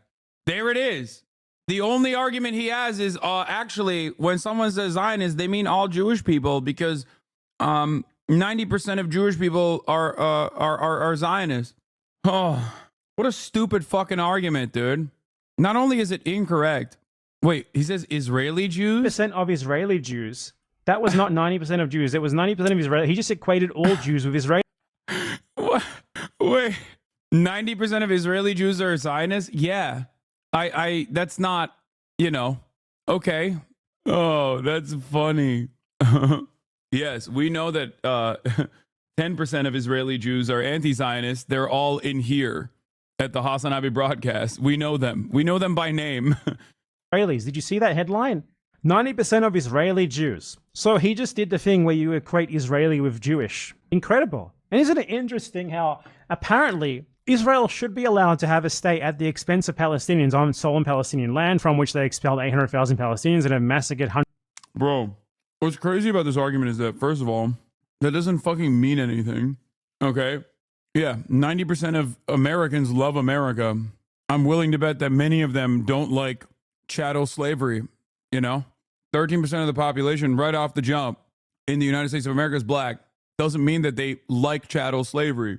Okay? I suspect. Relevant, not pro. Yeah, the vast majority of Israeli Jews said that the idea of Zionism is still relevant. If you look at not only the internal contradictions between like Israeli society and what the Israeli government is doing, I mean, they have fucking massive protests because they don't even, while they also don't necessarily have that big of a issue with like Israel's genocide in Gaza, even then they're like, but stop killing our fucking family members is a pretty big talking point. Okay? So like in this process, the notion of Zionism is such a vague generalization that everyone just adopts their own personal definition for it. It was very stupid. Hundreds of thousands more. Just because they're Jewish and they say they should have it. That's the logic of this guy here. It's the appeal to Jewishness fallacy. If a sufficient majority of Jews want something, that's it. You don't have to make any other argument. Done. Okay, this is taking away. There's no way I'm watching 35 minutes of this guy making a statement confidently, showing a bunch of clips that are barely even related to that statement, providing no explanation for what he thinks was wrong in that clip, and then just moving on as if he's proven his point. It's just going to be the same throughout the video. I've watched way too much of it already, but I mean, yeah. This has been your Slop Watch. And I give this slop YouTuber a 0 out of 10. At no point did he make a coherent argument. At no point did he provide any evidence for his beliefs. It is so bad that... Wait, that is 90% status Jewish Israelis? Yes. And even for them, Zionism means something entirely different for many. However, there are large majorities of Jewish Israelis who are in agreement with the military campaign in Gaza. That has been a consistent. That's been a consistent attitude. They poll it. It's not like a hidden secret. I am diametrically opposed to that, and I think that that is wrong. And I also personally don't think that that has anything to do with Judaism whatsoever. That's it. I think it's ridiculous to claim that all Jews actually love that shit, and it's actually unimaginably anti-Semitic, according to the IHRA definitions too, by the way. So... legitimately, if you took this to court for a violation of fair use principles, it would not pass. It would not pass the fair use test. Yeah, I'm not going to do that. Good video, though. This guy says slavery was apolitical, by the way. Wait, what? Who did? Grant awaits? Okay, I'm not going to do that yet. We got the Iron Mouse situation and a bunch of other videos to go through. Yeah, Willie Whack was... God, I do want to watch This video the is rest going of to it. be a long-winded rant, and if you like that, welcome. Come join the Angry British Man. And if not, don't worry, my normal videos will resume after this one. I just had to talk about this. Dude, I'm not gonna lie. I'm actually kind of fucking annoyed with every single person in the chat just chirping about whatever videos I choose to watch. Just don't watch, I guess. You know, no one is forcing you at gunpoint. Like, you're being lame as fuck, dude. Shut up. I think one of the most annoying parts about me saying like, oh, we're gonna do Sunday Fun Day is that hella people mean, oh, that means like he's gonna watch my personal favorite video. No, that doesn't mean that at all. It means I'm gonna not do immediate and direct news commentary. Okay? That's all that means. So I don't know why every single fucking person comes in here to go, ugh, he said Sunday Fun Day. It's like, just buckle in. I feel like online lately, it has been a miserable experience for any of us to be online. And I actively feel that my mental health gets drained slowly. Like, here, one last point I'm going to make on this before we get into this. The Iron Mouse situation is dire, okay? But also, one last point I'll make on this is we literally sat through and watched like 3 hours of Korean gender wars, okay? 3 fucking hours of gender wars in Korea, and it was amazing. It was educational. It was fantastic. We found a new a new content creator. Well, it was great. Using any online platform, especially, my personal case, Twitter. I think Twitter allowing people to make money from ads is probably one of the worst changes to any platform in history. Oh, yeah. Sure, I get $20 here and there for tweeting a funny picture of my giant monkey behind me, but there are those who use it to spread misinformation, lies, just make stuff up, spew absolute vile hatred stuff. It's pretty horrible experience to use it now, as Twitter seems to feel like it only wants outragement bait or tweets that'll make people angry. And if you're not seeing that, you're seeing somebody get killed. So it's really just a miserable experience overall. And don't get me started on TikTok and Instagram, which are famous for their brutal comments. And I wouldn't really even use the word brutal, because I think brutal can sometimes mean there's a bit of honesty and fun there, but I would say it's just cruel. Like, just being online right now is cruel. It feels like nobody has any respect for each other. But I don't think I've quite lost as much faith in the internet as I have until now. But look, I'll be honest. This video is about one thing. It's about the weird blanket hatred towards VTubers. I've seen a massive, massive hate train against Iron Mouse, which I don't understand. And I know that you guys aren't the ones doing this. You guys watching this video are very normal and well-adjusted people, and I appreciate that. But there are a lot of people online that seem to just have fun ruining other people's lives. Like, I'm a 33-year-old man. I like anime. I don't fully understand the VTuber phenomena. I would never fucking disparage it unless they were like doing, you know, weird lolly shit. Okay? And I don't spend a great deal of time shitting on VTubers because I'm a normal person. I just don't understand it. Like, I don't get it. I don't get why people pay so much time, pay so much attention and get so angry. They like prime themselves up to being like, I fucking hate Iron Mouse. Like, she's amazing. She's an amazing person. And her story is amazing. She's resilient. She's strong. She's fucking awesome. Making the most out of dare I say, dire circumstances that she was dealt. And it blows my fucking mind that people just like direct their endless faucet of hatred towards her. It really pisses me off. Iron Mouse has an autoimmune disease. Okay. We fundraise. This community's fundraised for her, and Connor does all these charities as well for her. No, she doesn't. CVID, isn't it? He'll explain it. Just let's watch, okay? Just watch. I don't understand. It's not autoimmune, it's different. Sorry. It's an immunodeficiency. It isn't autoimmune, it's primary immune. Goddamn, so many conversations I've sat through and I didn't even fully get it right. I'm so sorry. Stand it. Now, you're probably wondering, why am I bringing all of this up? Well, don't worry, it'll all make sense. Just get along for the ride and listen to the weird British man rant at you. You see, in 2024, Iron Mouse broke the all-time sub record on Twitch. It was a massive achievement. It was, I'm sure, an amazing and an inspiring moment for all of us, as well as Mouse. Unfortunately, probably what you didn't see was the deluge of vile comments, disturbing threats, and just overall hatred towards Mouse. And I'd love to tell you that this all started here and it's pretty much gone with now, but sadly this is a thing that has been going on for a very, very long time. And this is not just for Mouse. VTubers in general have had to deal with a lot of shit just for being an anime girl or boy on the internet. So let's go back in time a little bit so that we can better understand the full scope of this mess. Yes, you got me. This is a video about me defending my friend. 100%. I'm not even trying to hide that. But I also just want to bring a tiny bit of attention to the level of normalized hate that is just for some reason acceptable. And hopefully that, maybe this video can make a tiny bit of a change. Because what some of these creators have to endure is on a level that I've never seen before on the internet. And I've been here for a very long time. 4 years ago, VTubers had a massive explosion in popularity here in the West. Now, obviously they've been around in Japan for a while because this is very Japanese coded. But, 4 years ago, they blew up and people started getting into them. However, there was a lot of pushback from people like me included who were kind of like, what is this? I don't know what this is.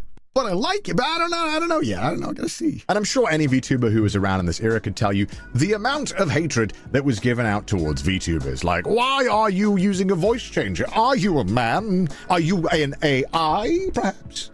Pretty uninspired, insulting comments. And during this boom is when a lot of people found Iron Mouse as well. Now, Iron Mouse had actually been streaming a long time before this as well, but it wasn't until this moment where a lot of VTubers were on Twitch and kind of getting great viewership. Now, obviously, VTubers choose to be represented by an avatar for a multitude of reasons, but for Mouse, it was for anonymity, which is why most VTubers do it. And now, look, I cannot talk for Mouse. Mouse is her own person, but, Mouse has been sick for a very, very long time with a multitude of illnesses, but the main one being primary immune deficiency. Primary immune deficiency is slightly different to autoimmune diseases that you might have heard about. Autoimmune diseases are where your I should just let the video run. God damn it, dude. Fuck.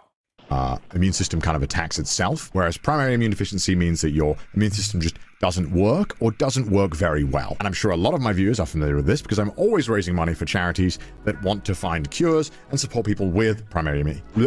I never get it right. Primary immune deficiencies. I mess it up all the time. When you have a really bad case of primary immune deficiency, it means that stuff like vaccines don't work on you.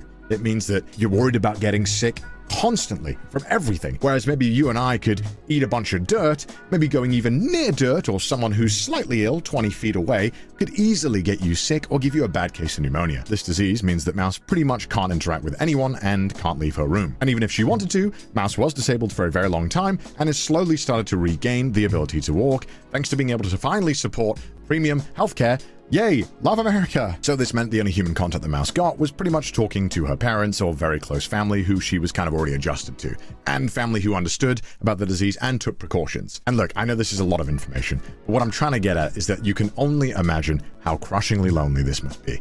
Imagine not being able to leave your room.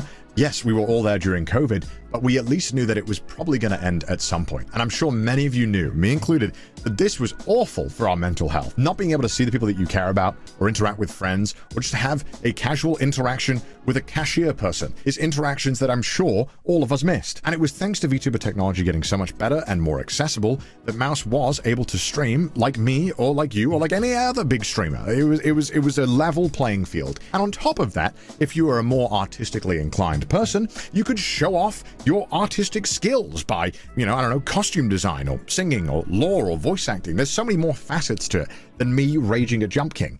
It's talent, okay? And one of the best clips of Mouse's early career is that when she's trying to raise money to get a new medical bed.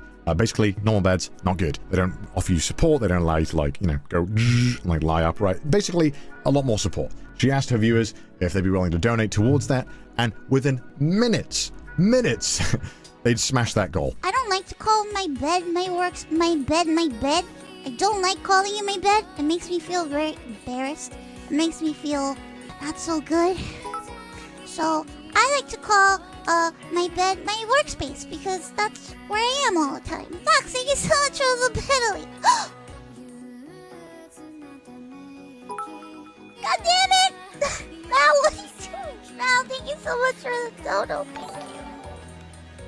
And I think a lot of people forget that Mouse didn't used to stream long. Mouse used to only stream for like an hour or two at a time, and then would go offline to take medication. But now feels comfortable enough to take the medication and still keep streaming, which I think is an amazing thing and something that the outpouring support has allowed her to do. And obviously VTubers do more than just talk and play crappy games like me. Some of them have god-tier singing skills. We all know that Mouse was training to be an opera singer and sounds incredible! If you could look at me once more. Combine that with aesthetically pleasing designs that are constantly changing, and it's no wonder that VTubers eventually had their boom. Now, obviously, Twitch and YouTube have always been very gamer-centric and gamer-focused, and gamers aren't exactly known for being the most chill and reasonable people. Look, I was a Call of Duty kid. If I said the things that I said in those lobbies, and they were recorded, I would not be here today. I would not have a career. Or any career. I was toxic, okay? Now look, I've been a content creator for 10 plus years online. It's been my entire adult life. I've been doing this for so long that I'm a fossil in internet years. And even before that, I would pretty much only spend my time on the internet. And it was normal that as a creator that you would get some kind of hatred towards you, or some people who would just blindly write mean comments. It was part of the job. Doesn't mean it's a good part or that we should accept it, but it's just kind of how it was. And because every creator would get a bunch of hate comments here and there was a kind of a mutual respect amongst creators that you wouldn't just blindly insult each other for no reason. You wouldn't insult someone you didn't know or you didn't. Oh, dude, that's gone. Everything is devolved at that point. I feel like people used to like duke it out with one another, but that's been gone. Especially in my part of the content creation space. But also, what is this? Ethnicity? My man said exclamation mark ethnicity. Like there's a fuck. Is that like actually a bot in the chat? No, I'm not saying you're a bot. I'm saying like, is there a command in the chat that responds to ethnicity? I don't think so. My suitcase. I don't know why someone said that in the chat. I want my suitcase. Anyway. I think part of it is, I think some people, no matter what, like when they hear the voice, they're like, I don't get this. Okay. That's it. That's what it is.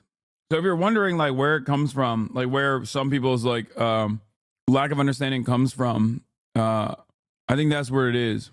Didn't have beef with. It was a thing that you could expect because that's how normal people behave. However, nowadays it kind of feels like that's not the case anymore. It feels like it's kind of encouraged or okay to punch down and make fun of other creators that you don't like or you think that something's weird about them. And this has happened a lot with VTubers. For example, in 2022, a massive TikTok creator, Noah Glenn Carter, made a video mocking the fact that people wanted to meet Mouse virtually. Here you go. This might be the saddest video on the internet. So I want you to take a look at all these people. They were all trying to get the attention of a monitor. Basically, that's a popular VTuber on the monitor that was virtually attending an anime convention. And this whole crowd of people were following the monitor in hopes that they could get a picture with it. Now, obviously, you and I know that Mouse can't leave her room, and this is the only way that Mouse can walk around a convention or see any of her viewers, or any of those viewers can talk to Mouse. It's a rare experience for everyone involved, and an amazing feat of technology that we can even do anything like this. And to his credit, he did apologize. This is an apology to a creator called Iron Mouse because of this video. Now, in my video on this, I called the video one of the saddest videos on the internet, which is completely unnecessary on my part. And Iron Mouse actually responded, clarifying that the people weren't even crowding her, but instead they were crowding somebody named Connor that was there. I'm really sorry to you, Iron Mouse, if you're watching. My video was completely unnecessary. I really hope that my video didn't cause you any kind of negativity or anything. And again, I am so sorry if it did. No, they definitely were there to see Iron Mouse. No disrespect to Connor, but they definitely were there to also see Iron Mouse. Having said that, however, it's understandable why someone from the outside has no fucking clue what's going on. I mean, that's chill, man. TikTok is so much better as a platform. That's crazy. This guy literally, instead of doubling down and like immediately calling people pedophiles or whatever, he just apologized, which is very cool. Like I said, my side of the internet, people, when they get called out for some shit, they literally just turn around and be like, no, dude, you're actually a vicious, rabid, terrorism-loving anti-Semite, and you should kill yourself. That's my commentary, my political commentary. So respect to this guy for apologizing. Honestly, it was both. Don't forget, Connor's the U of anime YouTube. Okay, I know. I'm just fucking around. I will be deleting that video as soon as I post this one. First of all, ouch. Second of all, you didn't think there was going to be any negativity? What do you mean by that? And now look, to Noah's credit, he did apologize and take down the video. And I think that needs to be commended, as a lot of people don't have the common decency to do that anymore. But would you not have taken it down if nobody complained? If everyone joined in? Haha, let's make fun of it. Would you not have taken it down? Or did you take it down just because people... Am I crazy? I feel like I'm so, like, my level of, stop saying yes. My level of, like, vitriol online and what I think is, like, goes beyond the boundaries of permissibility is so different than what Connor is representing here. Like, that is incredible. That's the method. Like, this guy didn't understand what the fuck was going on, thought it was weird, okay? And then when he was corrected, he immediately apologized for it. Like, I wish people would do that. I wish more people did that. Like, I'm kind of shocked that he even did that. So if you apologize, it doesn't matter. Am I going to make it negative anyways? No, I'm glad that guy apologized. Overall, though, I don't know. I mean, I understand, like, that person didn't get it right. Oh, this TikToker is known for doing this, so it kills that charitability for me? Okay. Well, like, hey, man, you're kind of a dick. The reason why I show you this is not because I want to send any hatred. This is 2 years ago. It does not matter. It's over. Do not send hatred. Yeah, imagine if Ethan and Willie Mac put out videos tomorrow saying they were wrong about you. I would lose my mind. I don't know what I would do. I feel like I don't think a single one of my fucking active haters have ever turned around and been like, yeah, we got this wrong, actually. My bad. You know? Like, can you imagine? K-San said he was wrong. Yeah, because he wasn't a fucking hater in the hater category. K-San was duped by all the fucking shit that he saw of me. Yeah, but have you seen the views on Fuck-a-san videos? They're not that great, honestly. I think the Fuck-a-san videos used to pop off way higher. Yeah, back in the day, you get a good Fuck-a-san video like 2 years ago, it'd get 1 million views. Nowadays, that shit is so boring and stale that, like, even the people that kind of wanted that content are, like, they're basically looking at it like, eh. Yeah, people have essentially already made up their minds about you. And there's still plenty of people who haven't. It's not necessarily that it's a saturated market, but I think people, yeah, I think that in the drama sphere, I think a lot of people are already like, yeah, I already seen this. I hate him. Like, it's not new. The widespread hate used to be a force field around you for me until I checked out your clips. Yeah. That's the other side of this story, though, is that, like, if a single person were like, let me just see what this guy is about. Let me see what this fucking dude is about. They would very quickly realize that they're just duped.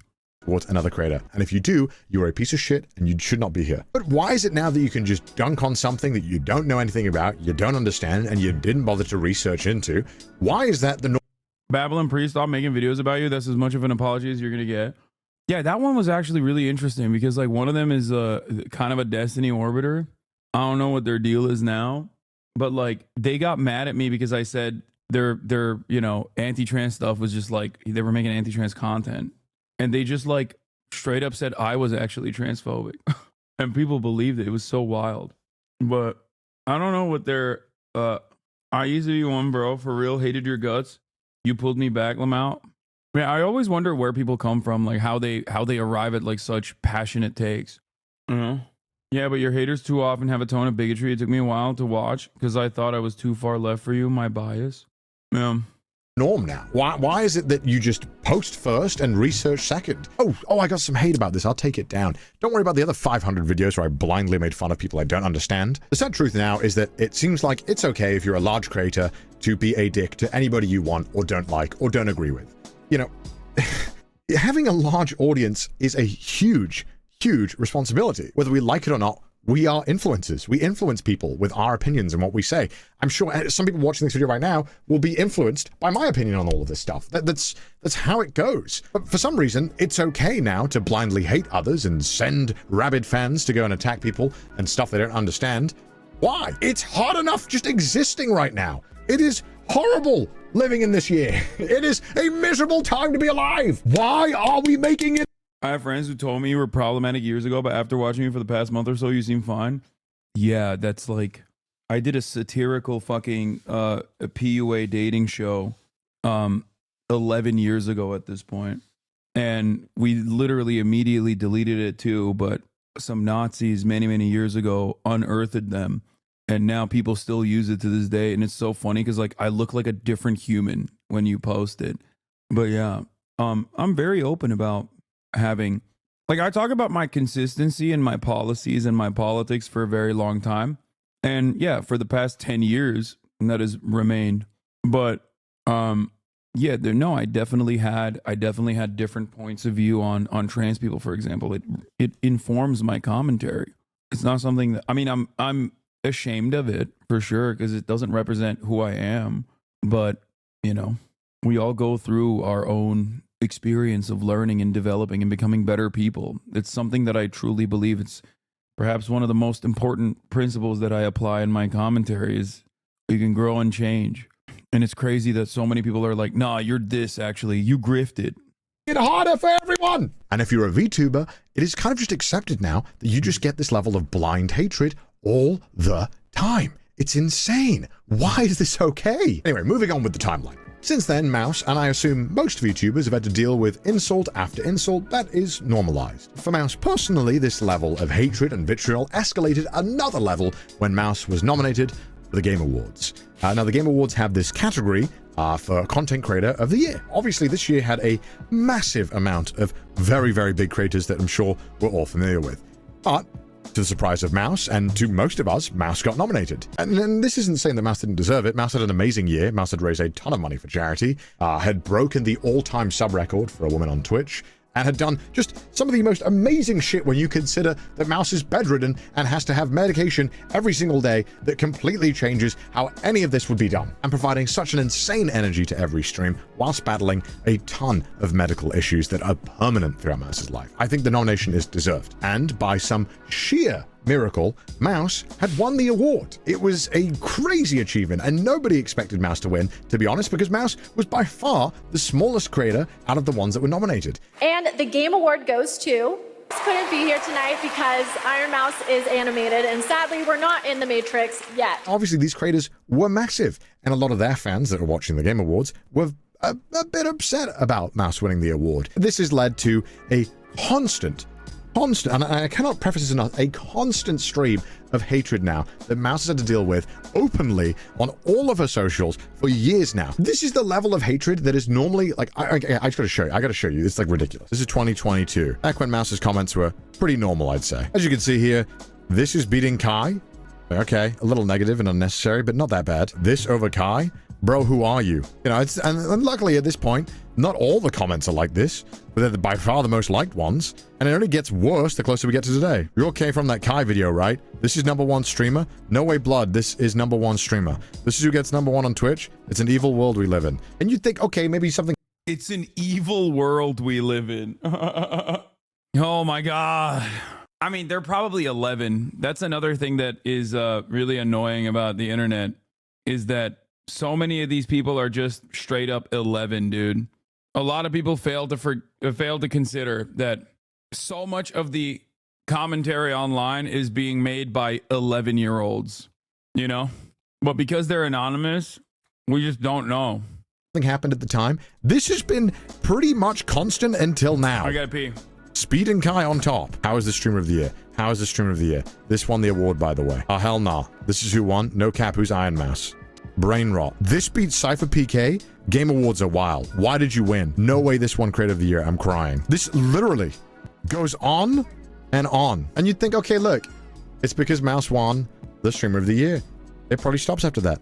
Oh no. So many people are like, post this on Instagram Reels. Post this on Reels. Oh yeah, great. Because love that. Love being toxic on Instagram. Bro, who are you? I'm begging you, please post this on Instagram. Why do people just want to be so cruel? What the f***? Just chill the f*** out, man. Who the f*** is watching this? This thing has the most subs on Twitch. How did you beat Kai? No human being on the planet wearing this. Okay, well, I wear it and it's f***ing fire. Okay, jeez. On my life, I've never in my entire life seen a single stream. Why do you care? Why? Like, if I just haven't seen something, I just don't interact. I don't understand what has happened where we all feel the need to say our opinion and be like, yeah, guys, we hate this, right? Who cares? You're a loser. This has gone on for months. And it's pretty much just led to Mouse just not posting on TikTok, which I feel is really fucked up. You can just successfully bully a massive creator off a platform. The reason why this all happened, by the way, is just because Mouse won an award. What? And this is just the stuff that Mouse gets on her own socials. This doesn't include the hatred that she receives from just existing in those posts from those low. I'm with C-Dog. Why interact if you don't watch? It becomes content in and of itself. A lot of people are desperately seeking out validation, seeking out a sense of purpose, seeking out a community. And the thing is, this kind of like hate campaigns makes people feel like they are a part of something larger. Does that make sense? Honestly, watching this is shitty, but it really reminds me of how much hate you get. Yeah, I mean, it's fine. I think of this every time the hate comment post discourse happens, it remains evergreen. I remember I got into an argument on Reddit a while ago with a person over Italian food. It got to the point they were following me into other subs to harass me. I clicked on their profile to block them, and their most recent post was them drinking their own piss on r/piss. At that moment, I realized I had spent too much pointless time arguing about the taste of food with someone who drinks their own piss as a hobby. This site is a shithole. Yeah. Looking at someone's like Reddit history is a very, very quick way to get you to understand like, oh, I'm not dealing with like a normal person. I'm dealing with like a person with severe mental illness. Oftentimes it's a Destiny poster that also probably posts on r/piss talking about how they drink their own piss.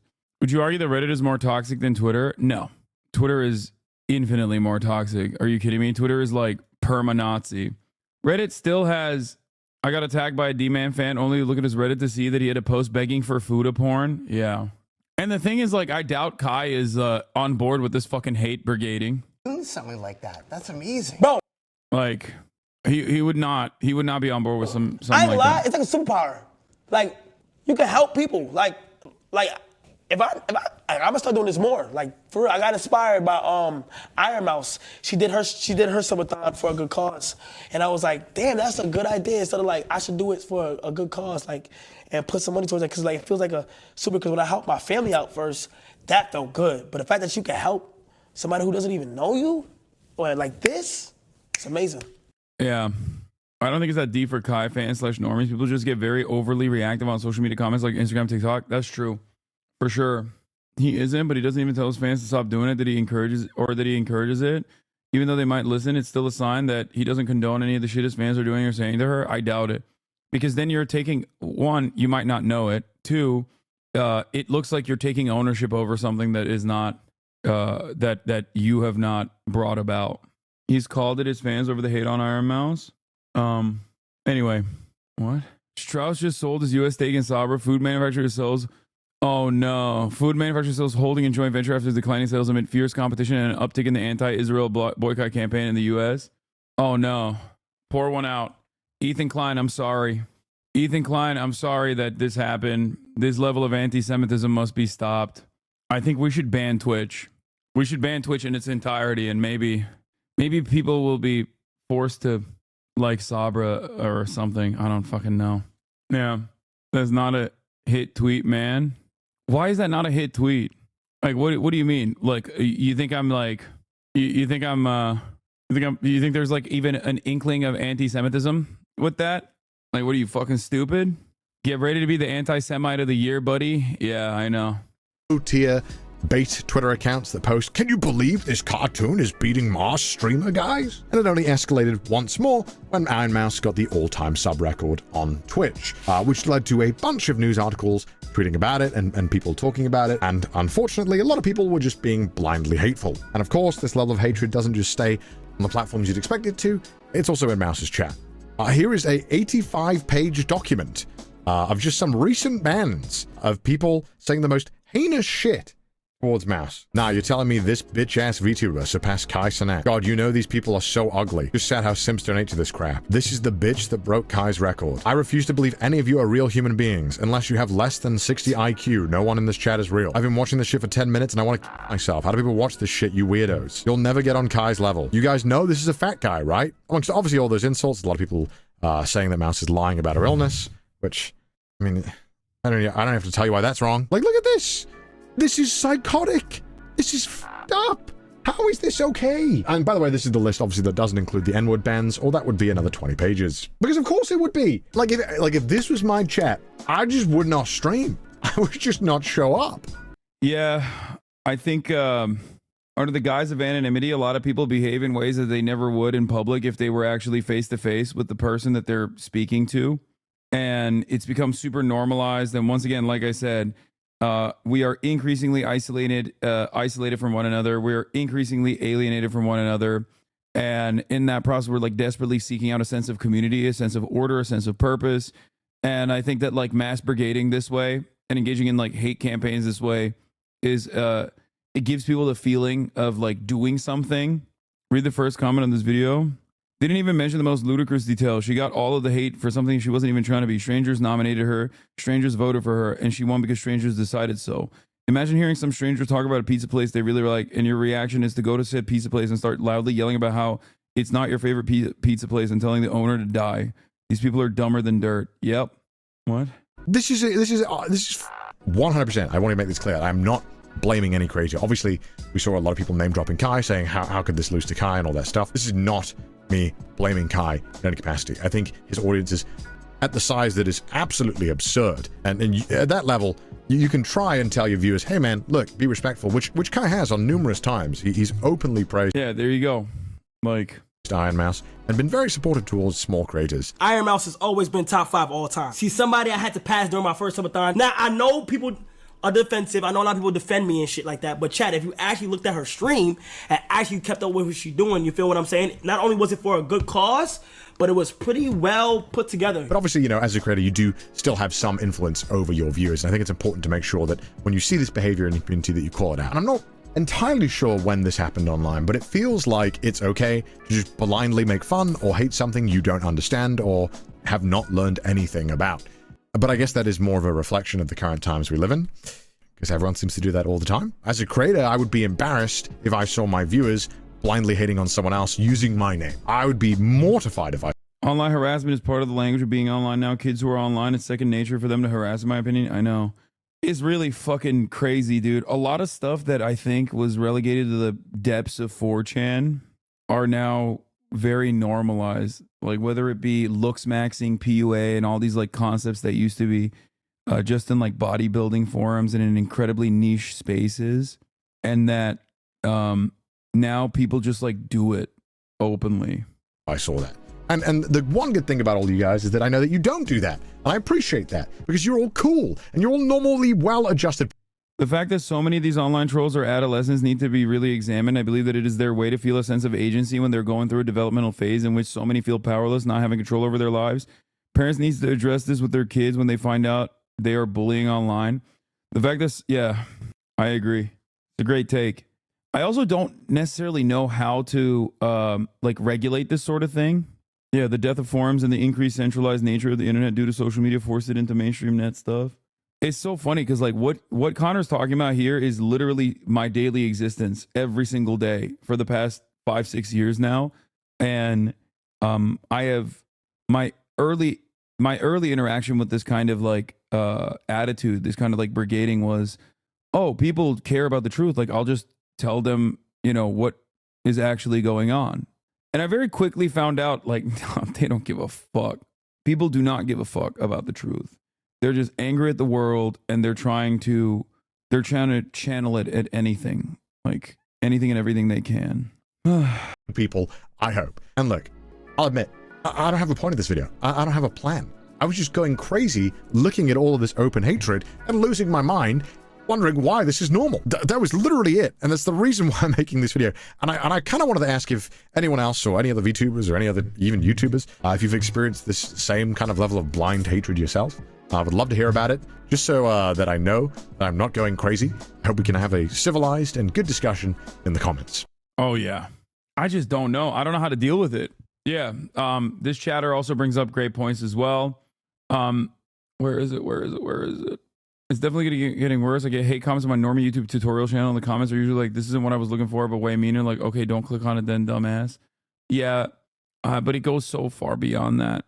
There was another It's a multitude of factors: algorithm promoting rage bait, most commenters being adolescent male and lack agency in real world, a lack of policy to concretely address issues in the real world, which just end up being a band-aid, the normalization of hate through said algorithmic rage bait, etc.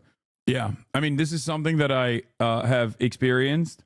I've often said, like, I'll be honest, like, the only people, as you guys know, I get a faucet of hatred, right? Like, insane amounts of hatred. But the only other group of individuals that receive that level of hatred, if not worse, and like stalker shit, is just like women online. That's it. I'm not saying this to be like, white knight, male feminist or anything like that. It's just straight up true. And most content creators, male content creators alike, if they're being honest with you, will tell you that, okay? Our female counterparts in this industry are endlessly harassed and stalked. And those who rise to the top of the leaderboard as women still consistently get shit on, like, endlessly. Pokimane is a great example of this. Valkyrie is another great example of this, where like these fucking weirdo rage bait accounts on Twitter will like literally clip shit that they're saying out of context, and then in an effort to, you know, go viral, they'll just like say vicious, horrific, like incredibly hypersexualized things that are gross. It's crazy. People literally spam Pokimane's Instagram comments calling her fake Asian when she's never claimed to be Asian. Yeah. Just happened today. I don't even want, like, looking at this. Yeah. Pokimane talks about the biggest dick she has ever taken and how she got STDs because of it. It was the size of my head. She's talking about a box of chocolate, milk chomo. Like, it is. And then people don't get it. They're like, why is she on this weird sex arc all of a sudden? Her and Valkyrie, such great examples for young girls. And it's like, and then there's a steak logo slapped to it as well. Yeah, there was another one where Pokimane just leaked that adult film companies are hitting her up and she's interested in joining because she's the best at giving BJs. Context: Pokimane confirmed she was talking about a different topic in this clip. This user's advertised steak gambling logo too. She was talking about fucking Palestine.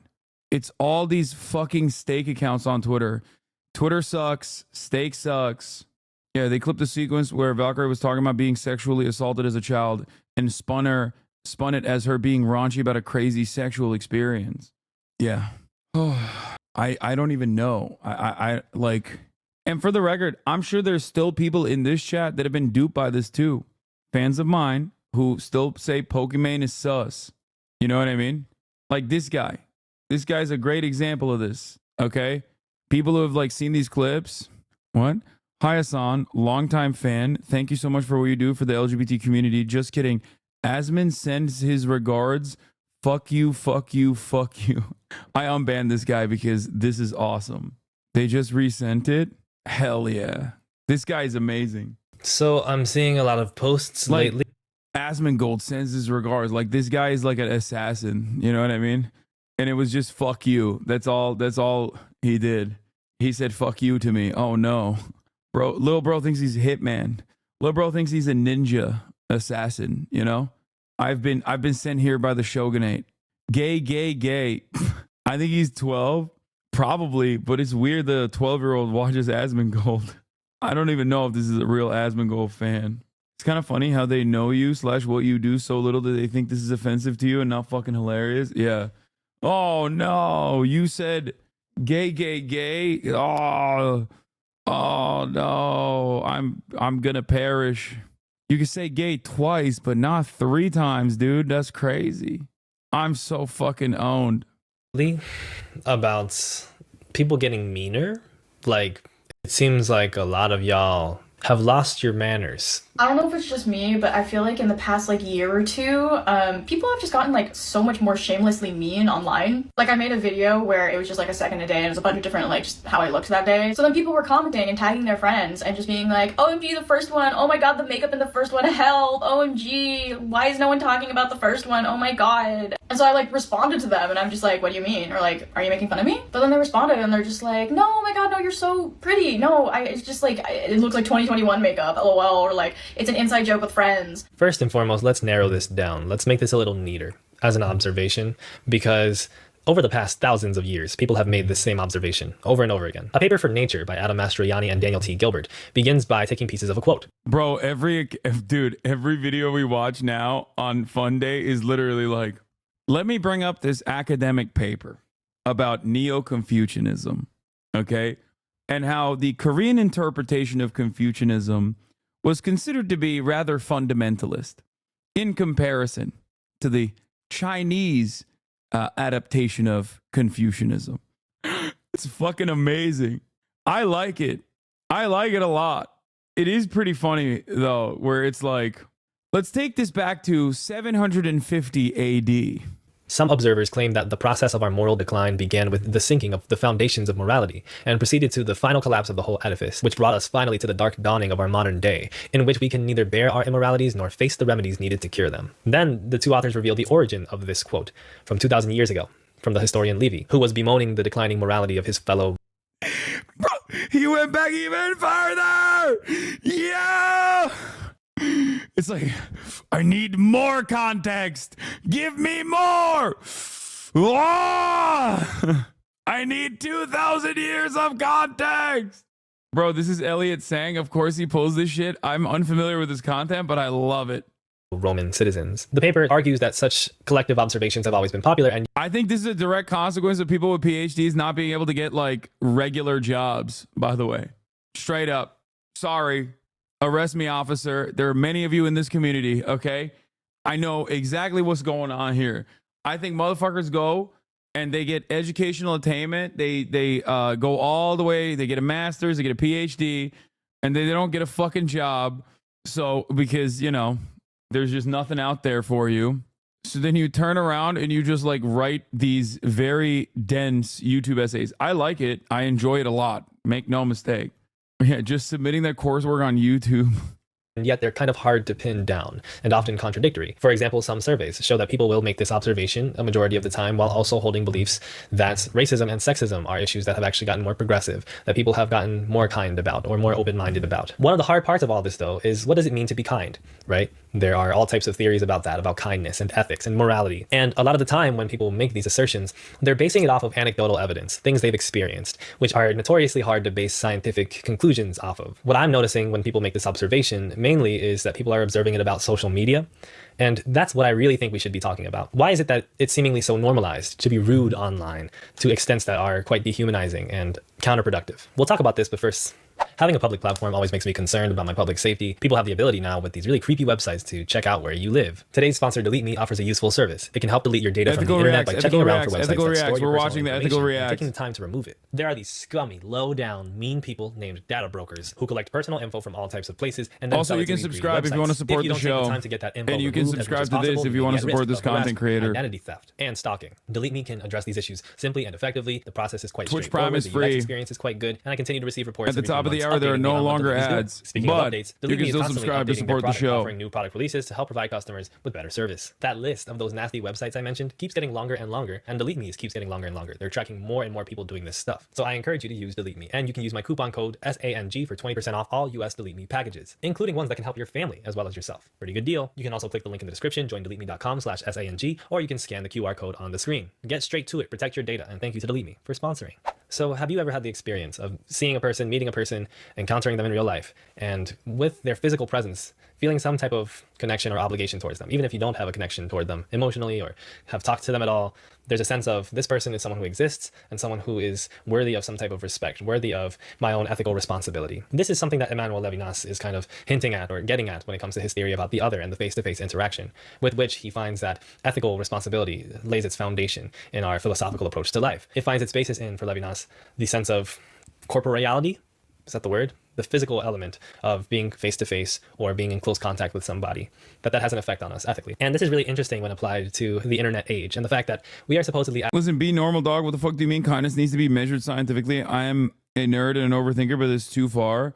I think he's just trying to explain through, I guess, like ethics, why people don't behave the same way online as they do in the real world.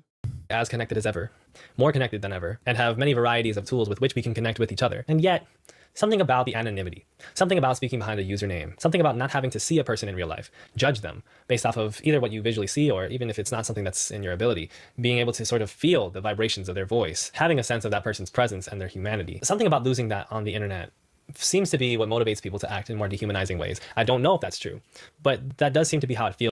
Bro, Bro, fucking calm down, dude. Jesus Christ. The real Jesus Christ 42069. Shut the fuck up. I'm gonna Riz Gran, and I'm gonna Riz your grandma later too. A lot of the time. More than that, though, when I really think about why everybody's so mean these days, I have to think about the conditions that make people's lives what they are. Have you heard the phrase, nobody owes you anything, anytime recently? How many times? Ola Sambia, a YouTuber who is a friend of the channel, has a video from a few months back in which she discusses this rise of very self-centered self-help advice and the nobody owes you anything phrase, the motto, which is becoming its credo, becoming something that people use to base their own self-help decisions off of. And when I think about sometimes the more oddly inhumane or dehumanizing takes that we see on Twitter and TikTok about how you shouldn't date a person if they don't cover your bill, or if you are in friendship with somebody and they rely on you to pick them up from the airport, that's them being a bad friend, or people who trauma dump too much, or people you should just not talk to, or how you should just ghost people if you don't like them anymore. All these different kinds of new conceptions seemingly of how to deal with people that make you uncomfortable. I feel like it goes back to that. It goes back to a sense that we don't owe anybody anything, and therefore we've got to do what's in our best interest, what works best for us, even if it imperils other people, even if it makes other people very sad or it makes their lives worse in some tangible way. But I think we would be remiss to observe that and not think about the context of why people might be more and more engineered towards ignoring everybody else's humanity and needs. And that is the fact that everybody seems to be fighting harder and harder for their own needs or desires. Everybody is constantly being conditioned to try to get their attention in a place that is beneficial for themselves, to try to move up the career ladder, to try to figure out the perfect work-life balance and engineer their body the right way. And in a lot of cases, everybody's trying to survive or survive easily without having to think about how they're working for their survival. And since the election, of course, we have seen all types of meanness online. It's not a surprise when far-right chuds make tweets about how your body is his choice or whatever the fuck. But it's especially jarring to see the kind of switch that a lot of liberals have made in terms of how they express themselves, despite how not only rude, but dehumanizing and violent they can come off towards other people.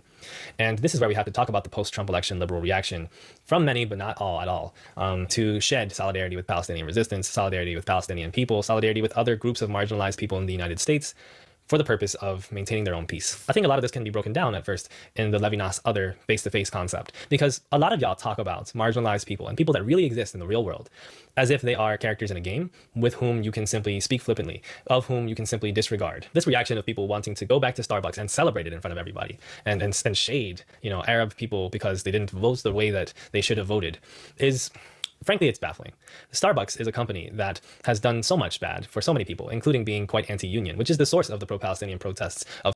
Okay, I think this guy might be a Hassan Abihed. He's very good though. This is correct. Starbucks in the past year or two, because their stomping out of their union's expression of Palestinian solidarity is what caused them to be lumped into the BDS pro-Palestine protest boycotts in the first place. But it's not as if that precludes them from having negative impact on other marginalized people, namely black people. There are definitely incidents in which Starbucks workers have been engineered to be racist towards black customers. And yet you still have certain black content creators. And please mind that I'm speaking about a community that I'm not a part of, and I want to be careful about that. But we have certain black content creators who are using even terms from liberation struggle of radical self-care and things of that nature to dispel this notion that they should care at all for Palestinians, that they should care at all for boycotting a brand such as Starbucks, that they should put their comfort and their enjoyment of Starbucks first when it comes to, I don't know, how they engage in the world. Starbucks was union busting their black employees and also have been accused of having black children in West Africa mining for the cocoa, the chocolate that is being used in the Starbucks orders that y'all are drinking now to claim that y'all are going back to caring about only black lives instead of innocent Palestinian lives. George Bush, the CIA, white supremacy have done a number on y'all to be going and celebrating getting those E. coli infused Ebola burgers from McDonald's is insane. To be posting and bragging about those things, going and getting your breakfast sandwiches and mocha lattes from Starbucks is insane behavior. Starbucks is one of the main reasons why a lot of your elders lost their home, with many locations that have willfully profiled people who look like you. Y'all think that going back to Starbums and McDonald's is a flex when all along the solidarity of boycotting those on behalf of Palestine was actually benefiting you. And while you presumably think you are going to stick it to the Arab or Muslim point whatever percent of voters that voted for Trump, you have seemingly Yeah, the best antidote to this was basically Americans. The only way Americans actually do protests in any direction is by just consuming more product. Like, it's literally like, oh yeah, this is my radical act of protest against, I guess, the people that I've imagined have wronged me somehow by, imaginary people not voting for Kamala Harris after Kamala Harris openly said, like, that she doesn't want their vote with the campaign. I'm going to now do a radical act of protest by chugging this Frappuccino. Explain protesting in terms of burger. That's all it is. left out addressing the overwhelming majority of folks who voted for him, which includes white men and white women. Between that, or between the jokes / not jokes of people calling ICE to deport Latinos who I hated that so much. They perceive have voted for Trump. It's not giving. Folks have become indoctrinated and infatuated by a concept of self-help that means, writ large, helping the self at the expense of perceived inferior others. And if you ask me, this is what explains the rise of self-help content all over the political spectrum, from your Andrew Tates to your Hamzas to your Gary V's to your West 4B's to your Wizard Liz's and the like, which is not to say that all self-help content is bad or can be compared equally, right? Obviously, the Wizard Liz isn't as bad as Andrew Tate, but I do think much of this content, and let's think about the contents, the messages, rather than just ideas of the people. Much of the content shares that ideological similarity. Put yourself first. Stop caring so much about other people. Stop trying to help other people. Stop trying to fit that mold of what a moral person should do as society has deemed it to you. Instead, take care of yourself. Now, of course, self-help is something that we should care about. Self-care is something we should care about. But what does Starbucks have to do with self-care? Does it really count as a huge sacrifice that we can make in our own lives to boycott a particular corporate coffee brand? Not even all of them. Red pill content, something that we can all agree is bad, right? For those of you who don't, I'm sure you're going to let me know in the comments. But for the many of us who agree that red pill content is by and large quite bad, we know that this is the case because it celebrates turning people into worse people, turning young men, perceivably, into worse people who care less about women, who care less about the men around them, who have more hateful ideas about what a superior person is, which in itself is quite linked to fascist ideologies. Why are we welcoming of those same logics when it comes to thinking about marginalized people being free, liberation movements, social justice? Moreover, can we really say that this world... It is the comfortable bosom of reactionary thinking. That's what it is. It's just like, it's far easier to have someone tell you everything you know is right and all of your naysayers are just simple fucking haters that don't know any better, or at least have some other cynical reason as to why, they're maintaining this position, than it is to re-examine the way that you understand the world at all. The comfortable bosom of your mom, fucking got him. It's like a security blanket. Right-wing thinking that causes you to leave societal wrongs, societal harms unaddressed, and instead focus your attention, redirect your anger at those who are somehow even less, less privileged than you, somehow even have a worse go at it than you, are the real villains. Is so dog-eat-dog that in reality, you do have to take care of yourself first at the expense of others and shouldn't feel bad about it. Is it true that if you simply shut the rest of the world out and put yourself in a cage that you enjoy being in, that this will be better for your mental health in the long run? Is it true that rejection of participating in everyday community and communism is something that is going to make you somehow happier, that by more and more conceiving of the rest of the world and the people around you as isolating and dark-sided and wrong, that's going to make you feel more like you belong, that's going to make you feel more fulfilled socially or as a human in general? Does it really feel better to immerse yourself in these niche spaces online where everybody is essentially admitting that they are going to sell each other out down the river to help their bottom line? People who willingly proclaim that a sacrifice of the magnitude of giving up on a particular brand of coffee is so large that they simply will not do it no matter what kind of benefits and morals that entails. A lot of what we've discussed as self-care are really not self-care. What we describe as self-care is actually convenience. Your life isn't meaningfully better because you go to Starbucks instead of a local coffee shop. It isn't meaningfully better because you stopped donating and spent $100 on a massage instead. You're covering up your own melange of self-hate and hopelessness with trinkets and pleasantries, but those things only seem to ease your experience for a few hours at a time. A moment of enjoyment that gets sucked in hours later when you're doom scrolling your FYP and reposting content affirming for the 500th time that you need to put yourself first. Who are you trying to convince? We can all tell you're unhappy. This is ultimately the logic of neoliberalism. It's Margaret Thatcher saying there is no such thing as society, only individual men and women and families. There's no one else to worry about except yourself, and the true hallmark of what it means to be strong is not your moral backbone, your fortitude, your determination in the face of difficulty, but your ability to be self-reliant. And yet, self-reliance is a myth. It's obviously not a thing that really exists, especially for those of us in the West. Everything that we own, everything that we eat, consume, everything that we walk on top of, the houses in which we live, are all constructed by the hands of people who are deeply and devilishly exploited. And yet, helping them, those people that build everything that we are self-reliant on, is somehow seen as something that holds us back, that we are being held back just by being asked to do something. Not everything, but just something, let alone the people around us who take care of us in everyday actions. As covered in Clara Matte's The Capital Order, austerity measures are passed by supposedly liberal governments in order to discipline the workforce, to violently push back against people working to benefit their communities, so as to encourage them to give up and only focus on themselves. And when they do so, their lives still only get worse and worse. It's not as if the government will give you more and more stuff just because you care less and less. They'll take stuff away from you either way. But you get that false sense of security in your head because you're the only person that you need to worry about, and that makes it easier. If the question is, why is everyone so mean now? And we are to disregard the moral panic aspect of such a question, as well as to discard discard the fact that people have been asking this more and more as state apparatuses have grown more and more over the past thousands of years. The answer at this current moment is austerity and liberalism. Austerity creates the conditions which make us miserable and concerned with our survival. And liberalism gives us the ideology that tells us that only worrying about ourselves in such a landscape is not only expedient, but morally good. And thus, you have these... Why do you think all the YouTubers that talk like this are men? Like, I get the manosphere space, but even essays are largely men. Gabby Bell, Chat Chat are largely comedic and pop culture. There's YouTubers that are female that talk like this.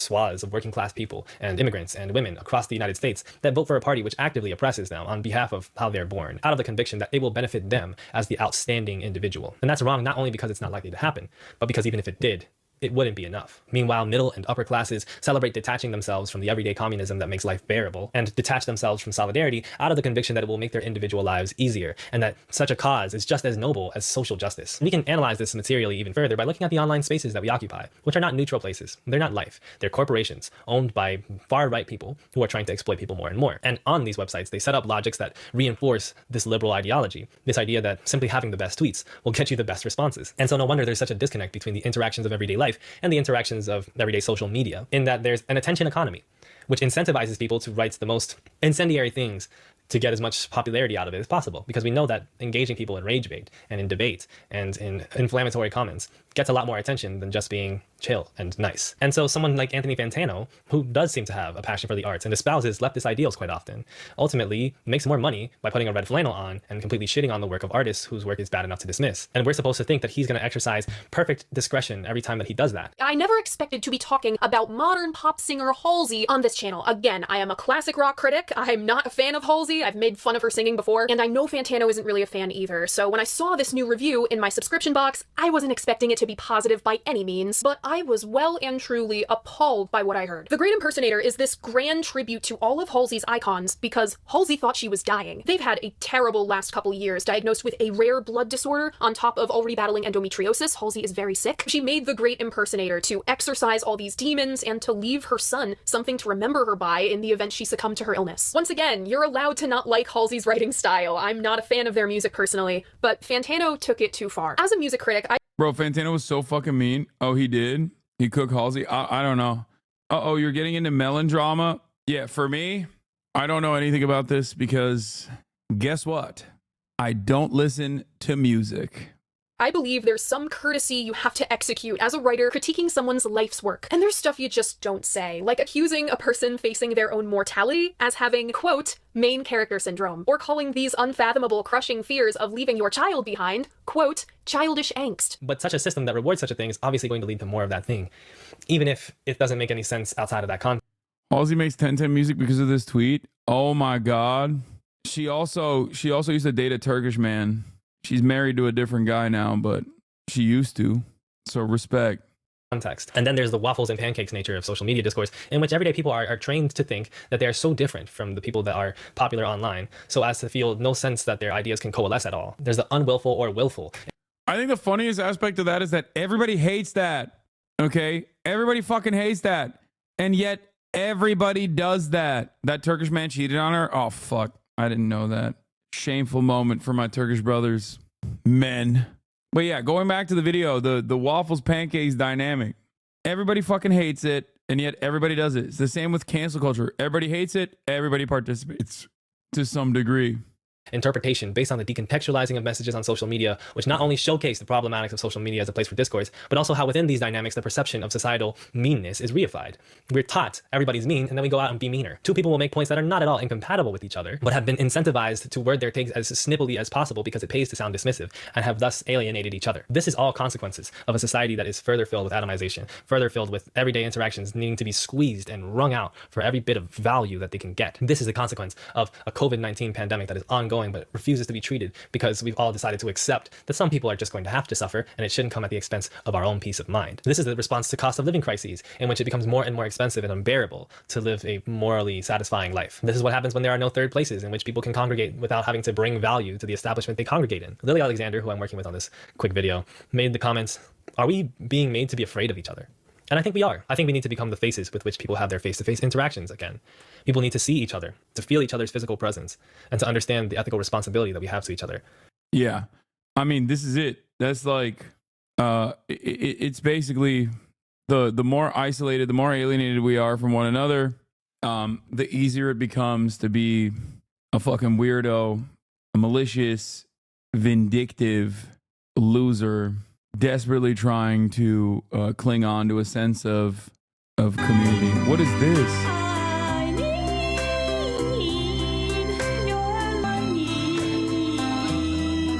And then you have this, you know, just people touching grass and touching one another. That crazy tone shift. Too invested? I'm not. I'm done. I'm not invested in this. I don't care. Okay. What was on Bin Laden's hard drive? Hentai. May 1st, 2011. Abbottabad, Pakistan. We have the infamous 4B movement in Korea explained. I think I'm going to skip that. Gotcha drama in the Korean Gender War Part 2 we watched yesterday. I'm not going to finish that, but you guys should go watch it. Suspect escapes interrogation room by Daily Dose of the Internet. Let's dial it back. Let's do something a little less serious for a second, okay? What? Muslim streamer Admiral Kumi tries a Costco chicken bacon on stream and realizes it has bacon while chewing. Okay, I'm not going to watch that. SNL Sunday it is? Did SNL even happen last night? Hello everyone, this is your Daily Dose of Internet. This guy was arrested and brought into an interrogation room at a police station for some pretty serious crimes. When the police left the room, he realized that the walls in the room were super thin. Hey, yo. He didn't get very far though, because on the other side of the wall were more police officers. It's just a bit too light. Someone failed to make their car payments, so this repo man Yeah, we're going to do the Drew Gooden video after the online gambling epidemic. came to tow away their truck and did an awful job. Oh, this was the guy who stole the tow truck. I remember this. This is the guy who actually stole the tow truck because his car was getting towed. Hey, Mr. Horse, are you coming to get some? These people ran away to... What the fuck? What a glorious monster this is. What kind of dog is this, bro? Mr. Horse, are you coming? Is it a Great Dane?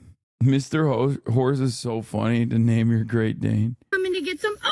These people ran away to safety after hearing this tire make a weird noise. She was making a toy review with her son when this happened. Where is the yellow? Where's the yellow? Oh, God! What? No, that's fake. Oh, my gosh. That's fake. That's got to be fake. That's fake. There's no way. That's fake. That's so fake. Ain't no fucking way. Oh my God. This. Carrot? Take. It was real. It was her husband. I don't believe it. He took off a shoe and put it in the middle of an art museum to see what people would do. He was trying to ding-dong ditch his house, but was immediately caught in the act. Ma'am, did you just move here? Yeah. There's a lot of kids playing around here. Okay. Oh my God. That was so cute. Oh my God. He's so smooth. We got to run it back. Caught in the act. Ma'am, did you just move here? Yeah. There's a lot of kids playing around here. Just know, there's a lot of kids playing around here. Okay. That's amazing. Oh my God. He's so cute. Not me though. Yeah. I'd never. Okay. Have a nice day. This delivery guy was upset with how heavy this package was and started going crazy. Oh, bro. This clownfish was able to stop the sea turtle from eating their home. They were trying to save this Jeep that got stuck in some mud. That's not. What? Full force. That's not how anything works. How is that? What? Really shiny. I got the craziest skin on my leg. No, that's a disease, I think, isn't it? No, it's a health condition. I got regular skin Or here. it's like a symptom of a disease. Sorry, it's a health condition. And then I got this shiny reptilian. I have no idea. This deer got tangled up in some Christmas lights. I have a question. Yeah. Are you a good girl or a bad girl? Bad girl. This cat somehow managed to scare away a bear. That's insane. He made a fire. Dude, even the bear knows. Even the bear knows you don't fuck with cats, dude. To warm up his horses that were in the field. For the horses here, and this one might have got a little close. Bro, I went to McDonald's and got a 4-piece nugget meal thing, and I was looking at it. I got a double nugget, so I got 5 nuggets, bro. Nope. This cat was pretending that they hurt their paw. Something wrong with your palsy? No. Oh, it's very sore, isn't it? Yeah. Look at that. And then it's a miracle. Wonder whose bag that is. There's a city in the Netherlands that has goose parades. Damn, bro. I bet these motherfuckers are vicious. I bet they are vicious, bro. You don't fuck with geese, dude. You think they're cute? Oh my God. You think they're cute? Oh my God. They will kill you, dude. They will fucking kill you. Yeah, they don't call it goose stepping for no reason, dude. They would fucking cook your ass, dude. These are fucking fat ones too. God damn. She went to go visit her grandma's grave, but found a turkey circling around it. That's who I came to visit, and I just look back and I see this. It's so crazy. Oh my God, it's so uncanny. This dog couldn't figure out why they couldn't bite this bone. This guy found a baby sea lion on the beach. Oye, tú, ¿qué te pasa? These guys were trying to fix his door that was stuck in the same spot for years. Oh, they fixed it. Here's a smart way to get mom to come back home. You're not for the streets, Priscilla. This guy was trying to hunt deer when he realized that someone was watching him. Oh my God. A few months ago, a city in China... That's terrifying. That is terrifying. El Diablo was getting hit by these giant pieces of hail.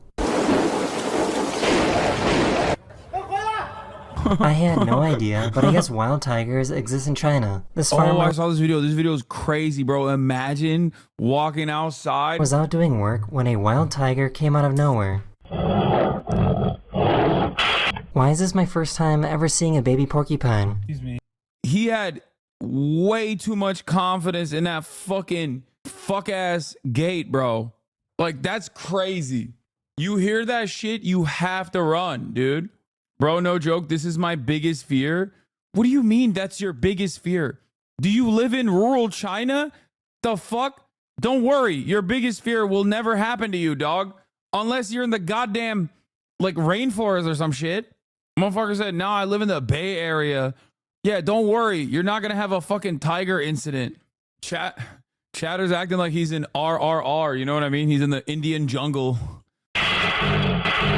Why is this my first time ever seeing a baby porcupine? Excuse me. Oh my God, he's so cute. Here's a cool robot that can feed people who are unable to feed themselves. I feel like that would be very dangerous. He managed to move his car at the absolute last moment possible.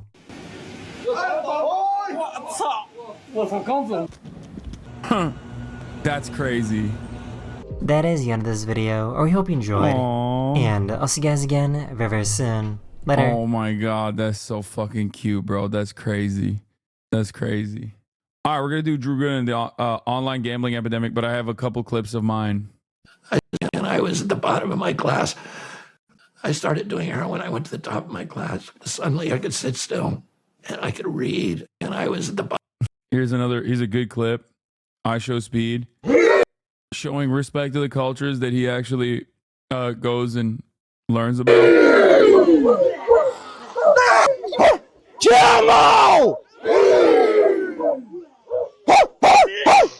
Chiamo! Kamate, kaura, hura! Kamate, gola, hura! Kamate, tiger, fuck you, Ready?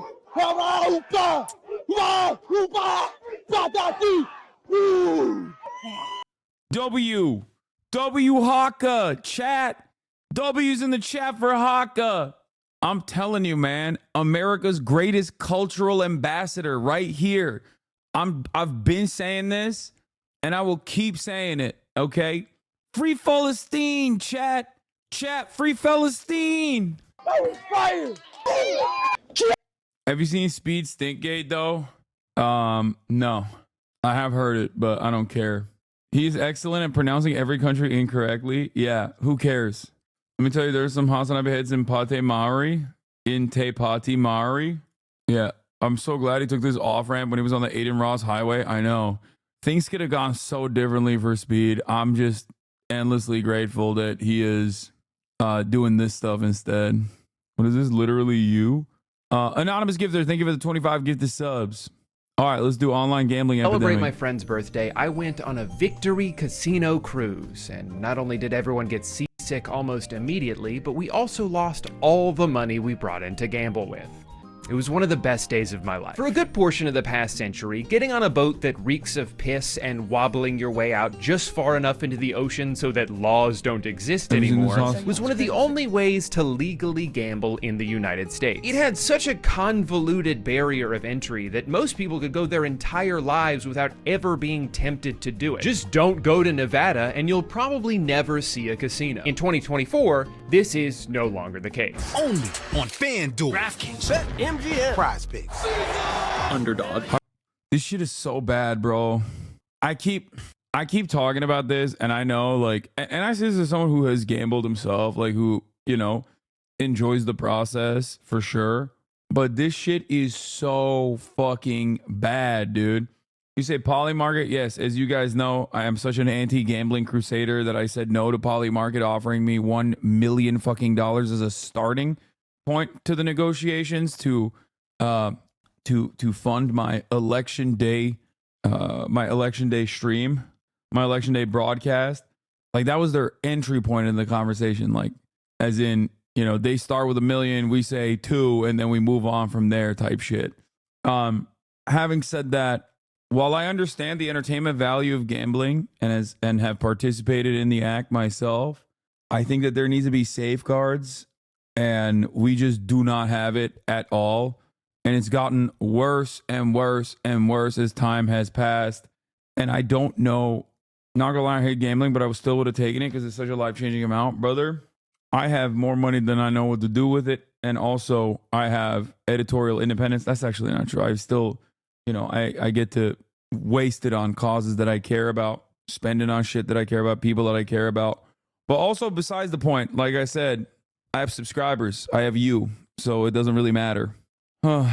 It was also one of the funniest ways in which, you know, not only did I never really entertain it, but it's so funny because if I did, I might have actually gotten, like, involved in this fucking FBI raid. It's so funny that my morals have kept me out of these weird predicaments over and over again. Taking that deal would immediately undermine yourself? Yes, 100%. Bruno Correa, thank you for the 5 gifted subs. Next time they ask you about sponsors, refer them to me. I got it. Ori Hope.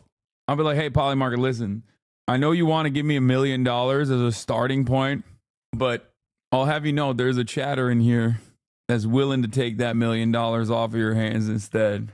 I worked in casino industry for 10 years and I hate online/mobile gambling. The casinos in my state have to contribute to the problem gambling programs. Have to contribute to problem gambling programs and provide information on how to reach out to them. Players also have the option to bar themselves on the properties if it gets too bad. Online spaces rarely have these resources. Yeah, and shit is still fucked up even at that point. Okay? Like, things are bad even at that point. Because for a lot of people, especially as time passes, especially as like people's living circumstances worsen, people unironically think like, this is how I'm going to make money. Like, they legitimately think they're going to make money gambling. It is so fucking stupid. Oh my God. Do you thinking Mr. Beast gambles? I know he does. He gambles like crazy, but that's not why he's rich. You're crazy. Chatters, gambling only works in one direction, okay? And no, you do not make money gambling. You lose money gambling. That's it. Which is why I remember you talking about refusing Saudi money when you were still broke. True. Way back when I was broke as fuck. Kingdom of Saudi Arabia reached out to my manager, not even my current manager, my former manager, when I was at the Young Turks. I just started doing Twitch streams. And I was like, fuck no, I don't want to do that. Good amount of money. Anyway, let's keep going. Valley Bet. Points Bet. ESPN Bet 365. Smack me. Your family's never been broke, but people say broke. What? Bro has 1,000 hot dogs. He'd offer 10,000 hot dogs. Says no, I am not golden. Your family's never been broke, but people say broke when they mean they don't personally make money.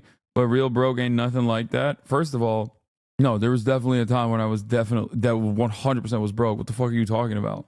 Also, what are we doing? Broke Olympics? Like, what the fuck? Oh, I'm sorry. Yeah, my family wasn't like homeless, if that's what you mean.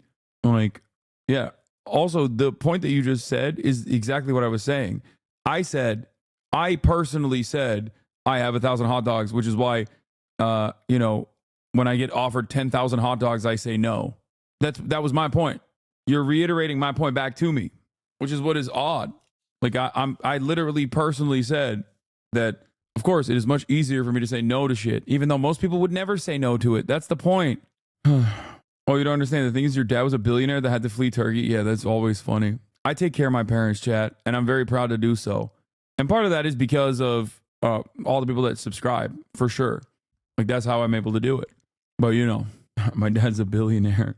In the mouth with all of If you watch any sports at all, ads for sports betting have become inescapable. Even if you muted every commercial and closed your eyes until the game came back on, it's still plastered everywhere. DraftKings promos pop up in the middle of a play, there's BetMGM billboards behind home plate, FanDuel logos on the court, on the microphones. They come at you from every angle, pepper spraying you in the face so you don't notice they just pulled your pants down. They've made it so watching sports and betting on sports are just two sides of the same coin. Like, you can't have one without the other. It's become so normalized that it might be easy to forget that gambling can be kind of bad, actually. About 10 million people in the US alone struggle with gambling in some way, a good portion of which are under the age of 25. Gambling addicts attempt suicide at a rate 15 times higher than the general population. The average debt of a gambling addict can range from $15,000 to $90,000. But where most people would see this as a problem, a few people saw it as an opportunity. All that extra money that could be siphoned from struggling families and into the pockets of like 12 CEOs.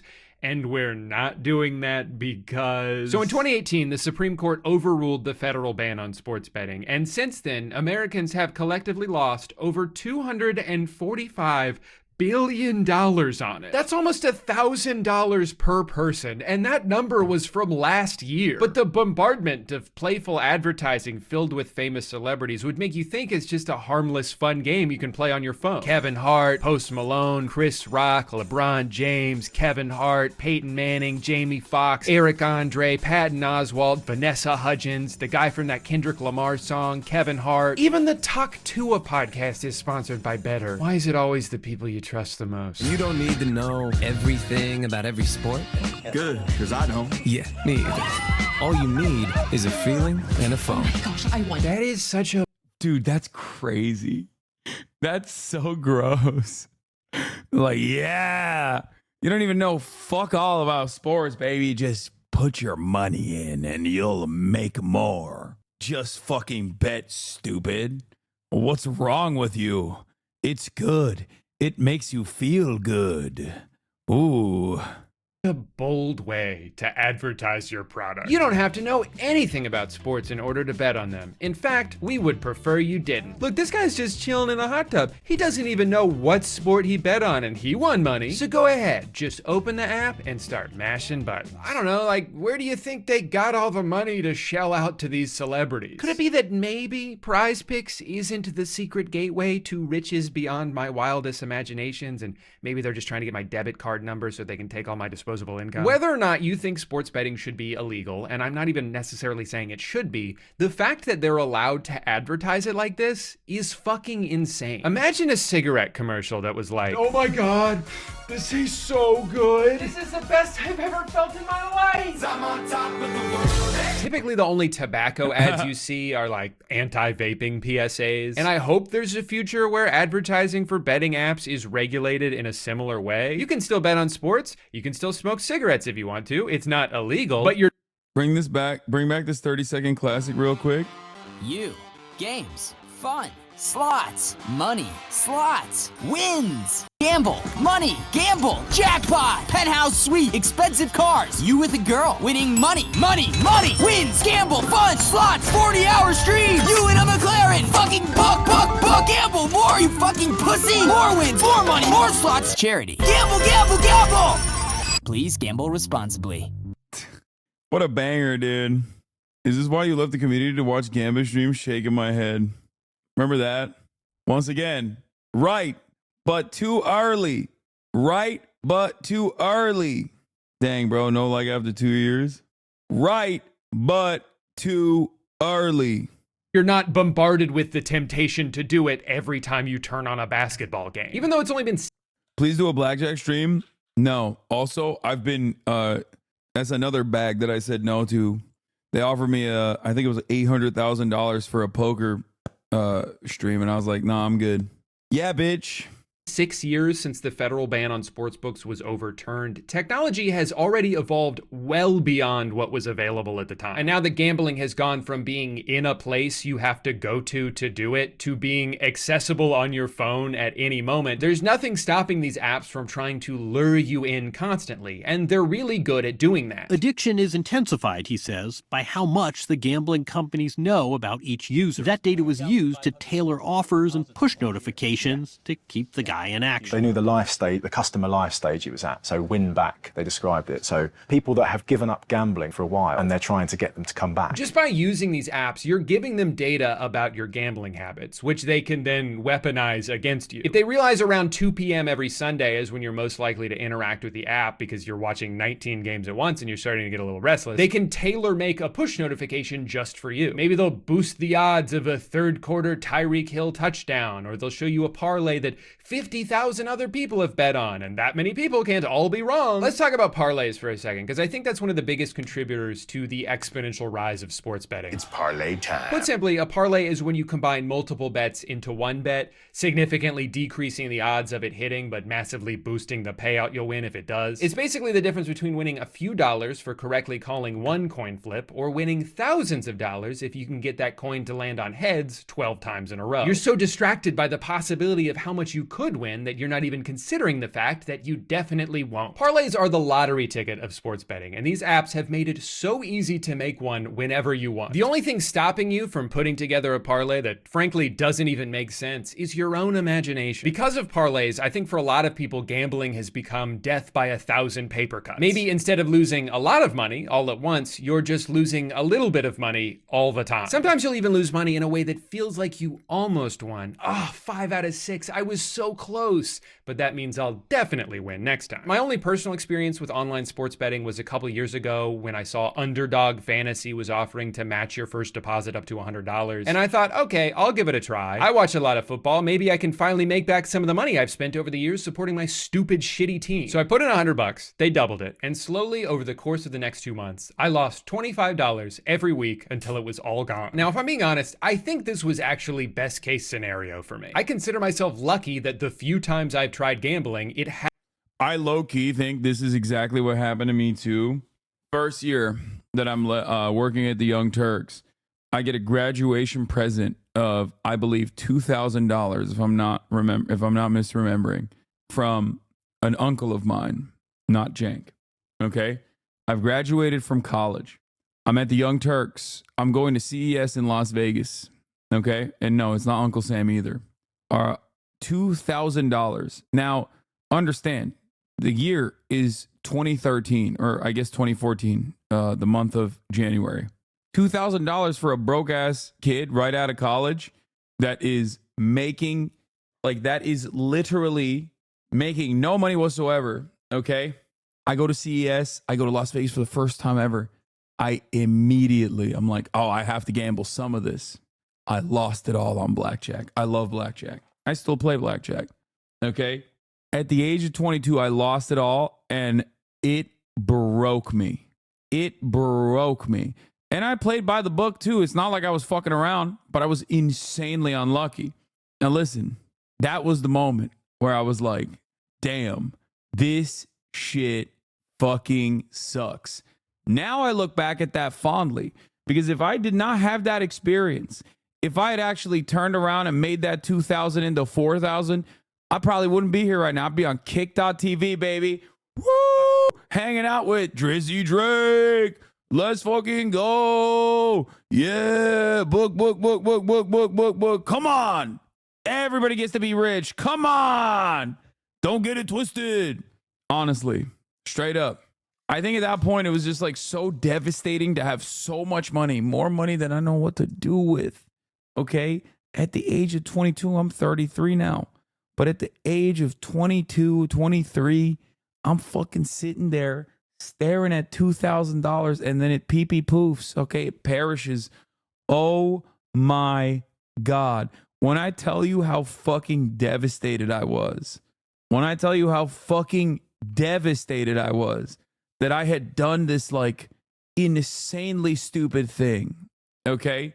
Now I'm talking about not taking on $800,000 for fucking playing poker for an hour. And I guess, you know, it's because I don't want you to also go down that fucking round and potentially go in the opposite direction. Oh my God. Was your uncle mad at you, Lamau? I never told him. Are you kidding me? I never told anybody. The shame I felt in that moment is insurmountable. It's impossible to describe. And it wasn't like on one bed. It was over the course of like the entire weekend. Hasn't gone well for me because I have no positive association with it. In the same way that I have no desire to smoke cigarettes because the first time I did, I smoked 2 back-to-back for some reason. Hasn't gone well for me because I have no positive association with it. In the same way that I have no desire to smoke cigarettes because the first time I did, I smoked 2 back-to-back for some reason and was nauseous the rest of the night. I have no desire to gamble because I've only ever lost money doing it. So even though Underdog managed to get $100 out of me, I actually think they would have preferred if I won a little bit first. When betting apps give out these kind of introductory offers, it's not just so they can get a bunch of free money, although that's definitely part of it. They're trying to create a customer for life. Bet $5 and get $150 in bonus bets. $5 get $200 back. $250 up to $500. Up to $2,000. Online sportsbooks know that the best way to get people addicted to their product is to make that first big win as easy as possible. So for the record, the giveaways are not so that they can like, you know, bring in active users. Casinos don't actually make money off of serial gamblers who spend $25 here and there. That stuff is good. But the way casinos actually make money is off of whales. Okay? And you can become a whale by just being rich and not giving a shit and, you know, not giving a shit about like losing $250,000 over a weekend or whatever. Or you can become a whale by losing everything. Okay? Basically not having $250,000 and losing it regardless. So that's how casinos actually make their money. And what they're doing with the $100 giveaway is to basically see, because everyone has some nascent gambling addiction, like addictive attitudes, right? They're trying to figure out who is the gambling addict. And they're trying to basically cast as wide a net as possible to just create new lifelong gambling addicts. they'll lure you in with an offer that seems too good to be true because all of that is pennies compared to what they're raking in from the people who are hooked. They give you free money to start with. They'll let you try again if your first bet doesn't work. They'll let you throw in one leg of a parlay that has essentially a 100% chance of hitting. They are desperate to make sure you have a good time. They want every time you see that app icon on your phone to think about the rush you felt when you turned $5 into $100. This is also very important. The way the gambling addiction works is not actually about winning money necessarily. That's a good way to draw you in originally. But the dopamine hit you get is actually from the moment of like finding out whether you won or you lost. That's what it is. So you still have that dopamine receptor tickled every time you lose, because it's not about winning or losing. It's the high that you reach at the point of anticipation. It's the buildup and the revelation. That is what gambling addiction is all about.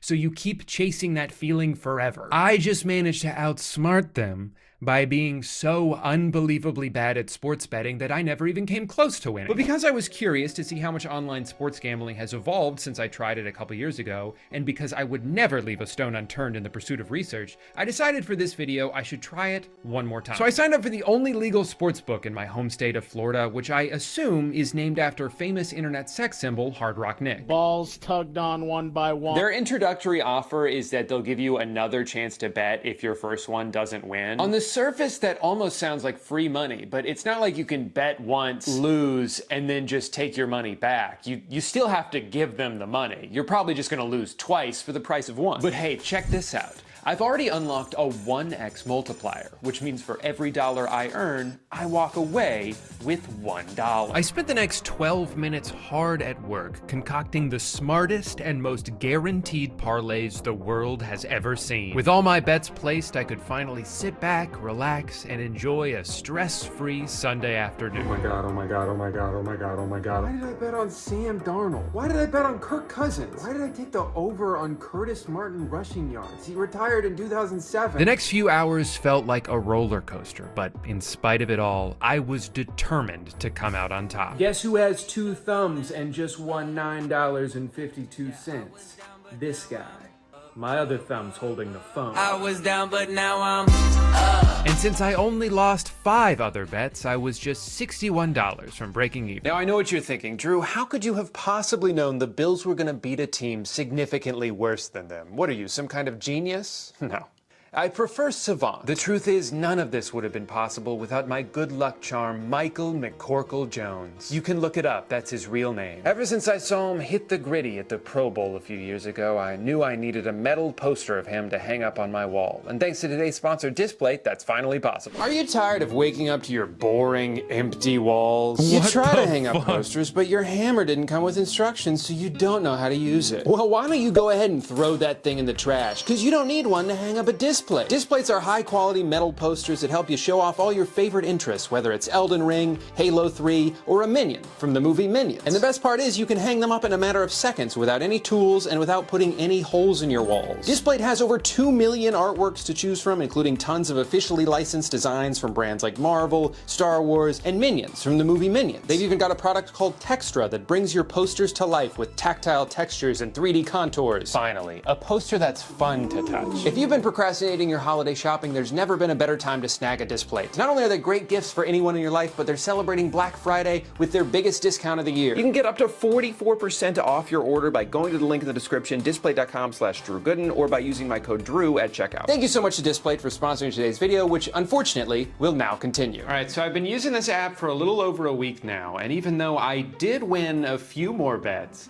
all I've really managed to do is turn my initial $100 into zero. It's all gone. I think they know they're on the verge of losing me for good because they're really ramping up the notifications. Most days I'm getting at least one every hour. They even offered me another second chance bet, this time up to $500. They are so confident based on everything I've shown them so far that it seems they're willing to give me any amount of money because it doesn't matter, I'm just going to lose it all anyway. Even in my very limited time using this app, I can already see the traps they're setting for me, and I am falling for them. For some reason, I've done multiple parlays that are contingent upon something happening at the beginning of a game. They offer a bunch of bets that are based on first quarter stats, and I realized firsthand why they do this. Because that one leg can cook your entire parlay immediately. But at that point, you've already committed to betting on this game, and there's so much more game to bet on. So you do. And before you know it, you're betting on Keyshawn George to make 5 threes? Why did I do that?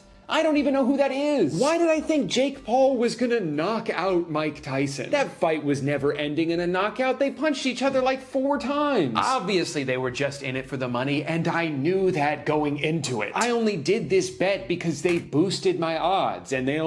I think it's also actually crazy that you can bet on stuff like the Jake Paul Mike Tyson fight, which I think is like, you know, it's cooked already from the start. Like that was a scam to begin with. The problem is, like, we gamble on Twitch on dumbass bullshit that happens on the stream.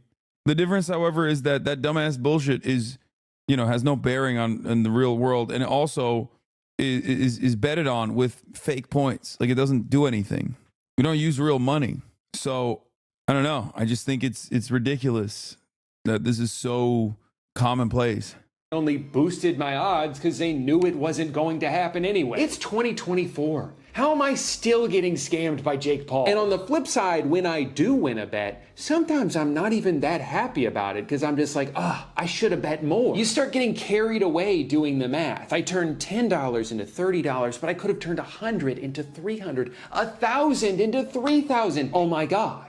It's infinite money. And I think that's one of the most dangerous things about gambling is that sometimes it works. It's a hobby that technically could go well for you if you get very lucky and quit at the exact right time, which you won't, and the casinos are banking on the fact that you won't. Problem gamblers aren't just chasing a feeling, they're chasing this idea that maybe they'll win the lottery. A lot of gamblers can recognize that they have a problem, but see the problem as the way out of the problem. I think the feeling at the time was, if you can just get lucky here somewhere, then potentially there's a way of making this all go away. I suppose the flip side to that as well, Aaron, is it was enabling me to just gamble as much as I wanted as well. If I just have one good day, I can win it all back. Yes, I've dug this huge hole for myself, but if I just keep digging, I might be able to find that diamond I've been desperately searching for. But the sad reality is, even if you find the diamond, you're just gonna feel so good doing it that you'll probably dive right back into the mines looking for another one. The truth is, if I'd have had that big win,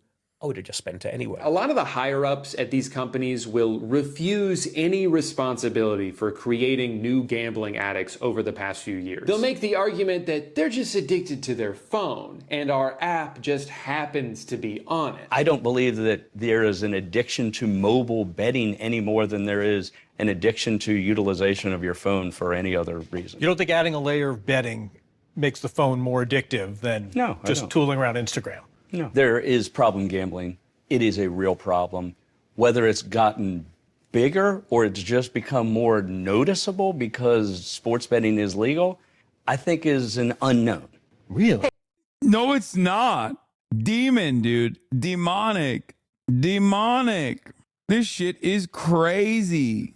Hey, they'd be gambling anyway, whether it's on our app that sends 30 push notifications a day and is linked to their bank account, or only available in a state on the other side of the country, is totally irrelevant. And while there are obviously some people for whom that is true, you cannot deny the fact that making it so goddamn easy to bet anything at any time is leading to more people gambling who wouldn't have otherwise. You're dangling a piece of candy inches away from people's faces and then saying, hey, it's not our fault they grabbed it. They still would have grabbed it even if it was 2,000 miles away. Since this is all still relatively new in the US, maybe we'll see more legislation in the future to combat this avalanche. In some countries, they no longer allow celebrities to appear in sportsbook ads, or they've banned the ads from appearing during sporting events altogether. America is still in this Wild West infancy where all these apps are just scrambling to find a way onto your phone before regulations start kicking in. But maybe in the future? Nah, I'm gonna be honest, it's hard to imagine that happening. I think it's too late to put the toothpaste back in the tube. The leagues are making too much money off it already. Of course they want to shove betting apps down everyone's throats. It gives people more of a reason to watch the games, especially bad ones. While most people would... I'm not gonna lie, Democrats weren't gonna regulate this shit either, brother. The point is, this is like, this is the worst part, okay?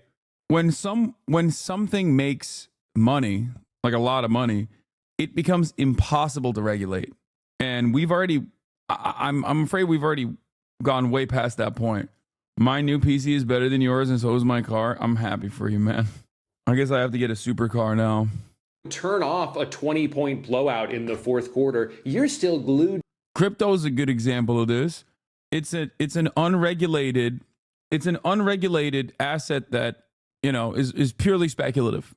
Okay, the unregulated security, and it doesn't matter because now that it has like enough backing, now that it has enough rich people that are tapped into it and invested in its success, now they can just go and change the laws in a way that benefits these people.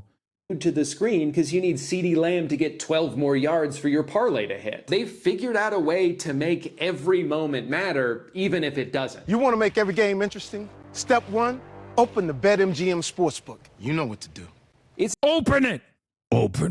It's not just sports, though. pee. It seems like these days you can gamble on absolutely anything. You can bet on celebrity breakups. You can bet on which White Lotus character will return in season 3. You can bet on the presidential election. And oh my God, so many people did. Hundreds of millions of dollars were tied up in political bets this year. And if that's not indicative of a nationwide gambling epidemic, I don't know what is. But I'll admit, I'm a little conflicted about this. Because on one hand, gamifying every aspect of our lives only gives more power to those with influence. It creates a financial incentive for spreading deliberate misinformation. It can make you question the motive behind everything you see and hear.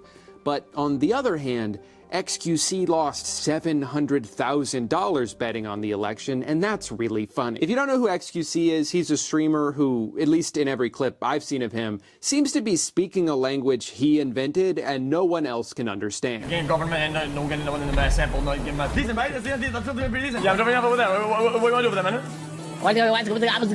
also one of the many streamers who've massively increased their wealth over the past few years by taking sponsorships from offshore crypto-based online casinos, helping them and the website they stream it on explode in popularity. At almost any point of any day, you can go to the slots tab on kick.com and see someone who is zonked out of their mind, eyes bloodshot red, 12 hours into non-stop slot spins, desperately trying to win back all the money. Oh my god.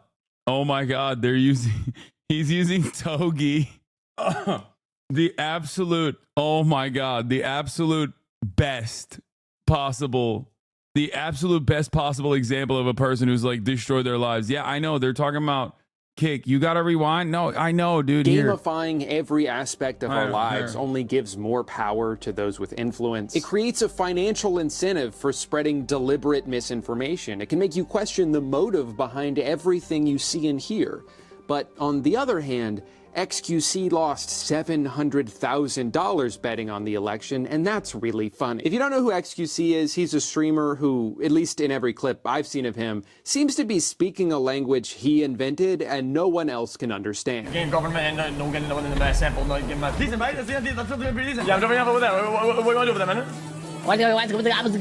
also one of the many streamers who've massively increased their wealth over the past few years by taking sponsorships from offshore crypto-based online casinos, helping them and the website they stream. Yeah, I gave up. I don't know how to translate that one.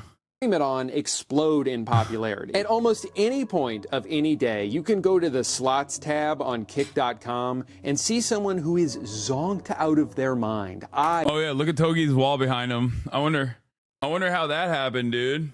XQC's Canadian Boomhauser. I mean, it makes sense. He is from Level. Oh, Jesus Christ. My juicer. Do you think these slots are worse than the sports gambling stuff? I don't like sports gambling either, but yes, the slots are demonstrably worse than the sports gambling stuff.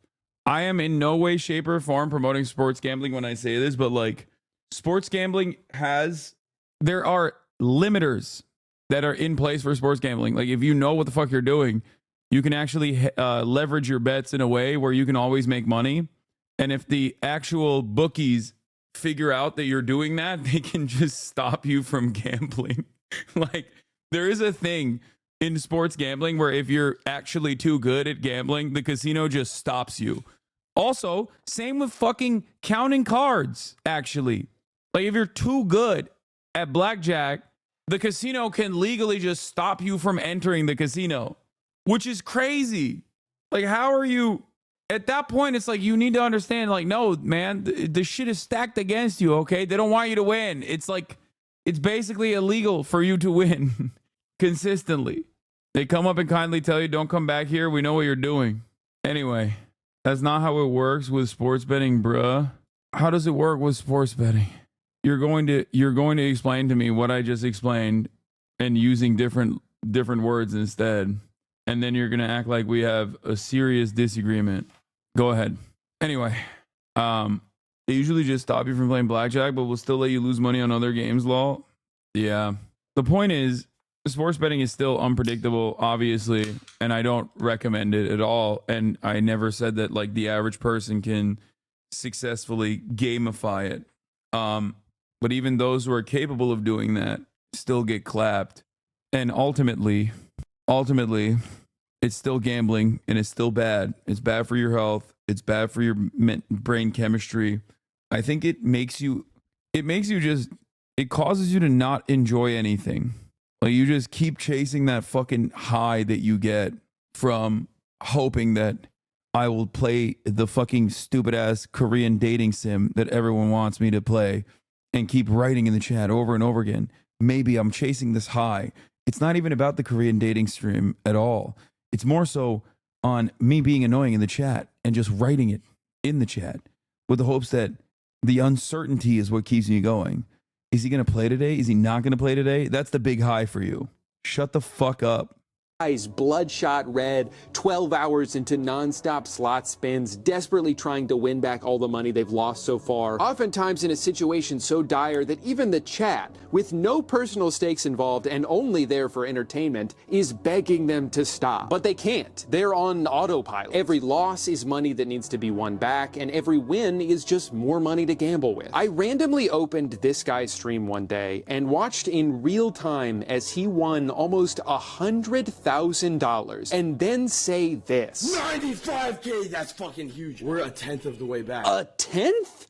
This dude was down $1 million on Big Bass Bash? Now, to most people watching, it's pretty easy to say, hey man, you should probably quit while you're ahead. No, 100,000 isn't $1 million, but it's a lot more than zero. The problem is someone in this state of mind isn't capable of seeing it that way. He's not even in Thursday afternoon with the rest of us. He's still on the tail end of Wednesday night. So the rational part of his brain, too subdued to muster anything more than a mumble, asks his chat if he should end it there. Who's that guy? It's Togi. He's the number one steroid influencer for the youth. Gotten many a youthful minds deeply and helplessly addicted. 80 IQ. He's very funny, but he's also a fucking massive degen. We up the better leave. They all scream, of course you should, but it falls on deaf ears. He's yet to stop spamming spins for even a second. This man is no longer in control of his actions. He's a zombie, relegated to the passenger seat of his own mind as it careens towards the conclusion everyone watching knows is inevitable. But there's nothing he can do to stop the momentum. I have to quit. At a certain point, I have to give up. At a certain point, I gotta give up. Oh my god. At a certain point, I gotta give up. Dude, that dog demolished the balance. Oh my god. That's crazy. Lost over $1 million today. There's nothing in there. All he can do now is sit in the reality of what just happened. Dude. Come to terms with the fact that despite his and everyone else's better judgment, he got doghoused. Doghouse is what did it. Dude, doghouse is what defeated me. I got doghouse. I got a full doghouse. Full doghouse, dude. Full doghouse. Full fucking doghouse, dude. Dude. I got Kino, listen. Cinema. Okay? I'm sorry. It's perfect. It's perfect. Doghouse. Did I just watch this guy ruin his life? I don't know, actually. The thing is, it's hard to take streams like this at face value. There's a very well-documented history of streamers on Kick high-stakes gambling with money that was given to them by the website they're playing on. So not only are the stakes not high, but it's technically not even gambling. It's just promotion. The entire goal of these streams is just to make the people watch. Wasn't there like a lot of drama surrounding this? I think like even Train was accusing the website of like changing the not only giving money to certain gamblers, certain gambling streamers, but also like changing the outcome of the gamble itself to get like these massive fucking wins. Juicing the juicer. Charlie Kirk is a legend for that. Who are we watching? Someone in the chat said Charlie Kirk is a legend. Yeah, they just hate Trumpo. Trump's a cunt. Charlie Kirk has been owned so many times on all those sit downs. Trump's fucked, and he's just gonna blame cheating. I'd rather dead ass vote for Biden senile ass over Kamala. Bro, stop talking about Trump. Stick to your specialty of black cocks. I'm not gonna lie, dude. I shelter you so much from how fucking awful, how insanely awful the rest of the online space is. Like if your only interaction revolves around just like being here with like the streaming space, you have a very, very different understanding of how this shit looks. Watching them think they too can go win life-changing money on asscoin.com. So maybe this is all bullshit. Maybe the only real thing about these streams are the holes he punched into the wall behind him. Maybe he'll miraculously be back in a couple days with— That's why you should think twice before shitting on the mods. with a suspiciously large balance after seeming to lose everything. But clips like this are just the flip side of an online ecosystem currently doing everything it can to convince impressionable teenagers scrolling through TikTok and YouTube shorts that gambling is awesome actually, and you gotta start doing it. Yes, yes, yes, yes, yes. Oh my god, oh my god, oh my god, oh my god. Bang, bang, bang, bang, bang.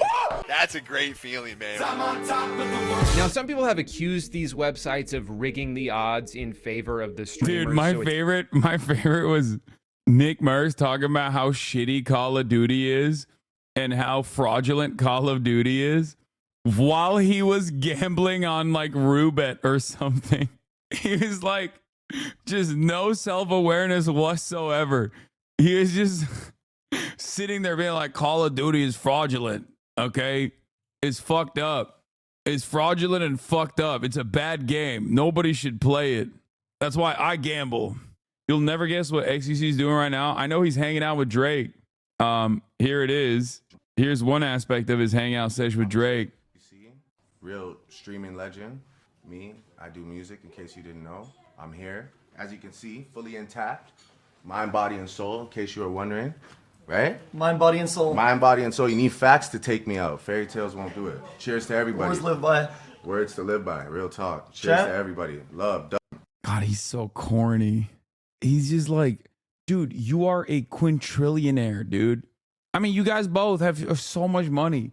It just doesn't make sense why you would literally, on top of the fucking piles of gold that you have, you're like working at the behest of a crypto casino.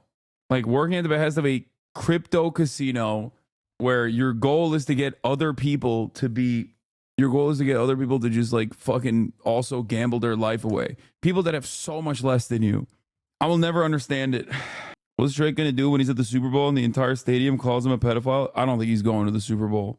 This explains XQC's behavior. Wait, this is the Laval flag for real? That's kind of cool though. I mean, it's weird, but unexpectedly cool.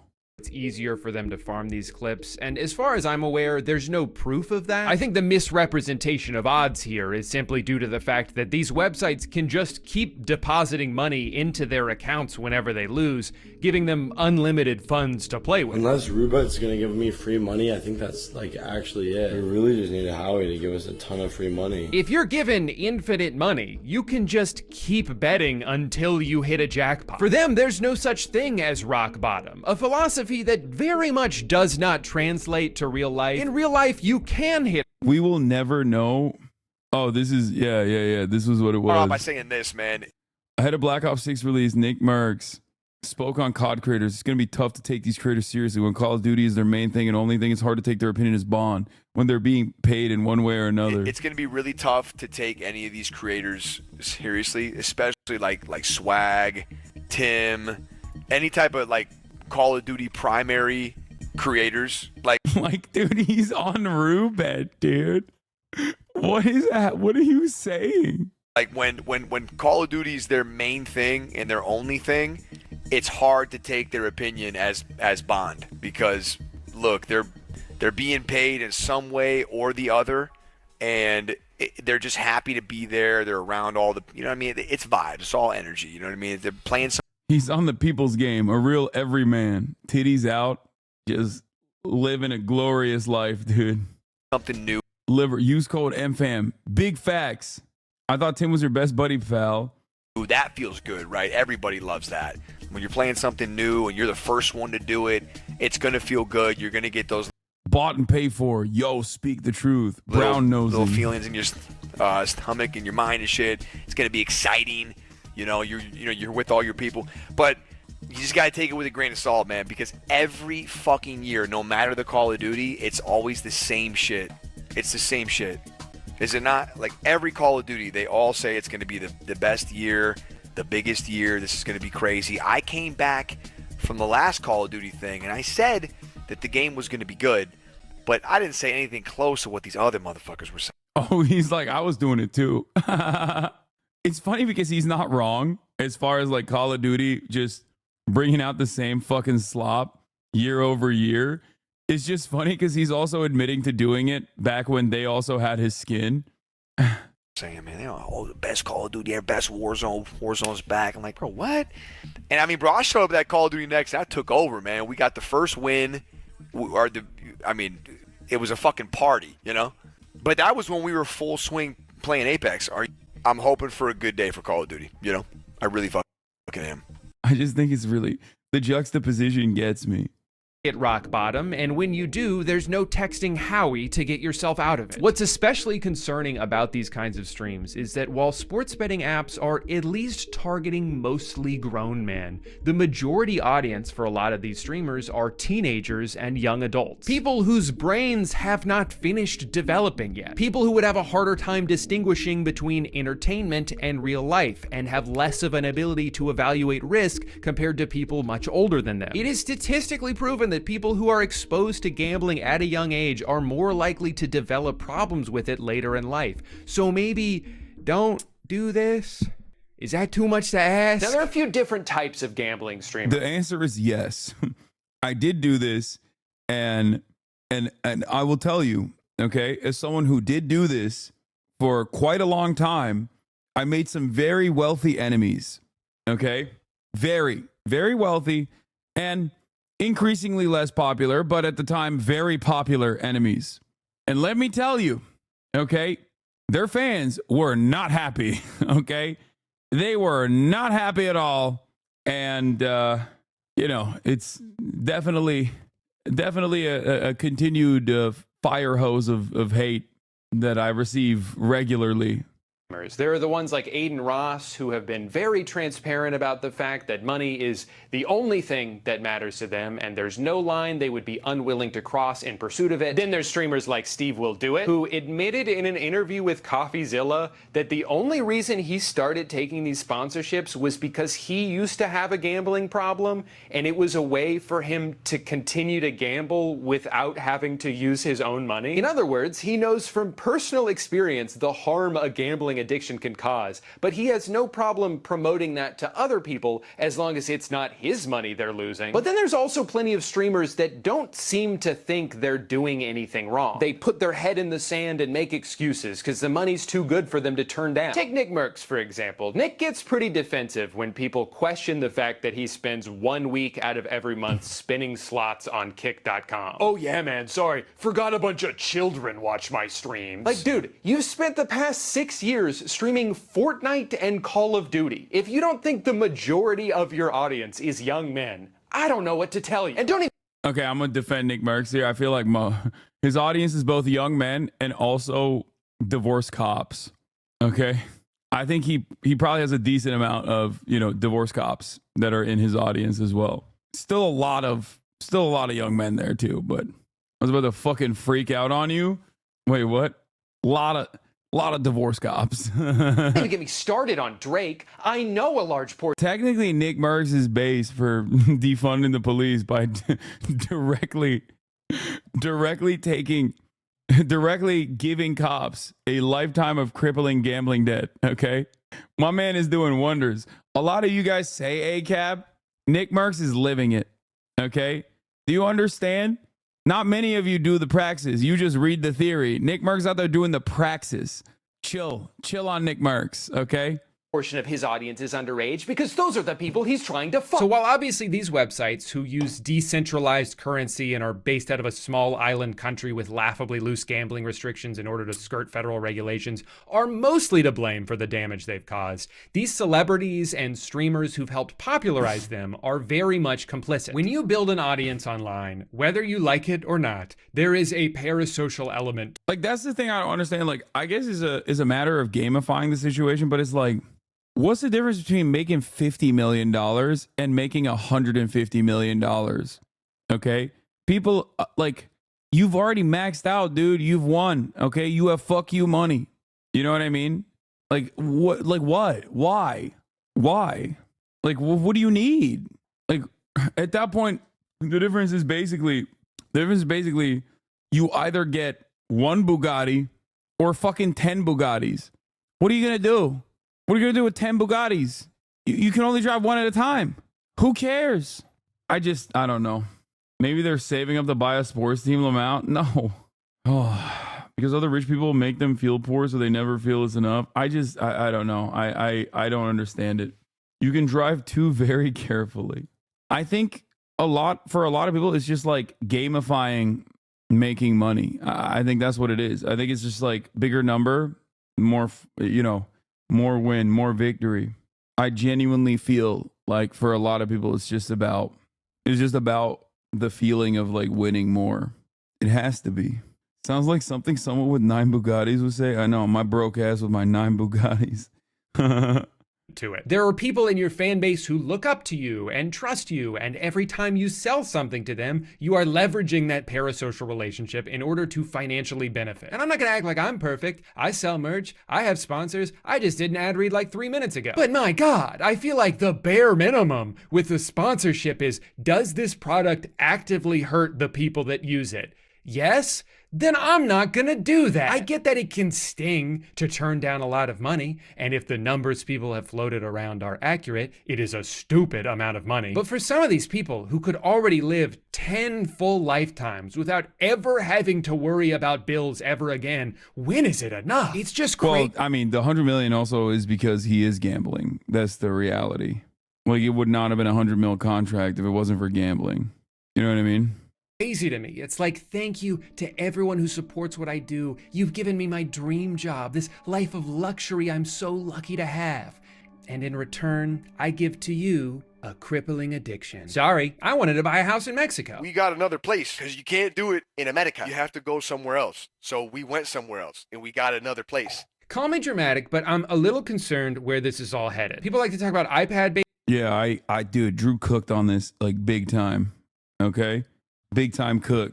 Babies who are burning all their dopamine receptors before they even reach preschool. But what is a slot machine if not just a giant iPad? Scientifically engineered to be as mesmerizing as possible so you don't even realize what you're letting it take from you. $1,000 in fast spins at $50 a spin. Look at that, $194,000 grand. That thing is due.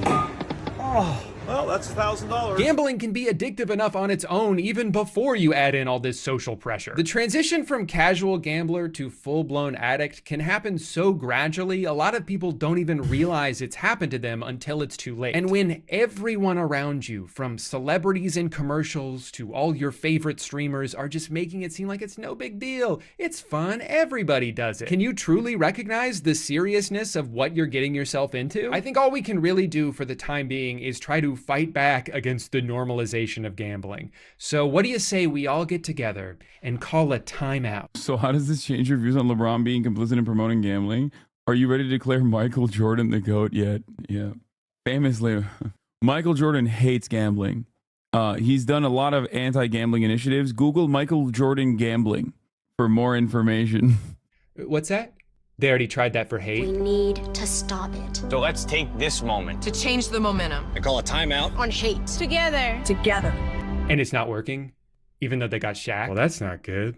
That was kind of the only idea I had. Gambling is not new. For as long as there's been man, there's been the primal desire to bet it all on red. But what is new is the way technology has evolved to prey on these urges in the most efficient and targeted ways possible. Using AI to send push notifications at the precise moment they know they're most likely to be open. Using a constantly evolving algorithm to offer bets that are so time sensitive you have to commit to it before you even have a chance to think about it. These apps didn't invent gambling addiction, they've just made it more accessible. You combine all of that with a system in which most people aren't paid nearly enough money for the amount of work that they do and might see gambling as one of the only ways out of that situation, only to end up exacerbating their problems, and you end up with the unmitigated economic disaster we're in now. Forgive me for using the C word, but we've stumbled into this stage of capitalism where every dollar must be profited by any means necessary, and foregoing any chance to do so would simply be seen as a missed opportunity. Advertisements in between the game? Not enough. Now they're a part of the game. A mini fridge in the hotel that I can store my leftovers in? No, we should be filling every square inch of that thing with $12 Coke cans that'll automatically charge your credit card even if you're just moving one out of the way. A YouTube outro that's just a few seconds of peaceful music and no call to action? You wish, bozo. Please go listen to the song I made with my friend Sam. I wrote the guitar for it and I think it's pretty good. Thanks for watching. What a great video. Holy shit. No notes. Oh, like I said, I am a person who enjoys the act of gambling. Okay. I do.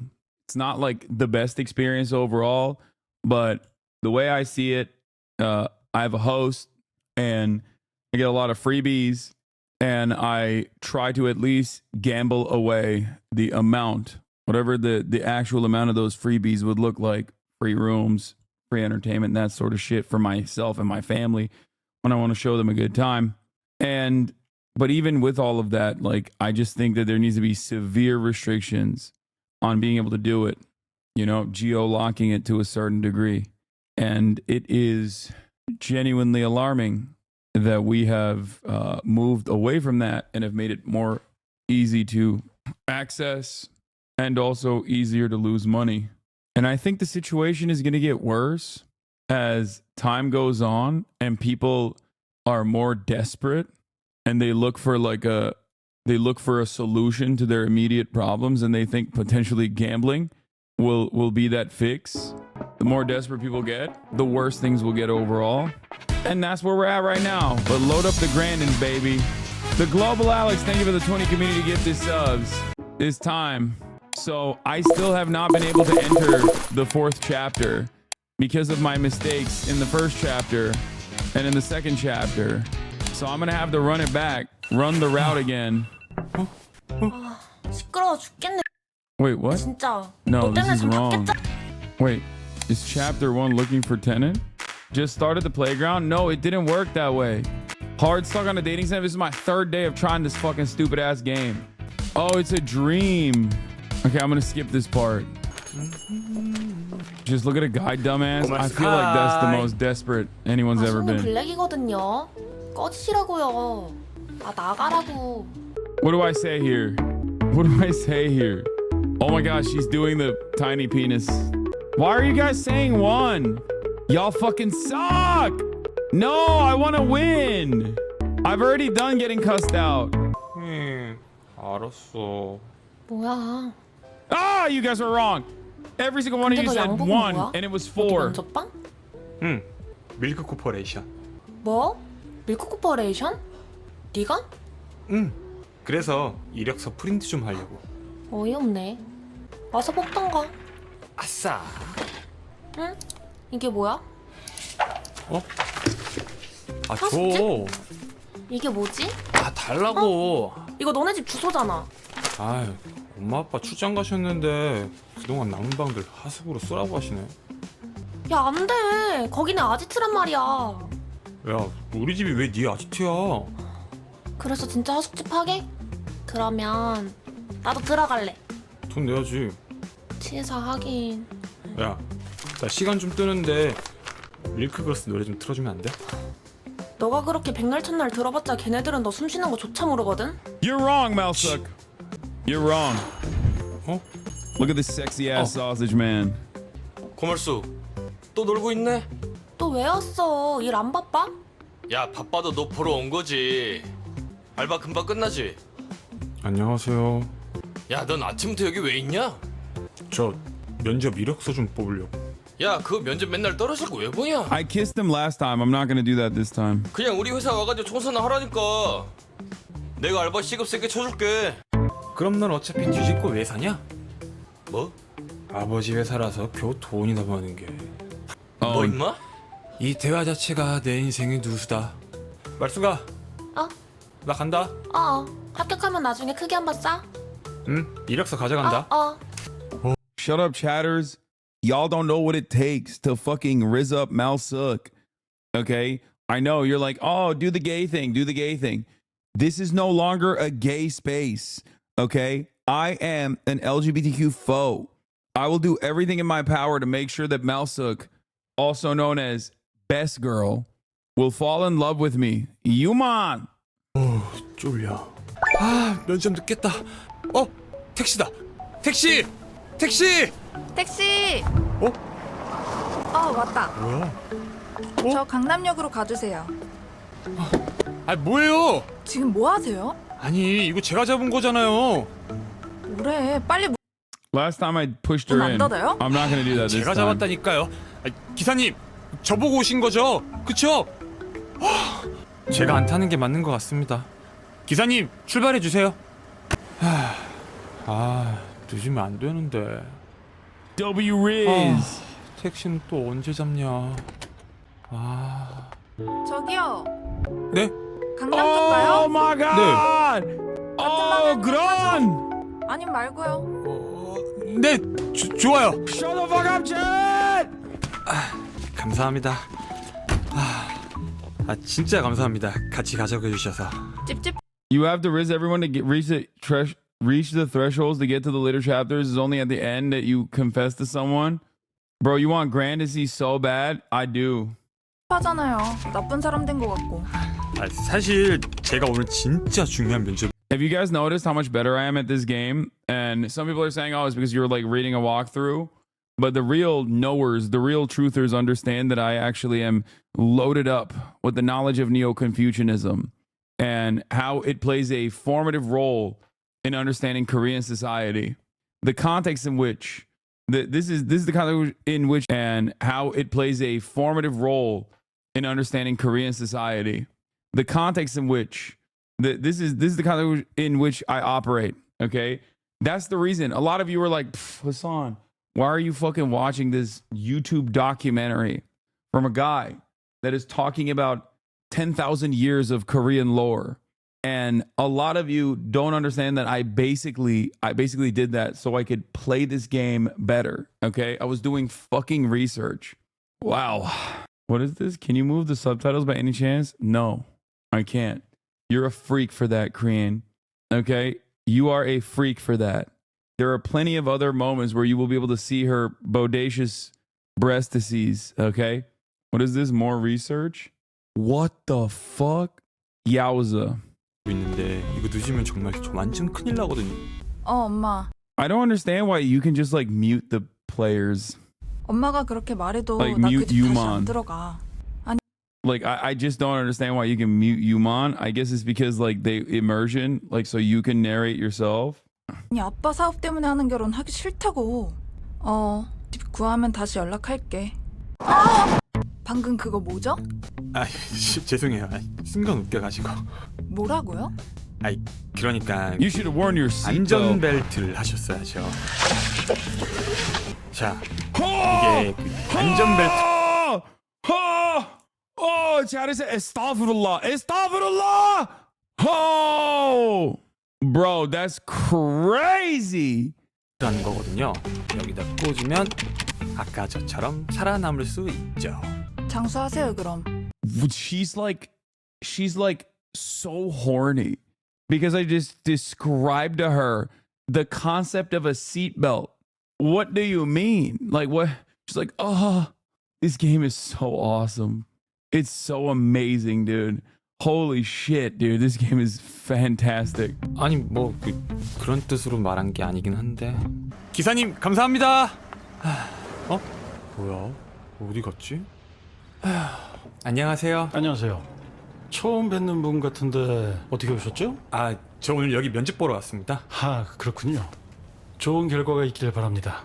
네, 감사합니다. Try the Chinese ones after. Do they ever have sekkusu? Chat, do they ever have sekkusu in any of this? No? 그럼! 면접 시작할까요? 자기소개부터 해주세요. 네, 밀크 코퍼레이션의 밝은 미래 내가 이끌어가겠다. 안녕하세요. 전략팀에 지원한 우유만입니다. 이끄는 건 저희가 할 테니까 잘 따라오긴 하셨으면 좋겠네요. 네. There's a secret ending? 그럼 질문을 드릴게요. 달리기를 하는 3명이 있습니다. 그때 결승선 앞에서 Wait, someone said Ray gave up. By the way, Ray gave up on this after 45 minutes because there was too much reading. That's crazy. She ain't about this lifestyle. This is my 3rd time restarting this fucking game, by the way, in the past 4 days. 3등이 2등을 제쳤다면 과연 그 3등은 몇 등을 했을까요? Brother, I haven't even fucking answering it correctly gives Granny Cannons bonus points. I'm so fucking dumb. I was so dumb. I was just fucking around. I was fucking around for no reason, bro. Okay, listen. I do not know a single line of dialogue in this. I didn't even know that they were speaking. Okay? Do you understand me? I'm so dialed in. I'm not even comprehending language or words that are on screen. Do you understand? I didn't even know that there was reading associated with this game. I for me, it's just like I am so worried about this lanyard. I'm so worried that the Grand Canyon might actually end up losing this lanyard at some point. I'm glad that she's taking extra care of the lanyard. She got the grippers. 100을 반으로 나누고 또 2분의 1로 나누면 어떻게 될까요? Should I give the right answer? You be saying 100. I go with 100. 답은 100입니다. Why does she like it? 그럼 오늘 면접은 Why does she 여기까지 like 할게요. it? 수고했어요, 다들. 아, 네. Gran likes it when you answer wrong? I don't understand. Or wait, was the answer right? The 100 answer was right? Oh, he said divide by half, which is times 2. I thought it just said half it. I'm so dumb. Bro, I can't read for shit. Oh my God. Oh my God. In my mind, I'm not even paying attention. I can't pay attention to nothing, dog. 수고했습니다. 엉망이네. 네? 이딴 스펙으로 잘도 들어올 생각을 했네요. 면접자 제대로 안 걸을 거예요? 죄송합니다. 됐고 그냥 이 사람으로 뽑고 자리 마련해 주세요. Trying to answer using chat fucked you once again and look like a dweeb? 내일부터 출근하세요. What do you mean, dummy? She liked it. Didn't you see the hearts? She literally 그래도 fucking liked it. Okay, I'm skipping this shit. She literally liked it, dude. She wants steak. Should I lie? Gangnam Central Park. Mommy says don't even think about going up the third floor. 와, 대박이다. Text Grand for secret ending. There is no Grand texting right now. Oh, I can't fuck this up. I can't fuck this up. Guys, it's Ming Ming. 토마토? 아이디 올리밀크님? 아, 네, 맞아요. 이름이 우유만이라. 여기 사인 CD요. 와, 감사합니다. 아, 이거 가지고 있는 사람 진짜 많지 않은데. 아, 여기 돈이요. 네. 와, 드디어 얻었다. 대박 밍밍 사인. 저기요. 네? 근데 얘네가 그렇게 좋아요? 밀크걸스요? 그럼요. 제 인생의 덕질은 밀크걸스뿐이거든요. Serendipity. Drop your pants. 밀크걸스 밍밍. 한테는 이거 사인 언제 받으신 거예요? 아, 좀 됐어요. 아, 그러시구나. 아무튼 앨범 감사합니다. 안녕히 가세요. 와, 대박. 밍밍 닮은 팬한테 사인 CD 받았다. 와, 대박이다. 와. Chad, I'm trying to max out. I'm not gonna drop pants. Shut up. I'm trying to fucking max out on the love points. Okay, calm down. 후후, 밀크걸스. 와, 올해 운 다 썼다. 무슨 소리가 났는데? Any Ming Ming stands are weird and predatory. She acts like a child. Okay, calm down. You need to learn from Duke Dennis. I'm going left alley.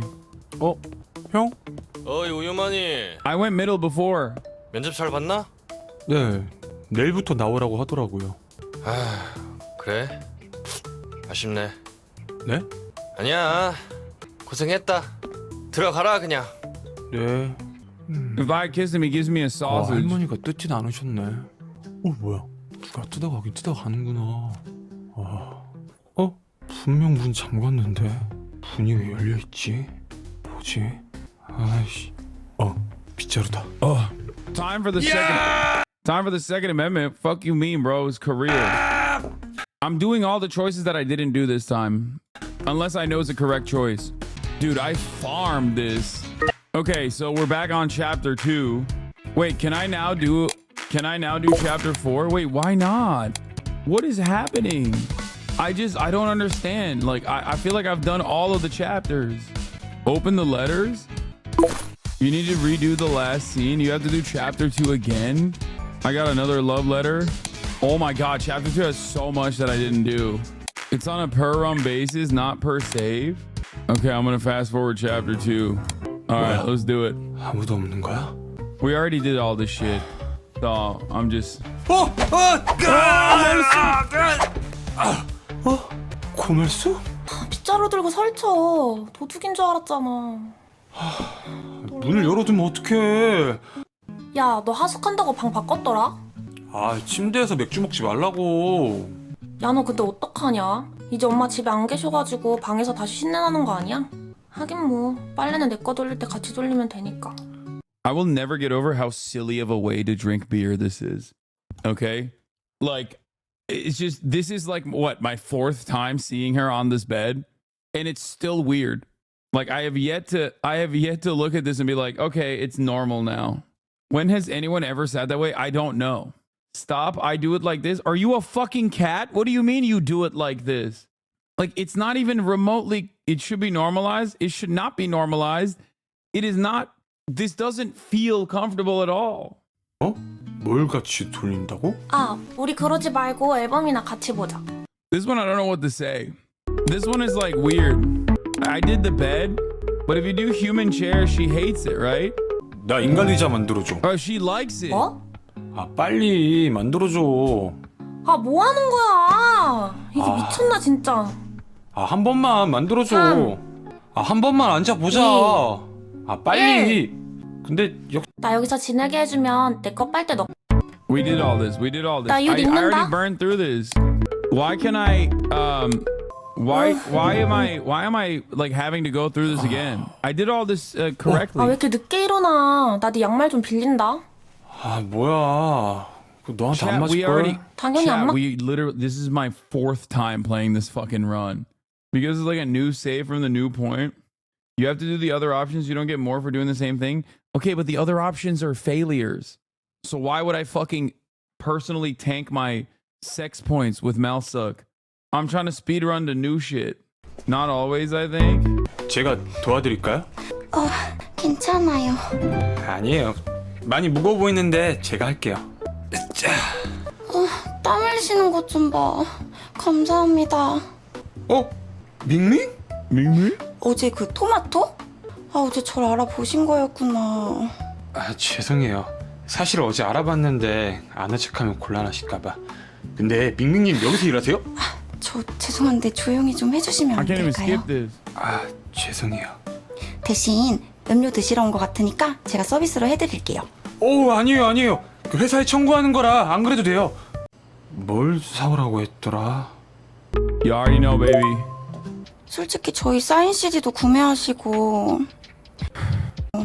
없어요. 아무튼 오늘 저 보신 거 비밀로. Yes, I can keep today a secret. Don't worry. All right, time to bring it back. 부장님, 안녕하십니까? I'm 안녕하세요. doing all this. 안녕하세요. 저 음료수 좀 드시면서 하세요. 응? 스타킹이. Grant isn't even logged onto her PC. 과장님. 왜요? Fishnets time. 과장님, No, I'm not gonna do fishnets. I'm gonna do black stocking again. I'm not skipping this part. Don't worry. 뭐야? 아씨, 이따 발표했는데. 우유만 씨, 가서 스타킹 좀 사와요. She fucking loves me, dude. Oh my god, she loves me so much. 이따 미팅 때라도 갈아 신게 Oh my god, 스타킹 좀 she's in love 사오라고요. with me. 아, 네. 저 과장님이 말씀하신 스타킹 사왔는데요. 뭐 이렇게 많이 사왔어? 제가 스타킹을 잘 몰라서요. 줘봐요. I'm doing fishnets. God damn. 우유만 씨, 취향은 알겠는데 공과사는 구분하지. 그냥 검정 스타킹 내놔. Fuck you, chat. Fuck you. Okay, we fucked up. We gotta do. I can't do that.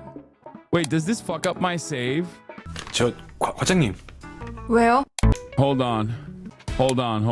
저 과장님. We just gotta see it. 중요한 발표 자리인데 너무 가벼워 보이잖아.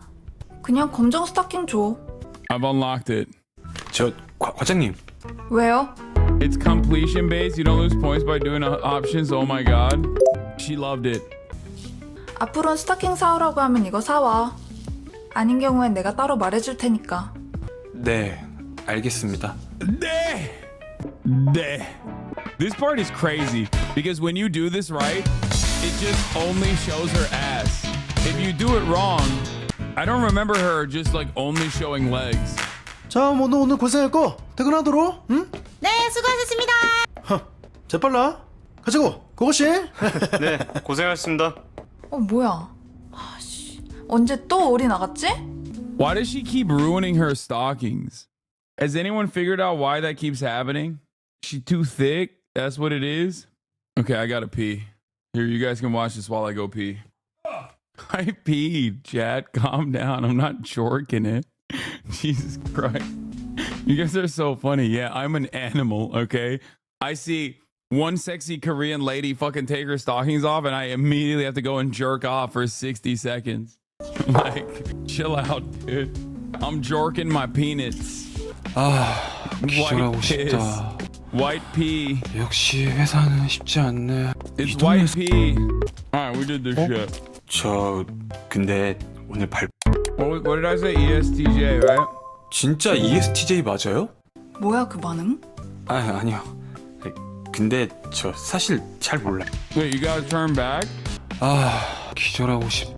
What does that do? 퇴근길에서까진 마주치고 싶진 않아.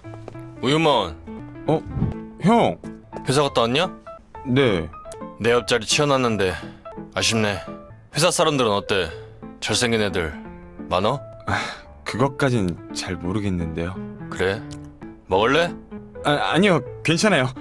형 들어가세요. 야, 소시지 너 주려고 사왔는데. 아씨. 야! That's homophobic. 밍밍님 동과장님? 뭐야? 우유만 씨도 여기 살아? 네, 여기가 제 집인데. 전 이거 보고 왔는데요. 네? Why can't I skip? 그게 이게 좀 오해가 있는 건데 원래는 그게 아니라 다른 거 들으려고 한 건데요. 아니 그래서 우유만 씨가 여기 하숙집 운영한다는 거야? 네, 맞는데요. 저 일단 Fuck you, 밍밍. 와, 피자 엄청 느끼한 게 당연한 거 아니야? 돼요. 근데 오늘 발표하는 거 진짜 멋있으셨어요. 뭐 그런 거 가지고 뭔가 ESTJ. 진짜 ESTJ 맞아요? 말도 안 돼요. 뭐야 그 반응? 아니요. 근데 저 사실 잘 몰라요. I'm sorry, chap. I'm being mean to Ming Ming because she calls herself a milk girl, but I think we can tell who the real milk maiden is, okay?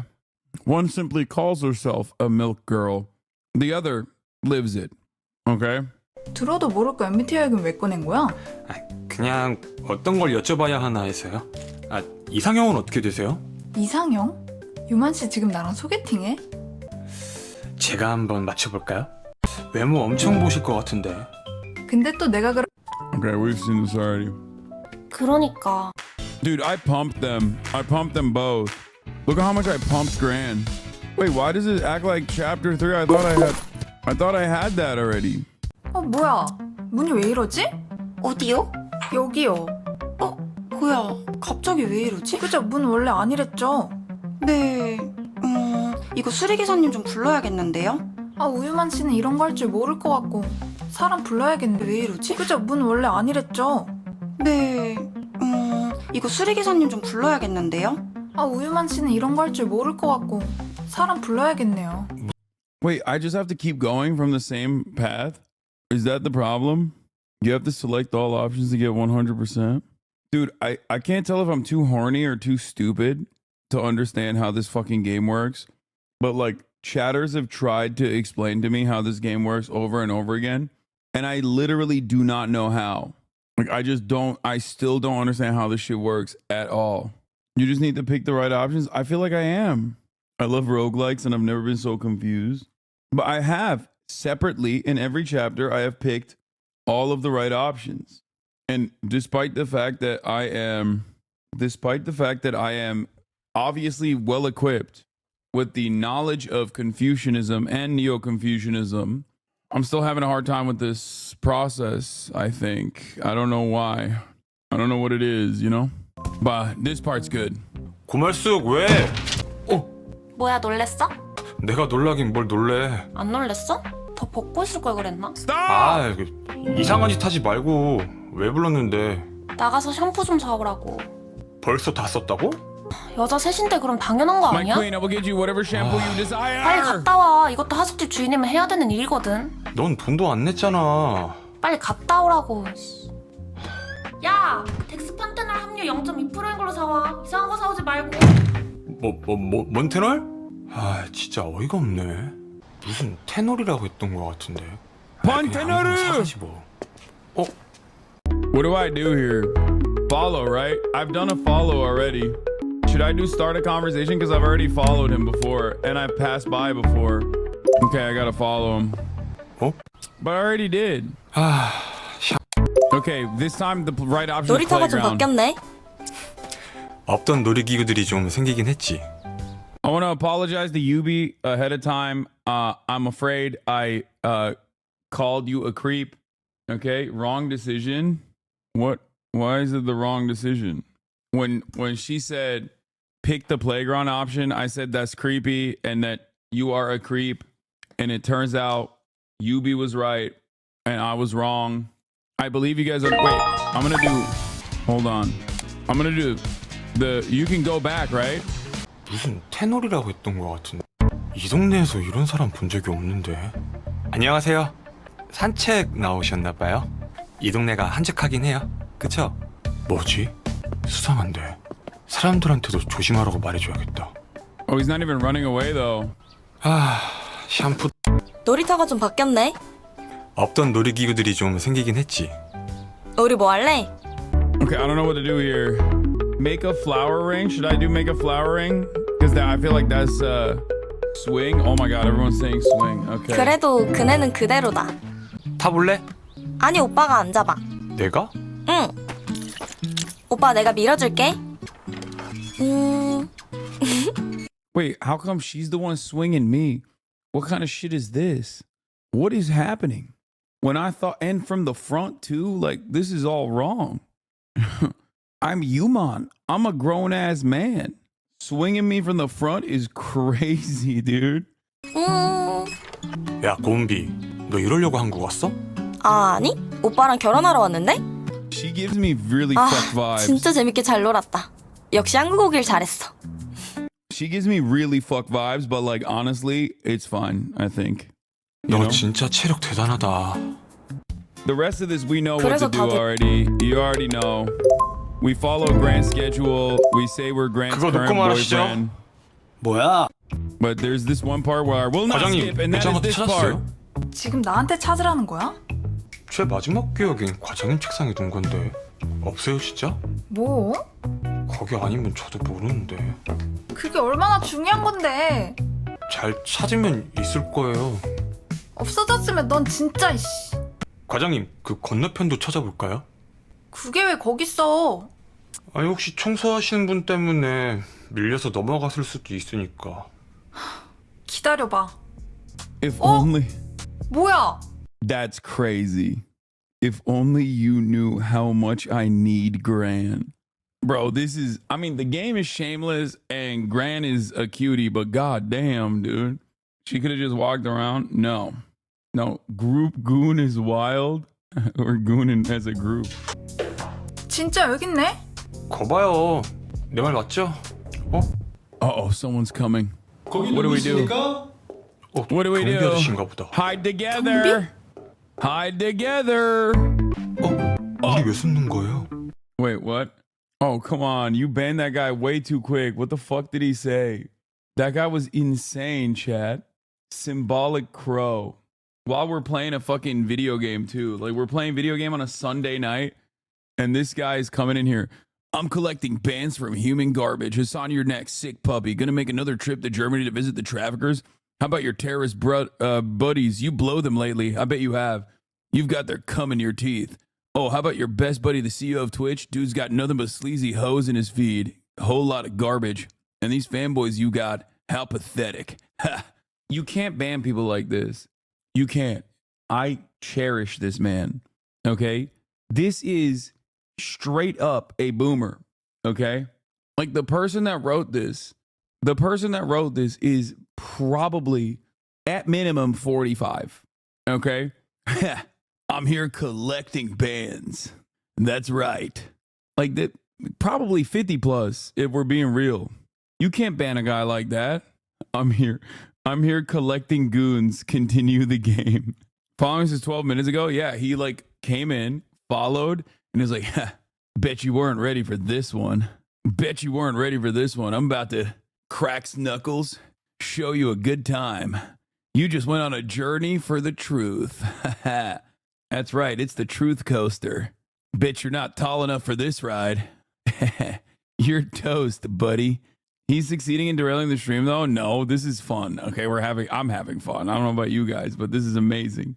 Listen here, bucko. My way or the highway, all right, pal? It's about time somebody showed you what's what. Bassem Youssef voted for this, said, please vote for me. I cannot lose this. Hassan's got a pretty big following. Maybe next year. Too much anime? I don't think this guy watches anime. Come on, Symbolic Crow, please respond. Please.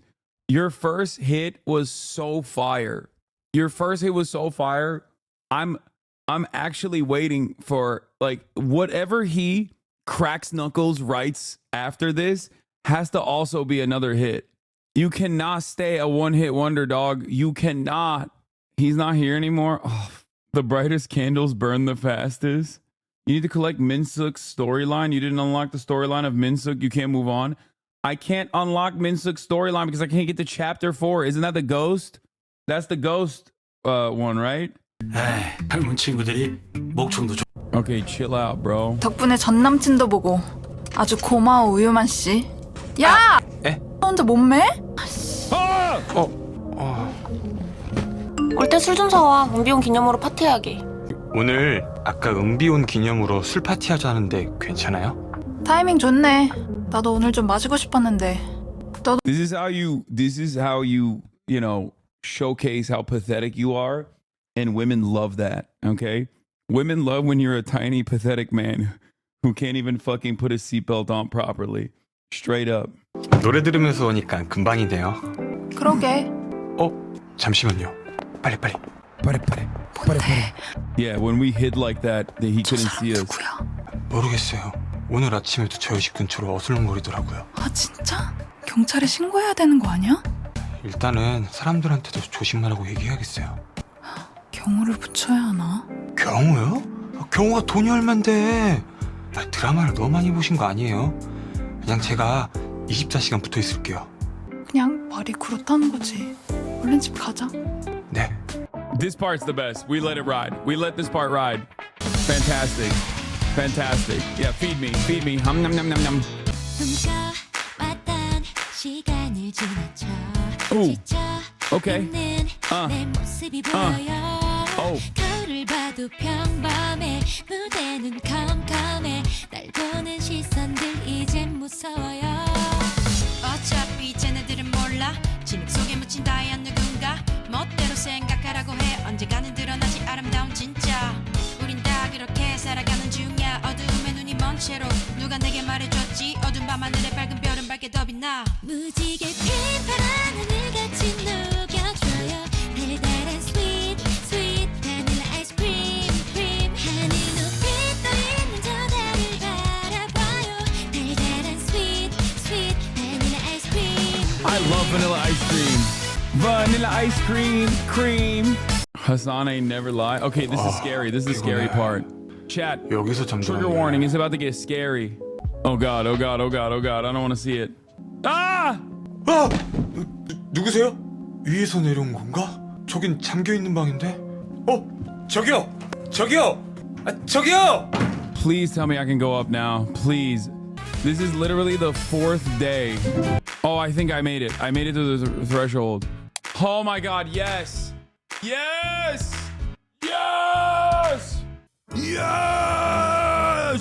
Let's fucking go! Woo! Who would have thought that this game would have been harder than any From Software game, chat? Thank you, Yubi, for guiding us through this process. You fucking degenerate. 저기요! What? Why am I just browsing through her shit? 예전에 누구 물려준다고 했던 것 같은데 이게 여기 있었어? 여기 뭐야? 애기 옷? 뭐가 이렇게 더러워? Yes, the degenerate Yubi is a woman, by the way. So remember, when you're referring to her, remember that you're yelling at a woman, okay? We are not defeating the not misogynistic allegations tonight. Goonette. It's about to get very, very weird, by the way. Wait, what? I mean, weirder than what we've seen so far? That's gonna be... 우리 그 사진이잖아. What? 아니, what do you mean? 이게 말이 안 되는데 이게 다 왜 여기에? 누군데 여기 있는 거예요? 유마님 부모님이 방을 내줘서 여기서 산 건데. 제 이름을 알아요? 부모님이 방을 내주셨다고요? 말도 안 돼. Wait, is this a child or is this an adult? What the fuck's going on? 지금까지 밤에만 나와서 돌아다녔던 거예요? Is this an adult doing baby talk or is this like a child 아까는 왜 also 나왔어요? doing baby talk? 우유. 네? 저요? 아니요. 우유요. 우유. 우유요? 네, 그거 She's an adult, but she's a shut-in. I hate her. Oh. What the fuck? 가지러 잠깐 나갔던 건데. 아, 그럼 계속 우유가 없어지는 게. 죄송해요. 그거 아까 사람들이 먹는다고 꺼내놨는데 제가 가져올게요. 잠깐 있어봐요. 아, 우유가 어딨지? 여기 있다. Oh, dude. Oh no. Wait. Get the milk out? It's right there. It's right there. I have to do it. I'm not proud. I'm not proud of my options. 왜 오빠? 그냥 그냥 왜? 근데 왜 그렇게 못생겼어? She loved it. 그러니까. The Nick Paula method works. Wait, oh, okay. 잠꼬대야? I also love falling asleep after a long night of eating Korean fried chicken and drinking beers with a little thing of milk. 여기 우유요. 감사합니다. 아, 천천히 마셔야죠. Don't look at me. Don't look at me. Don't look at me. Don't look at me. Don't look at me. Don't look at me. Don't look at me. 다른 거 더 먹어야 하지 않아요? 우유만으로 괜찮아요? 어? I want to win, okay? Oh my god. Okay. Well, oops. All right. Well, she's going to fucking kill me. Wow, milk. Oh my god. Okay. Well, oops. All right. Well, she's going to fucking kill me. Wow, milk. That's what I said when I saw Gran, and also with her as well. Wow, milk. I'm losing my mind a little bit. I'm sorry. I'm trying to behave, but this game, I want to win. I want to win. Chat needs to stop. Chat, you guys don't understand, okay? I'm doing things that I'm not proud of, but only for victory, okay? For all of us. I'm praying for you, bro. Don't worry. I told my mom to watch you for news and commentary, bro. Okay, don't tell your mom to watch me on a Sunday night when I'm playing goon games, okay? 우유다. 은비야, 깼어? 응. 오빠 안 자고 뭐 해? 일단 안으로 들어올까? 응. 괜찮아요? 죄송해요. 제가 사람을 좀 무서워해서. I don't like her. I'm scared of her, but I like her. 있었나? 이름이 뭐예요? 뭐야, 왜 말을 안 해? 아까 술 파티엔 왜 안 왔어요? 오빠 이 사람 누구야? 저 은비야, 일단 조용히 다시 자라가면 오빠가 내일 설명해줄게. 왜? 오늘 말해주면 안 돼? 혹시 여자친구? 그런 건 아니고 일단 나갈까? 일단 여자친구는 아니라는 거지? 아니라니까. 근데 일단 사람들한텐 비밀로 해줘. 비밀? 그럼 내가 비밀로 해줄 테니까 뭐 줘? 그래. 뭐 줄까? 나 소원권 하나 줘. 우유만 이용권. 소원권 줄게, 소원권. Yes! It's crazy because I'm like rizzing Gumbi in front of the other chick. But like, to be fair, I don't really care because the other chick is giving me bad fucking vibes. And before you say, "Oh, Hassan, you don't like a lady with autism," it's like, it's also because she's it's not Gumbi, Yumbi. Gumbi. Okay. You can't get mad at me for calling her Gumbi. Okay, she's gooning pretty hard. Like, what's she gonna do with that coupon? You know what I'm saying? 누군진 모르겠지만 유만 오빠한테 찝찝대지 마요. All the girlies. 오빠, 나 소원권 하나 남아있는 거 맞지? 둘이 대체 무슨 얘기를 하고 있는 거야? 그리고 이 방은 또 뭔데? 여기는 못 들어오는 방이라고 하지 않았어요? 그렇긴 한데. 이거 유만 씨 옷 아니에요? 아니 이거 뭐야? 너 옛날에 잃어버렸던 공룡 인형 아니야? 그리고 그쪽이 뭔데? Damn, Mosuk has a full-blown accounting of all the toys I've lost, okay? That's crazy.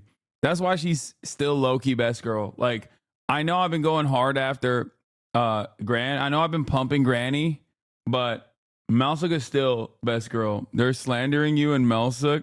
That is a normal way to sit, dude. What she's doing is not a normal way to sit.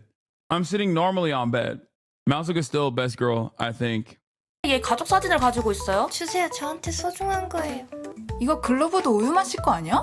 건드리지 마세요. Wait, how does Gran know those are my gloves? Damn.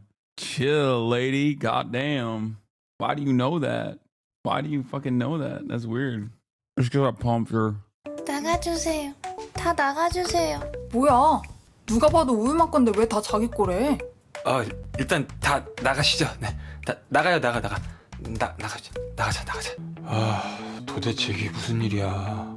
What's up with her? Just say it straight. If you don't know who does, is she a thief or something? Wait, why is mom using weird emotes? What does that mean? Does that mean she's mad? What does that mean? You didn't kidnap her, right? She's just a poor girl. 뭐야 진짜. 네? The fuck? Why is she coming into my room while I'm sleeping in bed? 저 어제 많이 놀라시게 해서 죄송해요. 어제는 저도 정신이 없어서. 근데 이름이 어떻게 되세요? 조승이요. 조승이? 언제부터 계신 거예요? 저 많이 어렸을 때부터요. 많이 놀라셨죠? 많이 놀라긴 했는데 맥주 한잔 하고 자니까. Bro, that's weird. That's freak shit. Why would my parents not tell me that I have a stepsis? At this point, this is a stepsis fantasy. Also, what's up with the fucking milk shit? Like, milk primary school? Why is everything milk? The music is milk related. The fucking shirt is milk related. 괜찮아졌어요. 맥주? 맥주가 뭐예요? 네? What's beer? 맥주를 몰라요? 술이잖아요. 나간 적이 없어서 모르겠어요. 죄송해요. 그럼 어렸을 때부터 쭉 그 방에만 계신 거예요? 안 나가고? 와, 대박. 아니, 그럼 밥은 어떻게 했어요? 진짜 우유만 먹고 산 건 아닐 거 아니에요? 아니, 옷은? Bro, this is some real freak shit. We need to call the police and get them to investigate my parents. Like what is happening? We just basically locked this lady away. Like my fucking weirdo ass parents locked this lady away for years, and my whole dumbass for 30 fucking years didn't even go upstairs to the third floor ever. Never really questioned it. Nope. You're gonna fuck this mentally deficient hostage. Like, this game is so insane. No, literally, the game is like, hey, we have 5 hearts under one roof, and one of them is a hostage that basically has not developed mentally. So she's emotionally... Don't ban them for saying that? No, obviously they're making a joke about the premise of the game.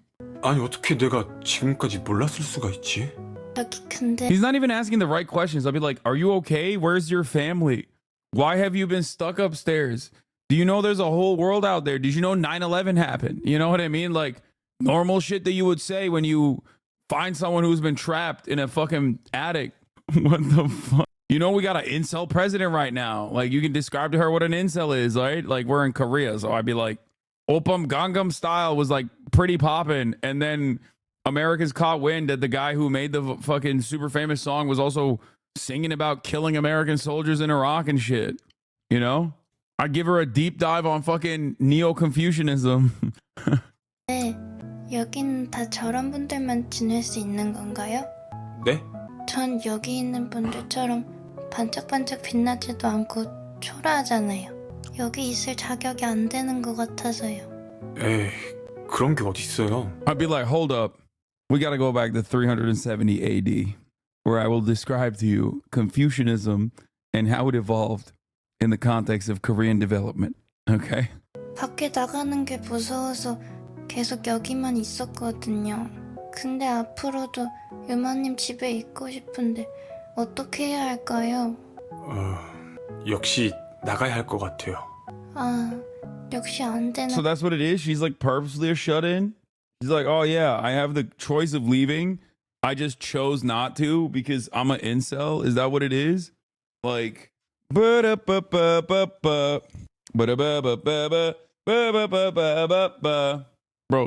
keep this woman away from Reddit, okay? Keep this woman far away from Reddit. This is the one person that has exhibited Redditor behavior without ever finding Reddit. If she finds Reddit, oh my God.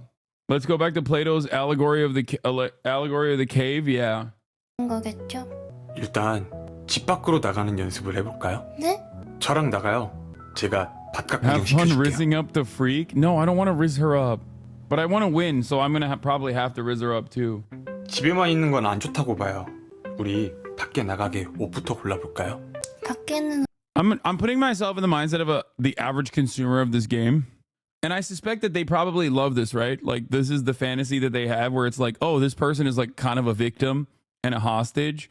So like this probably does tickle the fancy of like a very specific kind of creeper who also is most likely a shut-in. Yeah, neat girlfriend type situation, I assume, right? It's like a automatic power fantasy. I don't think a single person here said anything positive about her.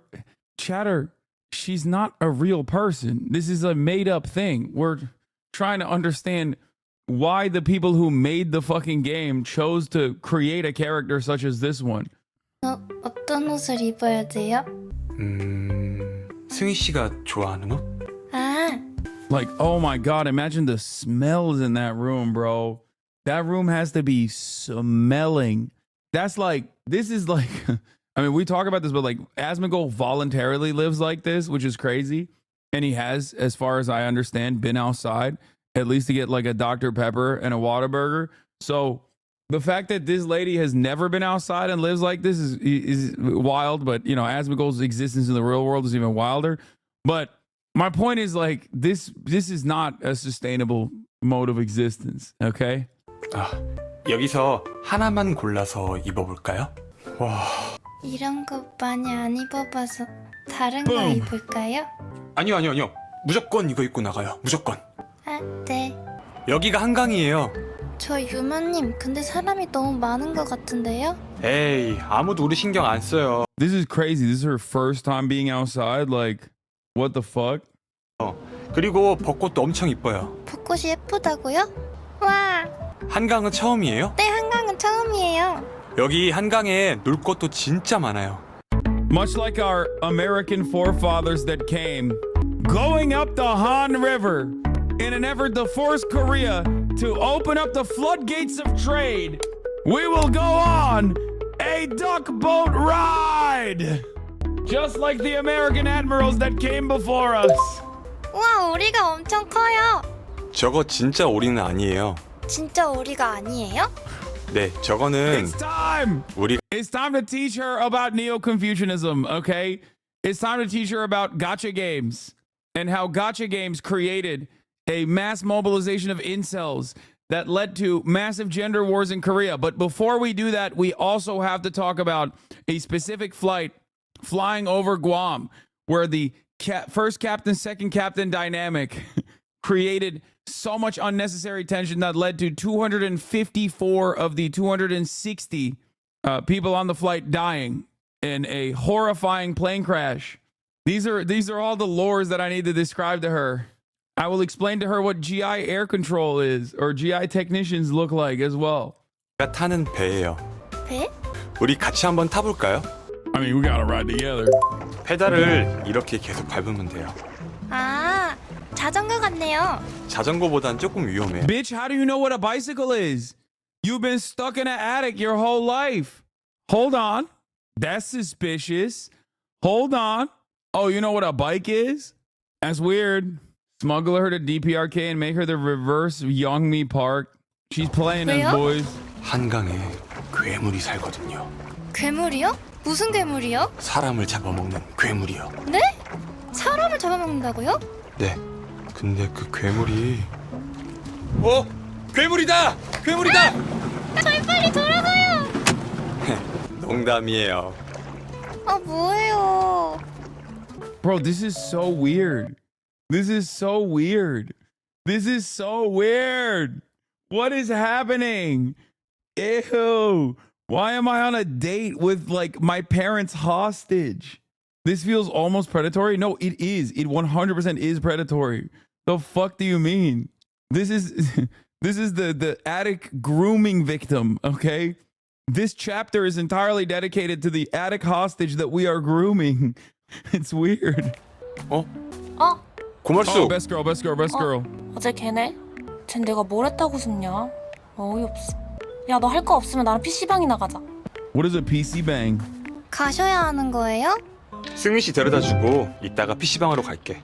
승희 씨, 우리 또 다음에 놀아요. 네, 감사했습니다.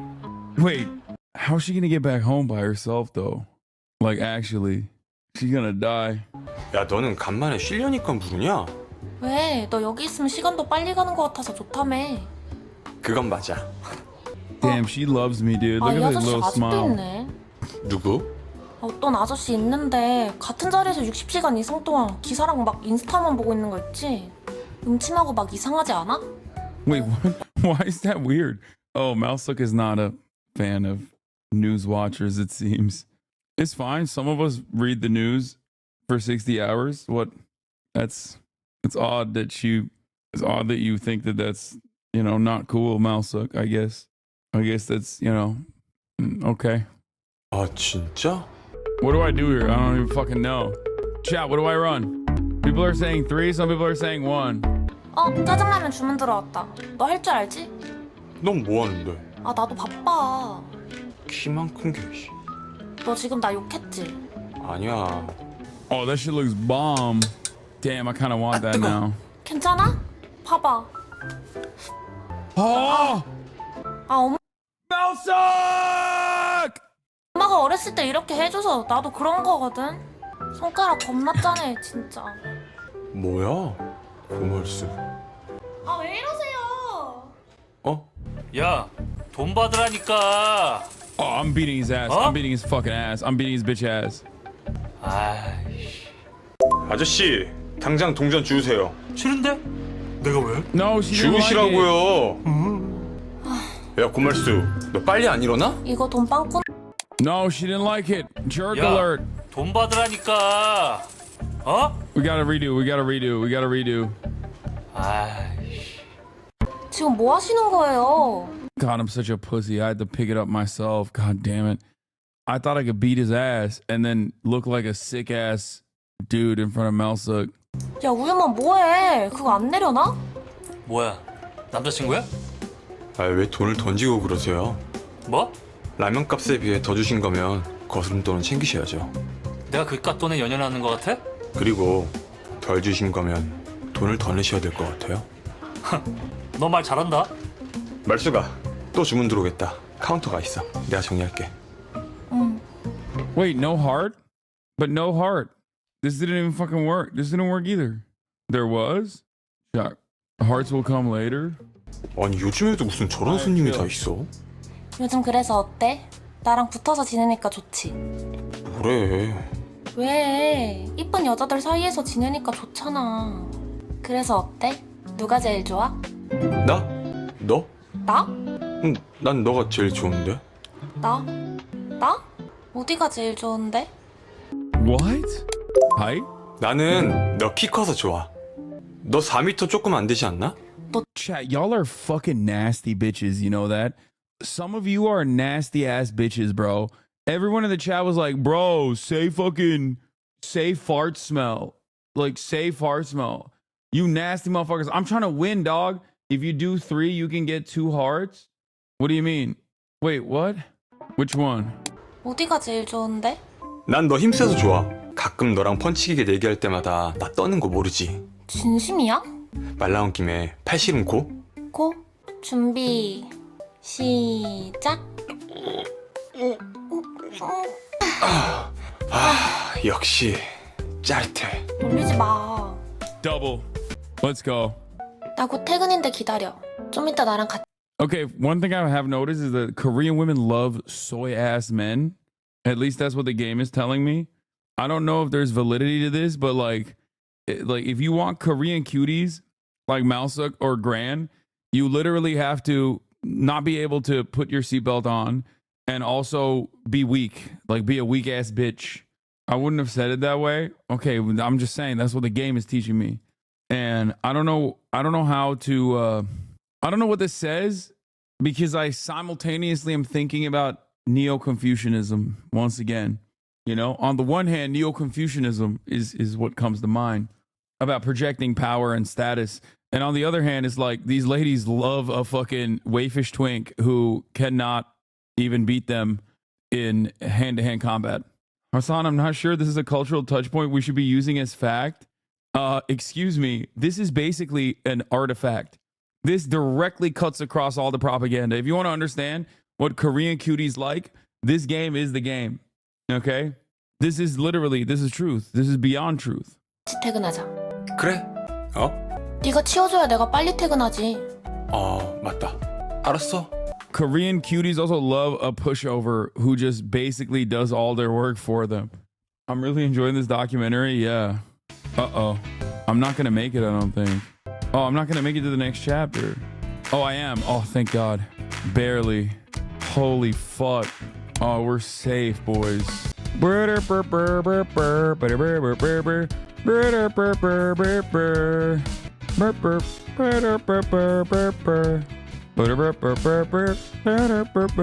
So there's stuff. Please play the original Chinese dating sim that started this trend. Oh, I'm gonna play it after this, don't worry. Also, I think this is granny panties time. You have to explore all the options and get all the points? Yeah, oh no. Oh, I got you. 잘 잤다. 야, 우유만. Oh my God. That is crazy. Bro, you need to go to the doctor, dude. I'm not kidding. You need to go to the doctor. It seems like they're growing. It seems like we gotta run it back. 잘 잤다. It seems. 야, 우유만. I swear to God, you need to go to the doctor. This is not awesome. This is not on some creep shit, okay? You need to get a mammogram. What's going on right now? That's crazy. Creep shit, okay? You need to get a mammogram. What's going on right now? That's crazy. This is out of pure medical concern. 이거 뭐야? 뭐야 이거? 내가 빨래 어떻게 하라 했지? 세탁망에 넣어서? 그냥. Oh my God. Oh, I ruined all her underwear. That's, God, now she doesn't have any underwear. She just, by the way, I do have to apologize to another fucking iconic character in the Hasanabe universe, Eiichiro Oda. Okay. I often have said the body proportions that he draws in One Piece are unrealistic and no real human being actually has those body proportions. And it turns out they do have them. And I was just wrong. Okay. I was just flat out wrong. And I'm a big enough man to admit when I am wrong. Okay. Gran has changed my world. She has changed my perception. She has changed everything that I know about Korea, everything that I need to know about the world, really. Can't believe we have to go and engage in a little bit of underwear shopping, by the way. Kismet, I guess. 돌려서 다 망가졌잖아. 죄송해요. 더운데 짜증나게 할래? 빨리 나와서 빨래 나게. 원래 하숙하면 주인이 다 하는 거야. 우리가 내는 돈에 다 포함돼 있는 거라니까. Masuk, you don't pay 다시 rent. 말하지만 넌 돈을 안 냈잖아. 일단 얘네부터 다 개어놔. Wait, why are they all in there? Wait, what the fuck? Bra? 제가 개는 것만 하면 알아서 찾아가는 거예요? 아니지. 가져다 놓는 것까지 해야지. 누가 누구 건지 내가 어떻게 알아? 이거 제일 작은 거. 이거 너 거지? 야. 미안. 오빠가 눈썰미가 좀 있네. 무슨 눈썰미가 있어. 쟤 아무것도 몰라. 근데 저거 언니 거 맞지 않아? 맞긴 한데 이거 길고 짧은 건 까봐야 하는 거지. 진짜 까봤다가 언니 상처받으면 어떡해. 네가 할 말은 아니거든. 이것만 비키니 같은 거 입고 보여줄 수도 없고. 비키니. I'm sorry, what is going on? Like, if you are an incel who has never encountered women in your entire life, you're just an incel shut in neat, this cannot be the way you think women operate. I feel like the people who wrote the script for this game have not, their only understanding of human interaction comes from porn. This is crazy. 오빠, 우리 바다 갈까? 갑자기 Yes. 바다? Yes! 날도 너무 덥고 나도 보여줄 거 있는데. 좋네. 가자. 저도 안 갈 이유는 없죠. 바다 좋지. 그럼 우리 말 나온 김에 지금 갈까요? Oh my God, it's a beach episode. 내 건 그냥 가져갈게. Oh my God, it's a beach episode. Oh my God. Oh my God, it's a fucking beach episode. Oh my God. 유마님, 오빠, 유만씨 뒷자리에 같이 타요. 빨리 타. 무릎 위에라도 앉던가. 우유마님의 기기가 연결되었습니다. 뭐야 우유만? 너 이 차 탔었어? 우유만, 이번에도 노래 좀 틀어봐. Oh, the girlies are jelly. The girlies are jelly bean. They noticed that my phone connected instantly. Oh no. Oh my God. Oh no. Ladies, there's enough Yumon to go around. Okay. There's enough Yumon to go around. Pass me around. Okay. Use me and abuse me, ladies. It's all good. It's all good. There's enough Yumon for everybody out here. I can teach you all about Neo-Confucianism. Trust. God damn. POV, you're about to get kicked out of the polycule. I'd kill myself. Dude, imagine you blowing this is over. It's over. 다 왔다. 나 먼저 나가 있을게. 네? 아, 완전 곤이 잠들었네. Best girl. What? Wait. I don't know what to do. Do we kiss? Is that weird? Pinch? 야, 구말숙, 빨리 일어나라고. 너 뭐하냐? 아, 빨리 일어나라고. Wait, she didn't like it. She didn't like that. 아, 완전 곤이 잠들었네. 야, 구말숙, 일어나봐. 진짜 자? 우유만. 깼어? 나 혹시 잠꼬대 같은 거 안 했지? 잠꼬대? 막 누구 이름 부른다거나. 누구? 아니야. 바다 도착한 거지? 도착했어. 와, 바다다. 와. 유만 오빠. 응? Stop! Hey yo! Oh my God. Bro, this game is so sick. What the? Oh, Lord have mercy. God damn. Game of the year, dude. Oh, Jeff, what's his name? Jeff Keighley? Jeff Keighley. You ain't slick, dude. You didn't want this game to be featured heavily on the Game Awards because you don't want motherfuckers to know. You don't want motherfuckers to know that this is peak video gaming, dude. Oh my God. This is crazy. I would betray the left for a grand. Malsuk is still best girl. Like, it's not even a joke. Maybe y'all are uneducated. And I'll go. I'm so glad this accidentally got downloaded on your computer. Yeah, me too. Me too, dude. Me too. Let me tell you, okay? I didn't even download it. I banned it. I blocked the game. And then all of a sudden, I blocked the game, and all of a sudden it just like downloaded and it turned on. And like when that happens, you got to do it. Someone said, I understand DPRK defectors. This is crazy. Whoa. 와, 관심 없는 척 하다니 엄청 보네. 어떤 수영복이 너 스타일인데? 난 말숙이. Oh fuck! I clicked on that on accident. 와, 바다다. 와. 유만 오빠. 응? I did, dude. I one framed it. I didn't even one frame it. Like literally. That's crazy. That was like right as the light turned green, I clicked. As a veterinarian, I'm very disappointed with the recent statements about how veterinarians are just money hungry. You really shouldn't say such broad claims when you have such a large audience, especially from someone who is literally money hungry in the champagne socialist kind of way. Oh my God. It's not even the vets themselves, okay? The veterinarian industry is completely captured by fucking VCs, specifically the one that I go to, and they're the ones that are power farming. It's not the vets themselves that are at fault.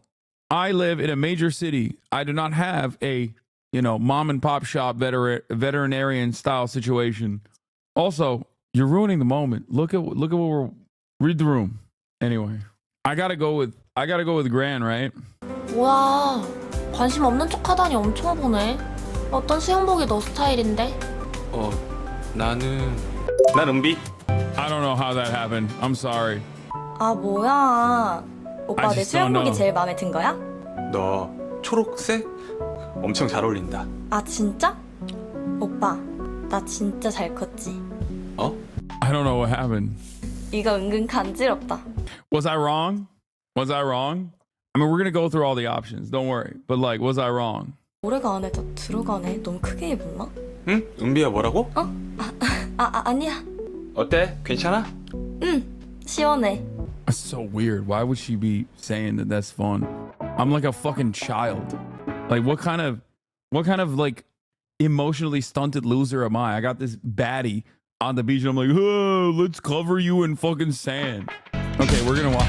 I get the feeling we're gonna be watching this dance project a lot of times. So 와 바다다. 와. 난 동과장님. 우유만 씨 이런 스타일 좋아하는구나. 알았어. 예? 아니 취향이라기보다는 뭔가 신기해서. 신기해? 뭐가 그렇게 신기한데? stop playing. 안 바르고 뭐해? Oh my god. 설마 오일도 바를 줄 모르는 거 아니지? Oh my god. 알죠 당연히. 아 차가. 예? 놀랬잖아. 꼼꼼히 발라줘. 네. Oh my god. 왜? 네? 풀고 발라줘야지. 이걸요? 뒤에 끈을 풀고 발라야 할 거 아니야. 제가요? 아 됐어 내가 할게. 저 뒤에 다 발랐습니다. 그럼 앞에도 발라줘야지. 앞에도요? 당연한 거 아니야? 뭐해? 빨리 훅구 채워. 네. Stop. Bro, that's crazy. This game sucks. This game fucking sucks. 와 바다다. 와. 유만 오빠. 응? 우와. 난 말숙이. 뭐야 우유만. 실제로 보니까 수영복 입은 것도 장난 아니지? 너 뭔가 어색해. 뭐가 진짜로 어색하게. 근데 여기 끈 풀렸다. 어디? 아 이게 언제부터? 에휴 칠칠 맡긴. 고마워. That's it? Okay, Gran is the best. We're gonna go with Gran. 자. 이제 내 차례지? 오. Wait, what is she doing? 자 간다. What are we doing? What the fuck is this game? 많이 가져와야지. 아싸 내가 이겼다. 이거 연습 게임이야. 아 그런 게 어딨어. 자리까지 늦게 도착한 사람이 아이스크림 쏘기야. 아 그런 게 어딨어. 아 어디가? 야 고말스. Bro, she lanky as fuck. That's so funny. Okay. Which one do we actually go with? Go back to the start of the chapter and do towels? Wait, why? Why? You have to? 원래 하숙하면 주인이. 이거 뭐야? 저기요. 아 죄송해요. 생각보다 화려한 거 좋아하시는 것 같아서. 저 보기보다 엄청 화려하거든요. 언니가 키는 큰데 오빠 무튼 내가 더 화려해? 아 다들 무슨 소리 하는 거야? 확인하기 전엔 모르지. 우리 날도 더운데 다 같이 벗죠? 오빠 우리 바다 보러 갈까? 날도 너무 덥고. No, 어때? shut up! Shut up! Shut your mouth! Gran had a better idea. Gran had a better idea. You fucking asshole! You ruined it. Oh, let's go to the beach. Shut up! Shut your stupid fucking mouth! Sometimes free speech is not so good.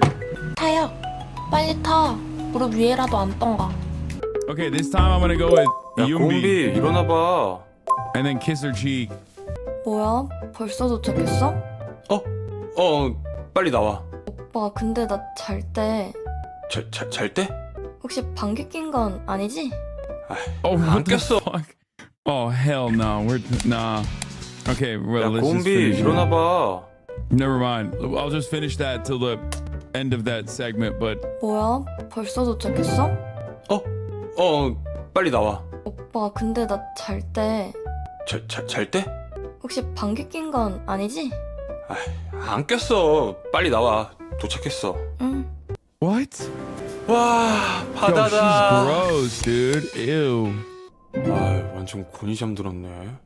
How do we? Which one was the one that worked? Which one was the one that worked? Did kiss work? 야 고말숙 일어나 봐. 진짜 자? 우유만. No, 깼어? kiss didn't work. 나 혹시 잠꼬대 같은 거 안 했지? 잠꼬대? 막 누구 이름 부른다거나. 누구? 아니야? No, kiss doesn't work, chat. You're wrong. 아 완전 곤이 잠들었네. 야 고말숙 바다 도착했어. 야 고말숙 빨리 일어나라고. 너 뭐하냐? 다 도착했어. 빨리 나와 이제. One frame. 와 바다다. I'm not gonna lie. 응? I feel like Kai is judging me, bro. 난 But I 동과장님. gotta do this. 우유만 씨 이런 스타일 좋아하는구나. Kaya. 알았어. 예? 아니 취향이라기보다는 뭔가 신기해서. 신기해? 뭐가 그렇게 신기한데? 안 바르고 뭐해? 설마 오일도 바를 줄 모르는 거 아니지? 알죠, 당연히. 아 차가. 예? 놀랬잖아. 꼼꼼히 Female dogs are 발라줘. judgmental according to TikTok. They are. Kaya definitely judges me a 왜? lot. 네? 풀고 발라줘야지. 이걸요? 뒤에 끈을 풀고 발라야 할 거 아니야. 제가요? 아 됐어 내가 할게. Pog. 저 뒤에 다 발랐습니다. 그럼 앞에도 발라줘야지. 앞에도요? 당연한 거 아니야? 뭐해? 빨리 후크 채워. 네. 훔쳐왔던 시간을 지나쳐 지쳐 있는 내 모습이 보여요.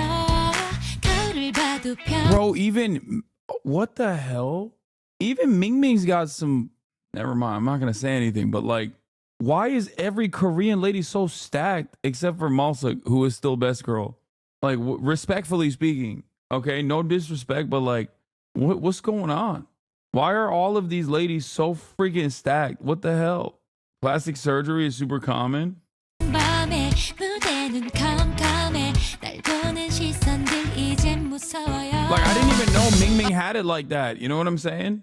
어차피 쟤네들은 몰라 진흙 속에 묻힌 다이한 누군가 멋대로 생. Oh, it's Neo-Confucianism. That's why. They are natural. It's not plastic surgery. 깎아라고 해 언젠가는 드러나지 아름다운 진짜. 우린 다 그렇게 살아가는 중이야. 어두움에 Yeah, I'm not gonna lie. I think Grant is plastic surgery, at least. You know what I mean? Like that's crazy. Like, no need to speculate further, but like, like I feel like that's probably not. 채로 누가 내게 말해줬지 어두운 밤하늘에 밝은 별은 밝게 더 빛나. 무지개 핀 파란 하늘같이 녹여줘요. 달달한 sweet sweet 바닐라 아이스크림 크림 하늘 높이 떠있는 저 달을 바라봐요. 달달한 sweet sweet 바닐라 아이스크림 바닐라 아이스크림 크림. 어깨야. 목이 왜 이렇게 아프지? 코를 엄청나게 고시던데. 뭐? 내가? 코를 골았다고? I'm burning my merch tonight. Wait, why? What do you mean? 먼저 화장실 좀 쓸게요. Damn. Oh, he's got to pee white. 자, 어디 보자. What the fuck? 샤워볼이 여기 있구나. What? No. 자. 뭐야 무슨 일이야? 왜? 죽고 싶다. 다들 자겠지? 오빠 먹으라고 준비했어. 나는 That's it. I'm taking the glasses off. I don't need to see no more. I've seen enough. I've seen enough. I've seen enough. Bro, this game is so stupid. It's getting dumber by the moment. What the fuck? Oh my god. Like what is going on? It's the dumbest game of all time, bro. I swear to God. Why did they make this? There wasn't a single person with a sense of shame at the editing room, you know, at the cutting board, at the sea level. Nobody was like, this is wild. Like not a single person. People were like, nah, this is it. That's that Neo-Confucianism is actually the point I was going to make, which is that the executive obviously okayed this, but none of the underlings were able to correct them on how creepy this chapter appears all the way at the end. They kept saying, sir, perhaps the maid outfits are just okay. Look at the way Grant is looking at me like she's going to eat me up. If we just pick, that's crazy. We just pick. Chat, we just pick one. Yeah, I'm going. 이거 고를 줄 알았어. 다 먹고 나랑 얘기 좀 할래? 저랑도 얘기해야 되는데. 그럼 먼저 얘기를 하셨어야죠. 기다리는 사람 생각은 안 해요? 자기 멋대로 이렇게 채가면 어떡해요? 그럼 우유만이 정해. 누구랑 먼저 이야기. I'm not gonna lie, all this game has made me want to eat tonight is ramen. Like, instead of making me horny, it made me horny for ramen. Like, I'm still thinking about the internet cafe ramen that he was cooking up. That shit looks so bomb. That's probably what I'm gonna have later. That's a crazy outfit. 누구랑 얘기하지? That's a crazy outfit. 누구랑 얘기하지?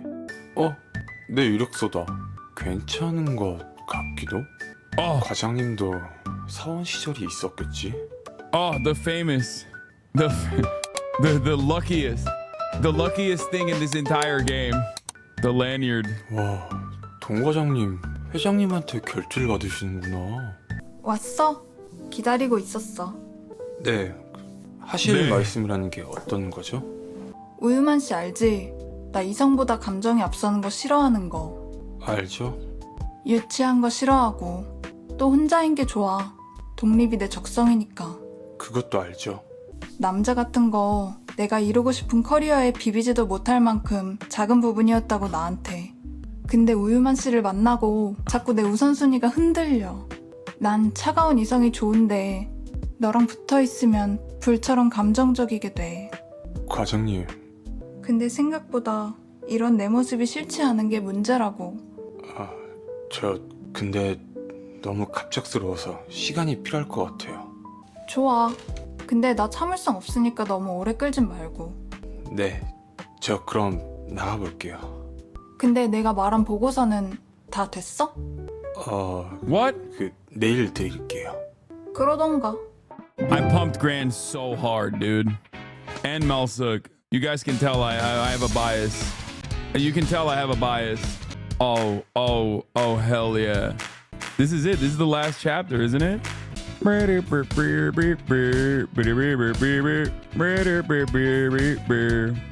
Go back for Melsuk food, please. All right, let's do it. What are you looking? Stop laying around at home doing nothing. Oh, you're so mean. Oppa, can you pick me up after the party tonight? Print out the sales report I sent. The printer is down again. Let's stop by a cafe on your way to work. Can we talk after you 빨리 finish Sungyi? 일어나야겠다. 벌써 다 너덜너덜해졌네. 이거 봐. 이틀만 붙인다더니 여태 붙어 있네.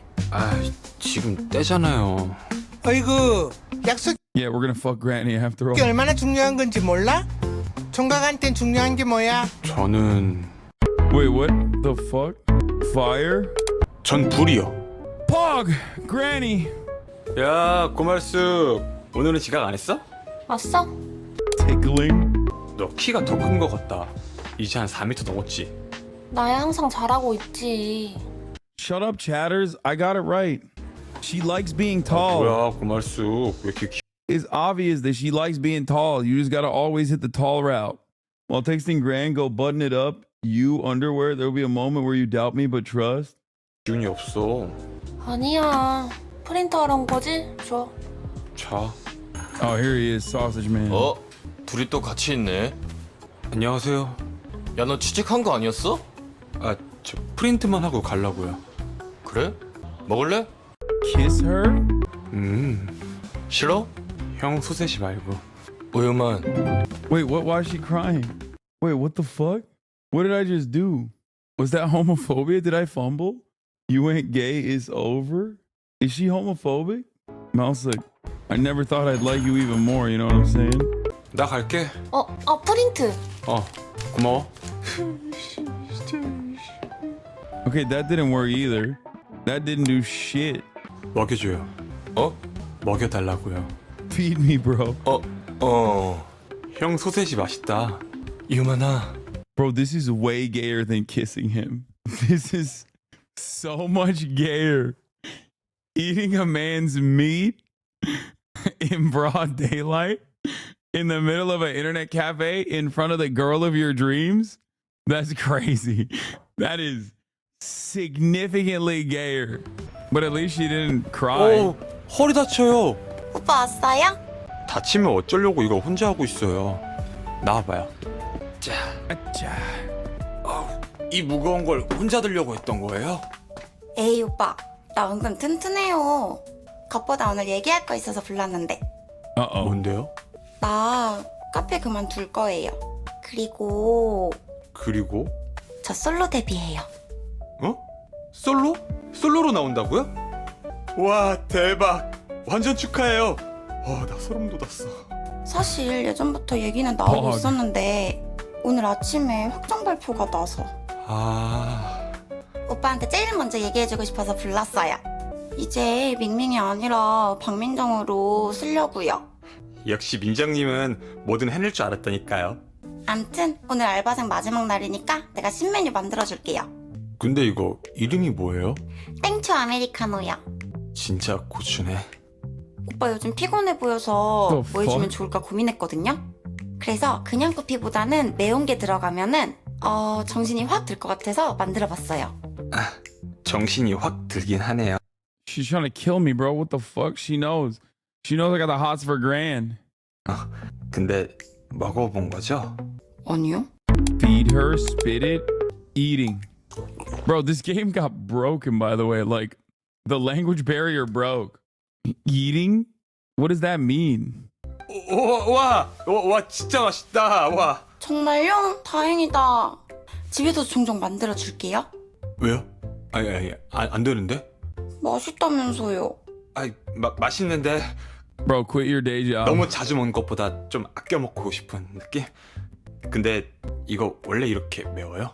아, 많이 매워요? 아, 창고에 사탕 있는데 그거라도 줄게요. Playtesters didn't make it past the beach level? Yeah. 어떡해. 많이 매워요? What? 어때요? 좀 괜찮아졌어요? 얘는 맛이 정상인데요? 네? 아니, 그 맛이 정상. 탑을 찍었다고요. Mine 오빠 lolly. 좋아하시는 거 보니까 종종 만들어줘야겠다. 네? 아, 이럴 때가 아니지. 출근해야죠. 내가 얼른 커피 테이크아웃 전에 싸올게요. 아니, 다음에 먹을게요. 이따 봐요. Ming sucks. Oh, there we go. Now we're with second best girl. Not best girl, but it looks a bit tight. Button it up. Oh my God. You? Should I say you? No! Was that a fumble? Do you want the secret ending? This is the secret ending, but not the good one? Wait, what? No, I don't want to. What? Trust do underwear? Okay, this is the fumble ending. All right, we're cooked. To the file room? She's gonna fire me. 저 어쩐 일로? 그게 궁금했으면 진작 말을 하지. 나 시간 낭비하는 거 싫어하는 거 알면서. 네? What? Let's fucking go! Peak! Cinema. 저 어쩐 일로? 그게 궁금했으면 진작 말을 하지. 나 시간 낭비하는 거 싫어하는 거 알면서. 네? That was crazy. Okay, now let's go back. Button it up. There's not going to be a better ending than this. Dude, this is the greatest game of all time. So you don't have something else to say? And then the underwear thing again. Game of the year, game of the year, game of the year. Cute, you like this kind of stuff? Want to leave work together? Sorry, I've got plans tonight. Wait, what? 은비야. 오빠! 술 냄새. 뭐야, 왜 이제 와? Wait, did I get curved? So literally, like, the difference between that and you're gonna get the good ending, don't worry. Trust the process, king. 수트 뭐야? 멋있다. 나만 볼 거야, 이거 입지 마. 얘들아, 내가 말한 내 남친 어때? 완전 귀엽지? 얘 왜 이렇게 취했어? 어이구, 우리 은비 취했어요. 얘들아, 내가 오빠에 대해 얼마나 많이 하는지 알아? 며칠 전에도 이상한 오빠 꽃. Wait, what? 꽃을 제가 선물했거든요. 엄청 큰 진짜 꽃. What does she mean? Huge F? Like, what is that like fart? Is she saying I farted? 우리 은비 취했어. 먼저 들어가 볼게요. 가자. Cock. 놀다 가세요. 아유, 얼마나 마신 거야? 집 앞에 수상한 사람 돌아다녀서 위험하다고 했잖아. 그러니까 오빠 불렀지. 나 안 왔으면? 오빠 안 왔으면 오빠 불러야지. 그래도 안 왔으면? 그러면 오빠 불러야지. Oh, Dick and it's a Korean pun. Dick starts with the same letter as flower. 오빠, 내 친구 얘긴데 진짜 짱친, 완전 짱친. 걔가 자기 좋아하는 사람이 자기 안 좋아하면 어떻게 하냐는데 그럴 땐 어떻게 해야 돼? Is she pretty? 에이, 고백하라 그래. 왜? 할까 말까 할 때는 하는 게 후회를 덜 하더라고. 응, 맞아. 그래야지. 다시 화이팅 해야지. 너가 왜 화이팅 해? 응? 아니 다시 화이팅 해보라고 친구한테 말해준다는 거지. 우리 이제 집에 가자. 은비가 집에 왔어요. 얼른 씻고 자. 응, 나 씻는다. 저 잠시 시간 되세요? Oh God, you're so scary. No, 오늘 I don't. 얘기하자고 하셨죠? No, ew, yuck. No, go, get away. 저 이거. Go away. 이게 다 뭐예요? I left you out in the wild on your own because I thought you get, you get a taste of freedom. 저 요 앞에서 편의점 알바 시작했거든요. 알바를 한다고요? 네, 그래서 유마님 오시면 꼭 말씀드리고 싶었어요. 이거 다 유마님 하세요. Bro, she's exhibiting the tendencies of a rat, okay? She lives in the attic in secret, and she's just scavenging food, like little food items. Like, this is for men who want a girlfriend that is also a rat, okay? 네? 이걸 다요? 사장님이 알바 끝나고 이것저것 챙겨주셨어요. 세상에 좋은 사람은 진짜 많은 것 같아요. This is eroding, 준거 yes. 같은데. 에이, 원래 처음은 본인이 먹어야 돼요. 네? 정말요? 그럼요. 남한테 주면 안 돼요. 이거 다 승인이 거예요. 아, 그럼 저는 천천히. Oh god, this fucking game, man. The food makes me want to eat the food. D trying to paint you as pro again? I don't give a fuck. 먹어요. 그리고 이것도 마시고. 고맙습니다. I want the food, man. Okay, this is best ending, right? Or good ending? 그래. 이렇게 시간 끄는 건 아니야. 내일은 내 마음을 전해야겠어. Wait, bro, I'm almost sure I rizzed her up perfect style. I didn't miss anything, did I? I think I might have to start from the start if that's the case, which is crazy. So I'm not gonna do that. That's wild. That's it for today. Okay, we did it. We did the peak. We already got the hidden ending. Luckily, holy shit, that's crazy. I already got the ending anyway. I already got the ending that I wanted. Literally the best ending I could have gotten out of that. Anyway, guys, as a 9-hour stream, I don't know how the fuck this happened. Oh, you went with Melsick in the car? Wait, no, but she wasn't even in the car. What is this? There's not a single dissenting voice with his fucking straight up radical, anti-American, anti-Semitic, fucking pro-China, pro-Russia, pro-terrorism takes. This is fringe, psychotic shit that is not normal. And it is the only acceptable voice on Twitch. Explain that to me. How is there not one dissenting voice on that entire platform? Nobody. I think you missed one answer in the office with Graham, but otherwise good.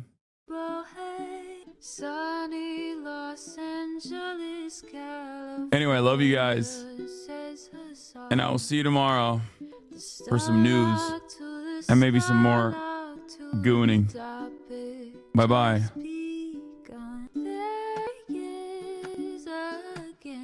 Her sun is streaming, her sun is streaming. There he is again. Her sun is streaming, her sun is streaming. Reviewing the P.O. box, Uncle Uger's face. Sat in Discord agitprop. Great names take on break. Tiny Bernie Sanders, LGBTQ Air Force. The whole left at your fingertips, Ane at your door. H3 crowded debate, the Young Turks online show. 3 full fucking years of this. Plenty more to go. 90-day fiance talks of champagne bourgeoisie. A Trump rally live reaction, a mass riot at DC. There he is again. Her sun is streaming. Her sun is streaming.